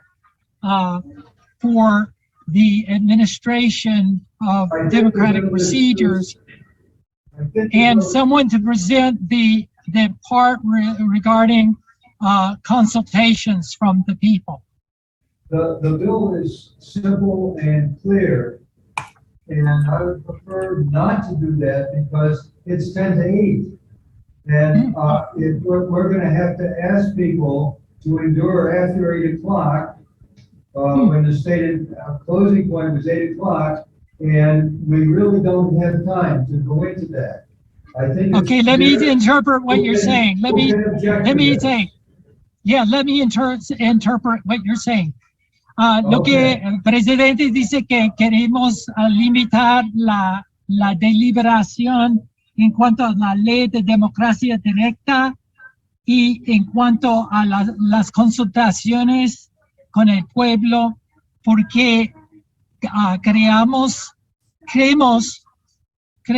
que todos van a estar de acuerdo con eso. Es puramente conforme a la Constitución Mundial, puramente conforme al espíritu de lo que estamos haciendo. Queremos más democracia, tenemos consultaciones para el pueblo.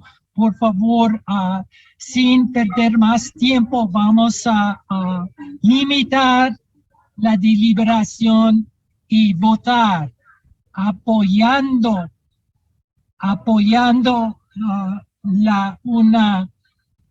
apoyando este propósito, esta propuesta para la ley de democracia directa y con departamento de procedimientos democráticos y con consultaciones, porque ambas propuestas están juntas aquí, las consultaciones con el pueblo. Por favor, vamos adelante aceptando este propuesta. We bring this bill to a vote then. Any objections to bring it to a vote? Okay, all in favor, indicate your favor with an emoji or a hand or Sí. place in the chat box. Is this a motion, is it all in favor of the bill itself, right? Is what you're asking? Passing this bill, yes. Estoy de acuerdo que adaptemos la democracia directa con el Departamento de Procedimientos y con todas las consultaciones sugeridas en la propuesta de consultaciones. Estoy de acuerdo.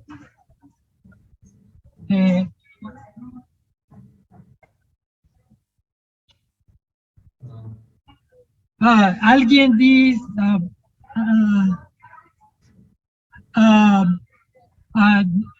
there are several people that are asking questions in the chat, that are speaking in the chat. And I don't know if they got the principle of limit of discussion. We're in the middle of a vote right now. So, yeah. And it looks like some of these questions are questions about constitutional interpretation, and we're not doing a constitutional debate right now.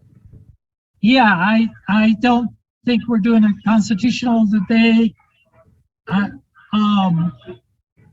So do we have votes on this? I see yes.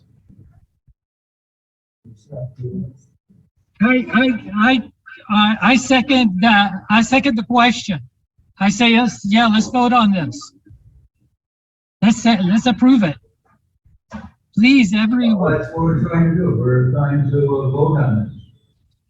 Voy a decir en español. El presidente está diciendo, por favor, estamos de acuerdo con la democracia, estamos de acuerdo con que debe de haber esas consultaciones como promovió América Latina y Caribe y como promovió consultaciones con el pueblo. Estamos de acuerdo y no tenemos tiempo, estamos perdiendo, casi no hay tiempo. Por favor, vamos adelante. Vamos, todas estas, y eso voy a decir yo, como secretaria, toda la legislación que adoptamos aquí, vamos a deliberarlo más en las comisiones permanentes de la indexación, pues adoptándolo, todavía vamos a repasar, revisar, mejorar ahí en la comisión para en las próximas sesiones del Parlamento. Por favor. Sí, prohibición. Okay, so we have the yes vote, the list of yes votes. Are there no votes? Please put your no vote in the chat if you have a no vote, so that we can see it clearly. Okay. Leopoldo would like to say something. If Leopoldo could speak for a moment. Let's finish the vote and then you can speak. Yes.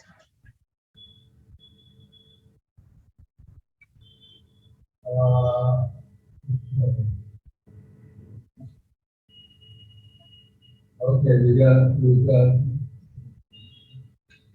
No hay objeciones. Okay, we don't see any no votes, so the aye vote has it. This bill passes. Leopoldo, did you have something to bring up?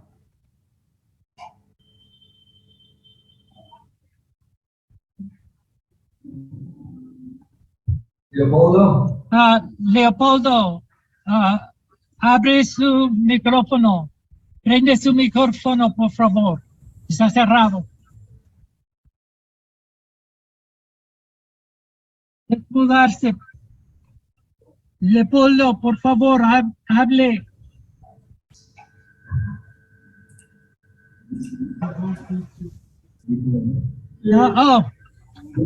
Tech, could you send a message to Tech Team?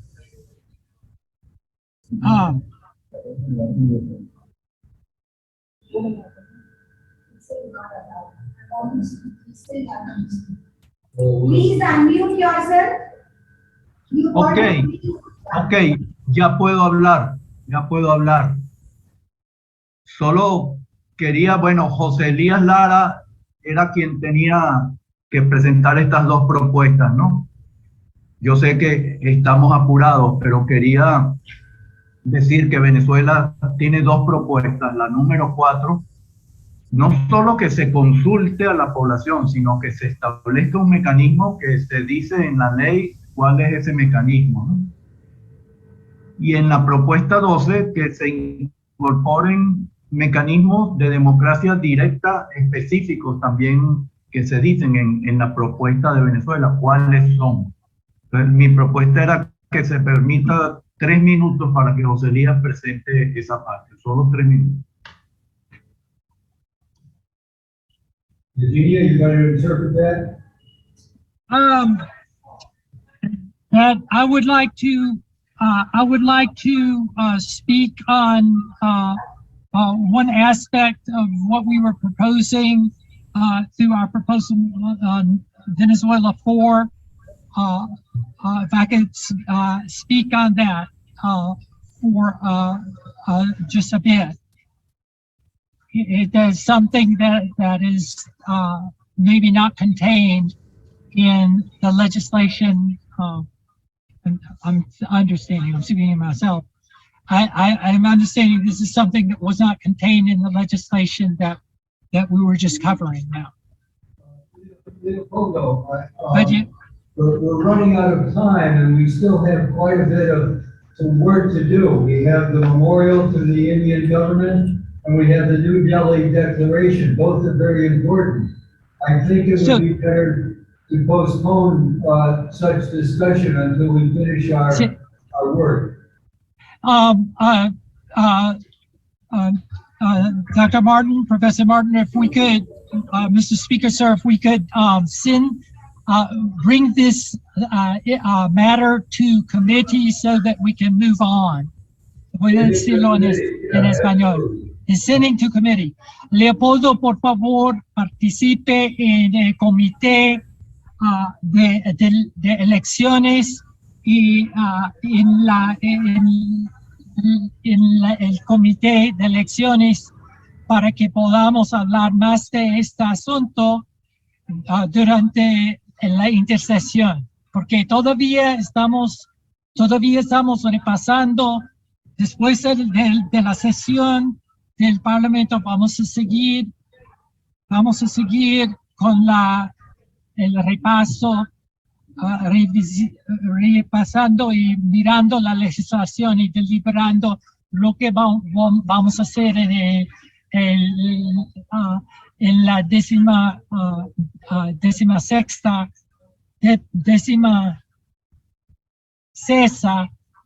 sesión del Parlamento. Okay, so we now have the memorial to the Indian government. Very important. And Tenemos dos propuestas más en esa sesión del Parlamento. Solamente tenemos algunos minutos porque vamos a tener que cerrar la sesión y mover después a la intersesión y a las comisiones de continuación. Dos propuestas. La una siendo Speaker Martin. The first proposal is, are you muted? What are you doing? Is Speaker Sir, are you there? Dr. Martin, are you there? Glenn. You hear me? Yeah, I can't hear. Oh, okay. Speak up. Continue. Please continue where you were. Okay, we're at the bill for a memorial to the Indian government. Ahora estamos pasando a la penúltima,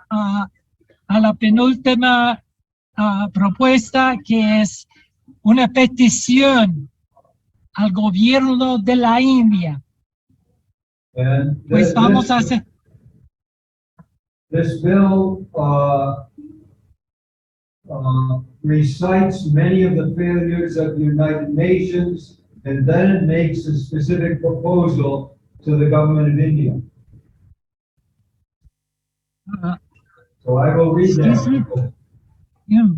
Okay, el presidente va a leer el resumen de la petición al gobierno de la India. Okay.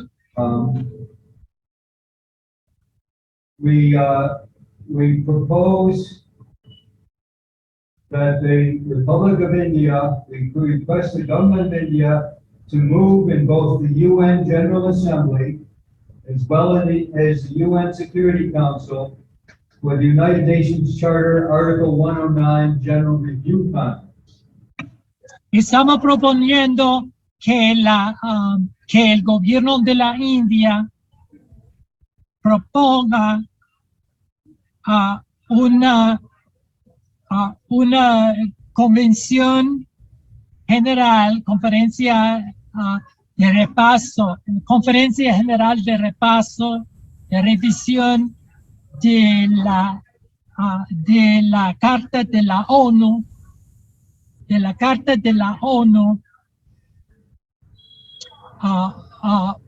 por las reglas federales mundiales, por las reglas federales mundiales, la Constitución del Tierra. Yes, and therefore this review conference should be conducted in conformance with the applicable rules of procedure for the World Constituent Assembly, Article 18.5 and 6 of your Constitution. Entonces, esta convención de la ONU, del artículo 109 de la Carta de la ONU, está siguiendo la Constitución Mundial. We have a motion to approve this memorial. Si tenemos una moción para aprobar esta petición al gobierno de la India. Anybody, raise your hand on the screen or something in the chat box if you approve this memorial to the Indian government, this request that they hold the Article 109 review conference according to the rules of procedure in Article 18 of the Constitution. Si hay alguien que está apoyando que adoptemos esta petición al gobierno de la India, es decir, conforme al artículo 19.5, 19.6 de la Constitución del Tierra, conforme a las reglas un momento, conforme a las reglas particularmente de 18.5 de la Constitución del mundo. Así yo creo, Leopoldo Cucantorsi dijo que sí, levantó la mano. Okay, Dr. Martin, Sir Speaker, Leopoldo has seconded or motioned. And I think there were. I think this is. Leopoldo, please unmute yourself. No, Leopoldo had a question. But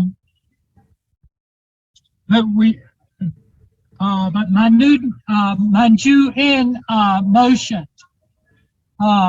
So, okay. Sí, es solamente una pregunta, ¿no? Claro. I have a question. Only a question I have. All right. Todos queremos sustituir la ONU, pero si le pedimos que la ONU, que debió haber hecho en 1955 esa conferencia, hace 60 años, y no lo hizo, no estaremos abriendo la caja de Pandora. Si le vamos a pedir que convoque para revisar la carta, tiene que ser bajo condiciones muy precisas. Para, yes. Para eliminar if we're going to para eliminar el Consejo de Seguridad, eliminar el veto y darle poder a la Asamblea General y convertirla en un parlamento. Si no, estaríamos abriendo una caja de Pandora muy peligrosa. Sí, voy a interpretar from Leopoldo translating. We have to understand that the United Nations has been functionally totally out of order since 1955. It had made an agreement to review its charter in 1955, and therefore any application, any petition, or any motion to hold a review conference has to be under very tight, stringent regulations, world federal regulations, or it is an extremely dangerous prospect to pass over our abdicate our powers or our authorities and hand them over to the UN through an indirect petition to the Indian government. En particular, yo propongo dos condiciones. Una, eliminar el derecho de veto. Y segundo, convertir la Asamblea General en un parlamento que decida con voto. Okay, and what I would propose for Leopoldo, what I would propose is that we prohibit the veto and hand over a legislative power to the General Assembly. Now I'm speaking as Madam Secretary, and my point as Secretary, I will make this in two parts. I'm not opposing a deliberation under the rules of procedure, generally under the rules of procedure, world federal rules of procedure, that the General Assembly follow that and study the Earth Constitution and adopt the Earth Constitution. However, the matter of the veto was already addressed in World Legislative Act number 13, and there's nothing more for us to do regarding the veto other than attainders, which is not the purview of the Provisional World Parliament or of the World Parliament. That is a matter of the enforcement and judicial branches of government. So let me say that in Spanish. Maybe yes? Maybe I couldn't explain myself precisely. Let me try in my words. But what I propose is, if India is going to ask revision of the charts, we have to put conditions. I propose to eliminate the veto and to transform the General Assembly in a parliament with votes. Each nation A vote to decide, not to recommend. Yes, we're not recommending to anything to the United Nations. We're finished with that.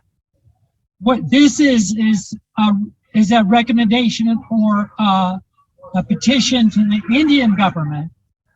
Is that we call it a memorial in world legislative parlance, and in many state parlance is called a memorial.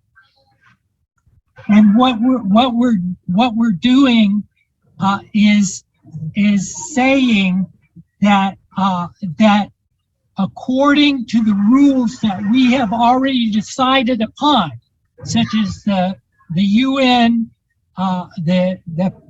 the Security Council veto is not legal. That's one rule. Another rule is the rules of procedure of Article 18.5, which were adopted by the Provisional World Parliament in 2003.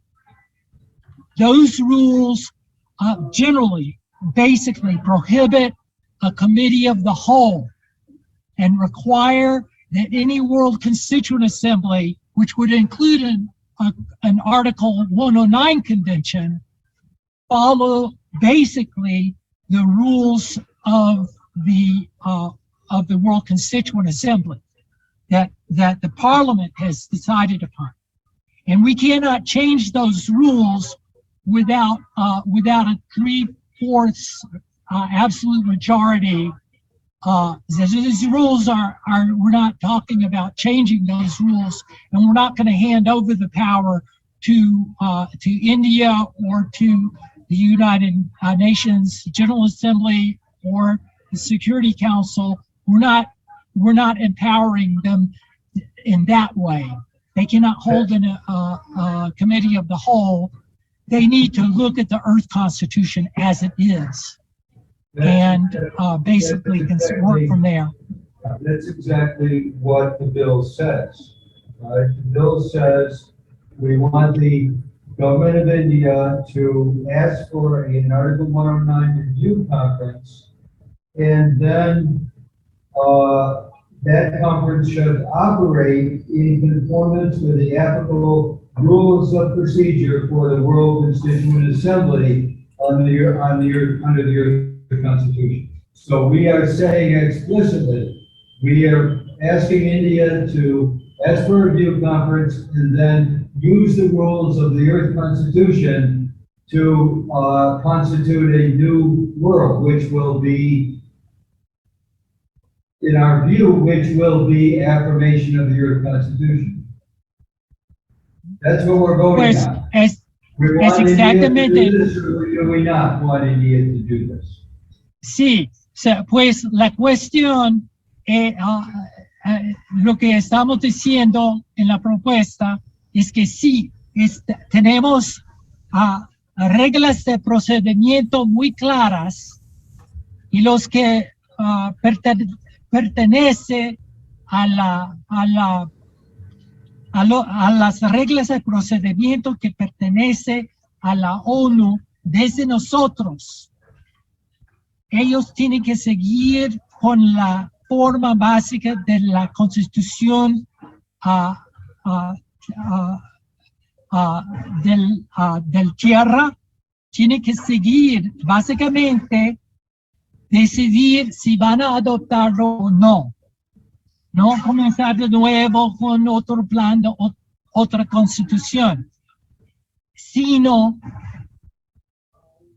una asamblea, convención del artículo 109, simplemente para deliberar, ¿vamos a adoptar la Constitución del Tierra?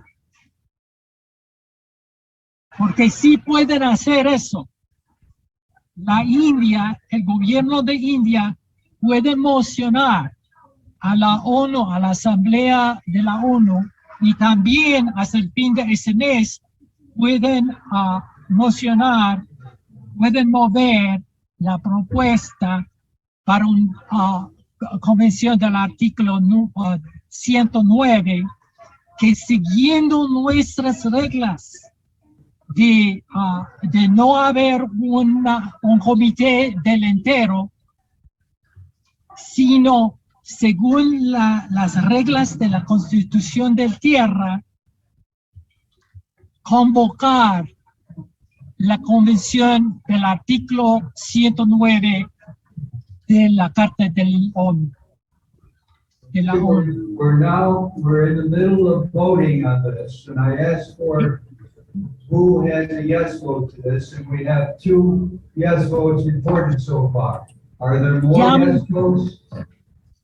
Ya no estamos deliberando, ya estaba la cuestión, ya pusimos la cuestión si vamos a adoptar esto. Hay más que 2 votos de sí.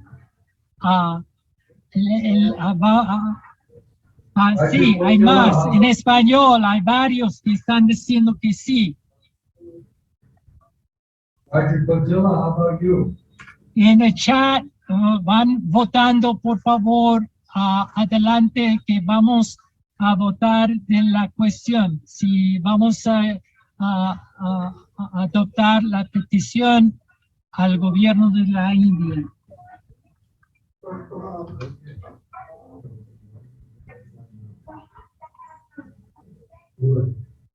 Okay, is that all the yes votes? Are we done with the yes voting? Sin número. No, it's a number. There's no number. No, this is a memorial. There's no number. Yeah. Okay, now we've got a number of yes votes. Yes. So, are there no votes? Please put your no vote in the chat box if you have a no vote.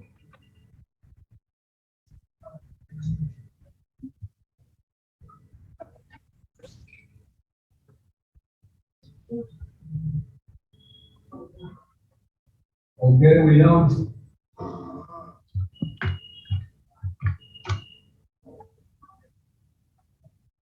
Well, we don't see any. We don't see any no votes. Okay, the memorial passes, and we have one more item, and that is the New Delhi Declaration, which is a declaration that comes from the whole Parliament.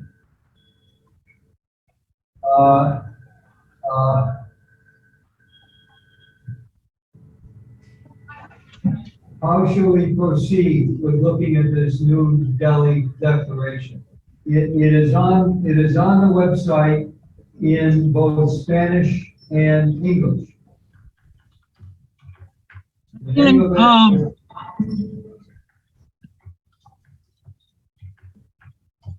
name of it is A Transformed Future Emerging from Planetary Disaster. And it describes the medical emergency created by the global pandemic. And then it says in the second paragraph, this medical emergency serves as a symbol and metaphor for the larger world disorder. And then it goes on to describe the disorder, the wars, the weapons sales, the clandestine operations of powerful nations, the climate disasters going on worldwide. And so the disaster of the pandemic is a symbol of a world that even before the pandemic or without the pandemic was itself a disaster. Corporations, banking cartels, all doing their own thing, exploiting the people of Earth and not creating for us healthcare, not creating for us peace, not creating for us sustainability. Well, that's the substance of the first part of this declaration. And then it goes on to describe the failures of the UN Charter. Under the UN Charter, the UN has not created peace. It has not protected the environment. It has not kept weapons sales and more sales or weapons of mass destruction from proliferating. So where are we? We've got this world disaster, we've got the failure of the UN Charter, and then the declaration concludes with these paragraphs, beginning the one in boldface, the third paragraph from the end. It says, we delegates of this 15th session of the word provisional should be there, of the Provisional World Parliament, meeting in New Delhi, December 21, hereby declare our position under the heading of our world legal, social, economic, military, and medical emergency. This world fragmentation, this world chaos, we declare that the people of Earth shall unite under the principle of true unity and diversity embodied within the Constitution for the Federation of Earth.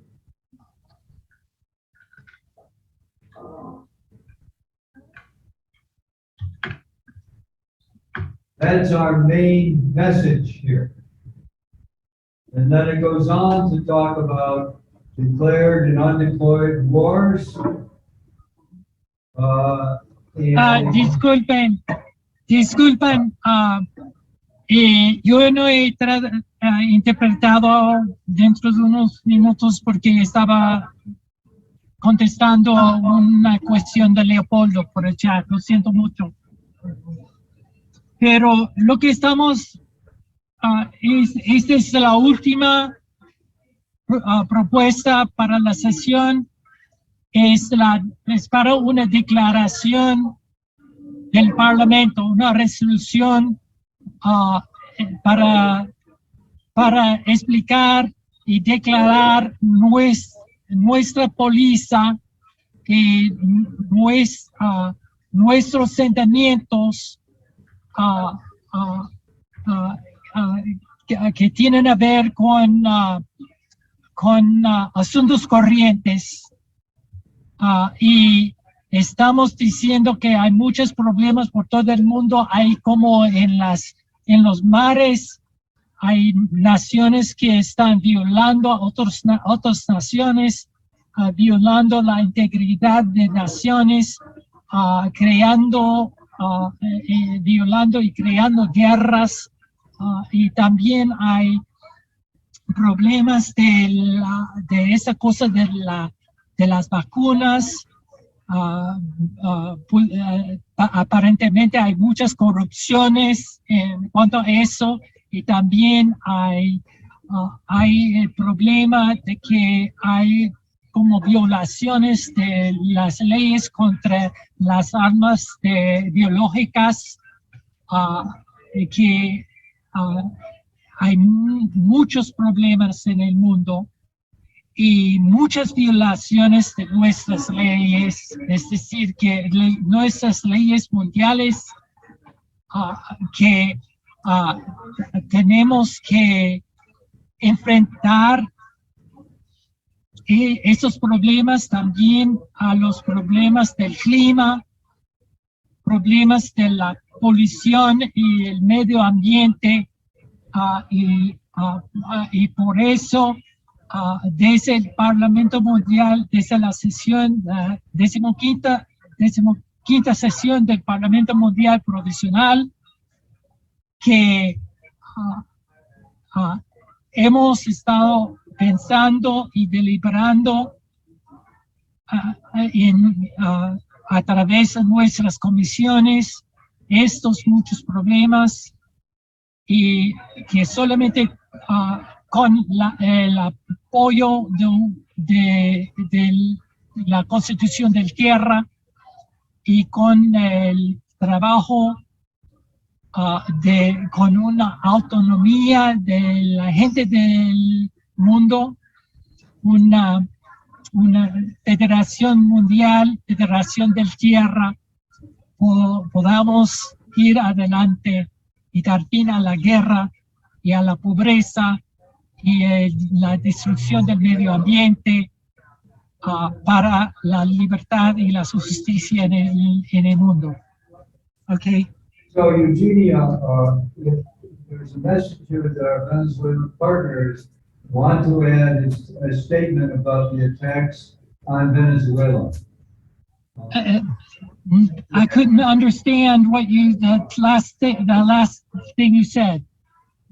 Our Venezuelan partners want to add a statement to the declaration about the attacks on Venezuela. Yes. Regarding that, it is not appropriate for us to conduct bills of attainder, and we've tried that in the past. I think that this is an attainder. Laura, I don't know if you could speak to this, if you're still here, Laura.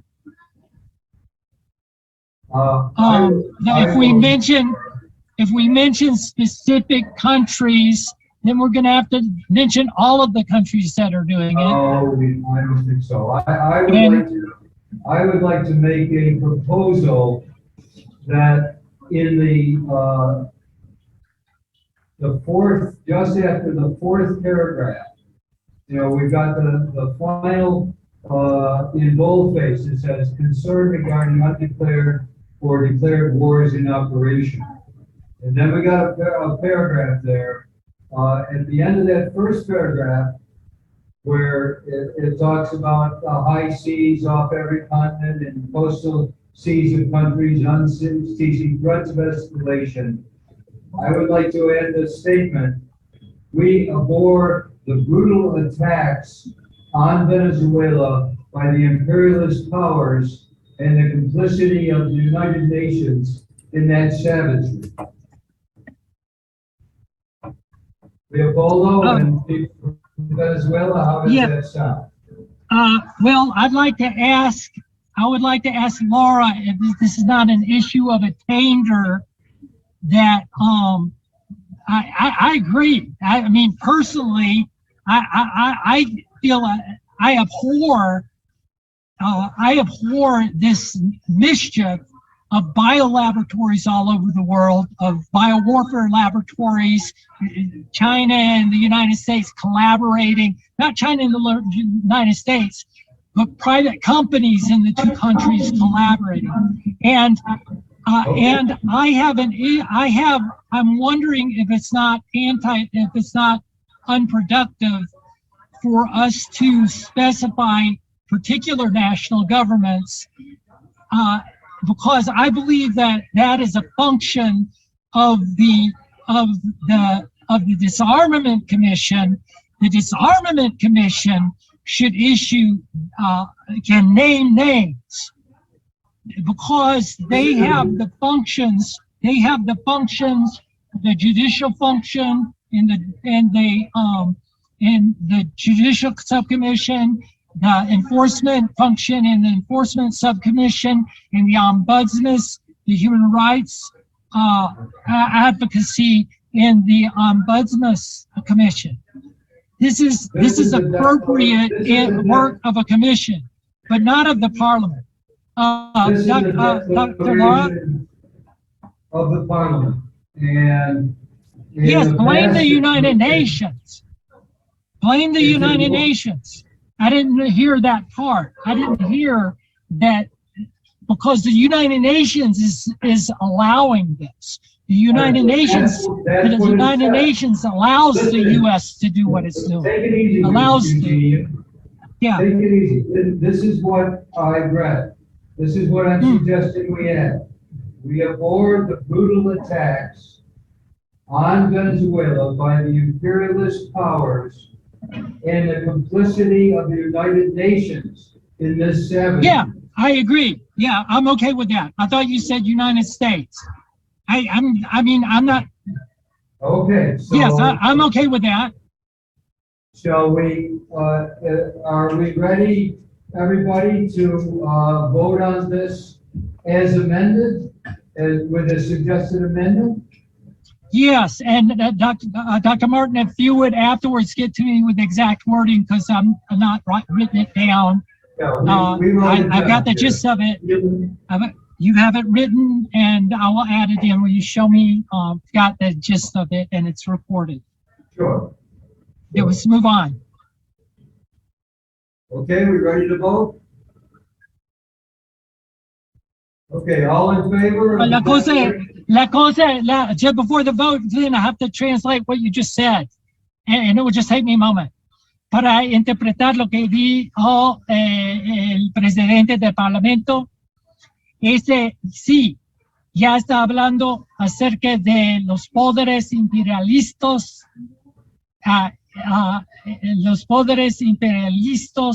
y la ONU ha permitido estos ataques contra el pueblo del mundo. Y las palabras exactas no tengo, pero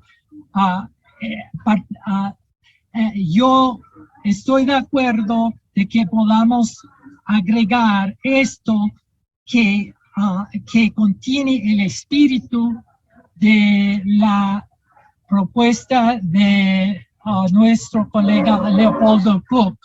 Entonces, creo que sí. I think that we can go forward with it. Okay, are we ready to vote? Everybody in favor, please put an emoji, a hand up. I see one hand up. Do we vote on the declaration as amended to include the tax on Venezuela? Okay, another hand.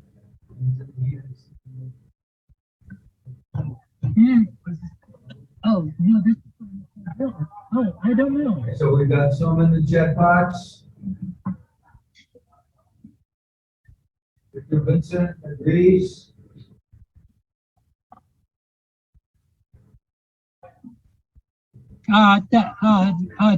Speaker, we have Martin. This is we're in the middle of the vote, Eugenia. Oh, yeah. And we have the guest votes where they're recorded. So now, if there are no votes, please put them in the chat box so we can clearly see. Si alguien está en contra de la resolución del Parlamento, la resolución para la declaración de Nueva Delhi 2021, por favor anotar sus objeciones en el cajonito de chat.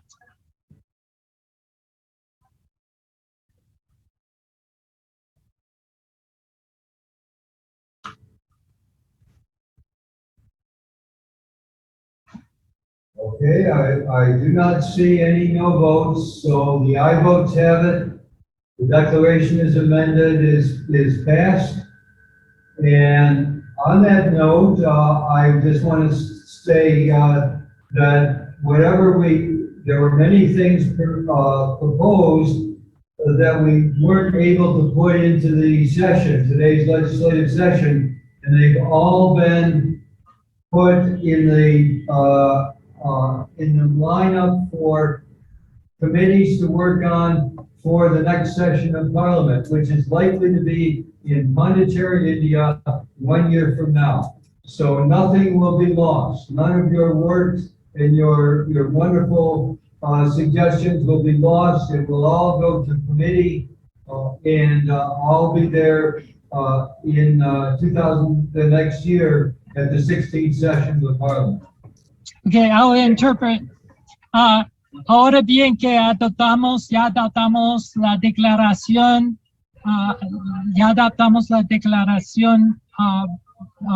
de Nueva Delhi de 2021 y ya que había muchas propuestas que todavía no hemos hablado, no hemos deliberado, pero todas estas propuestas no se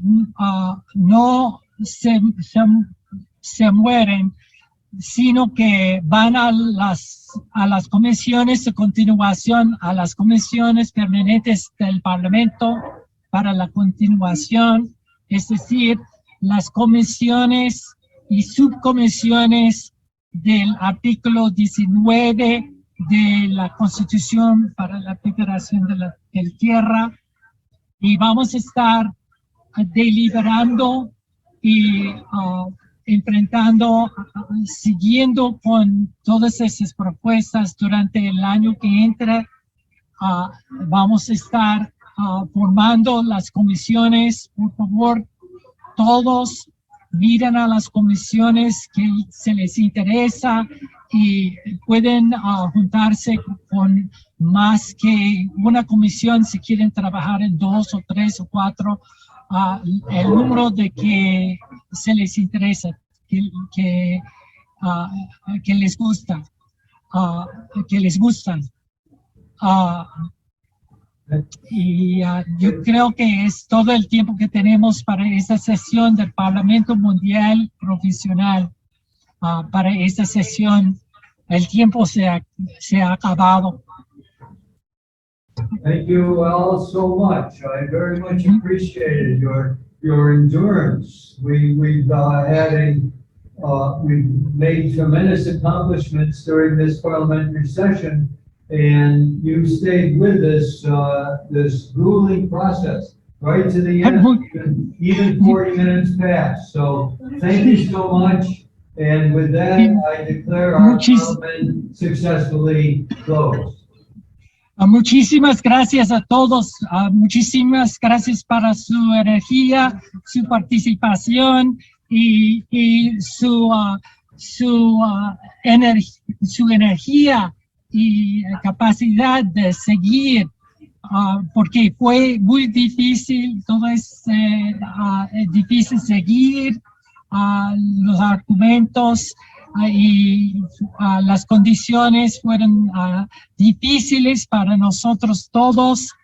Vamos a seguir con las propuestas dentro de las comisiones de continuación y por eso declaro que esa sesión del Parlamento Mundial Provisional en su 15ª sesión se ha acabado, se cierra sin die. Ya, gracias. Yo también estoy muy agradecido a todos y estoy esperando que nos vemos pronto. La Federación de la Tierra y el Parlamento Mundial.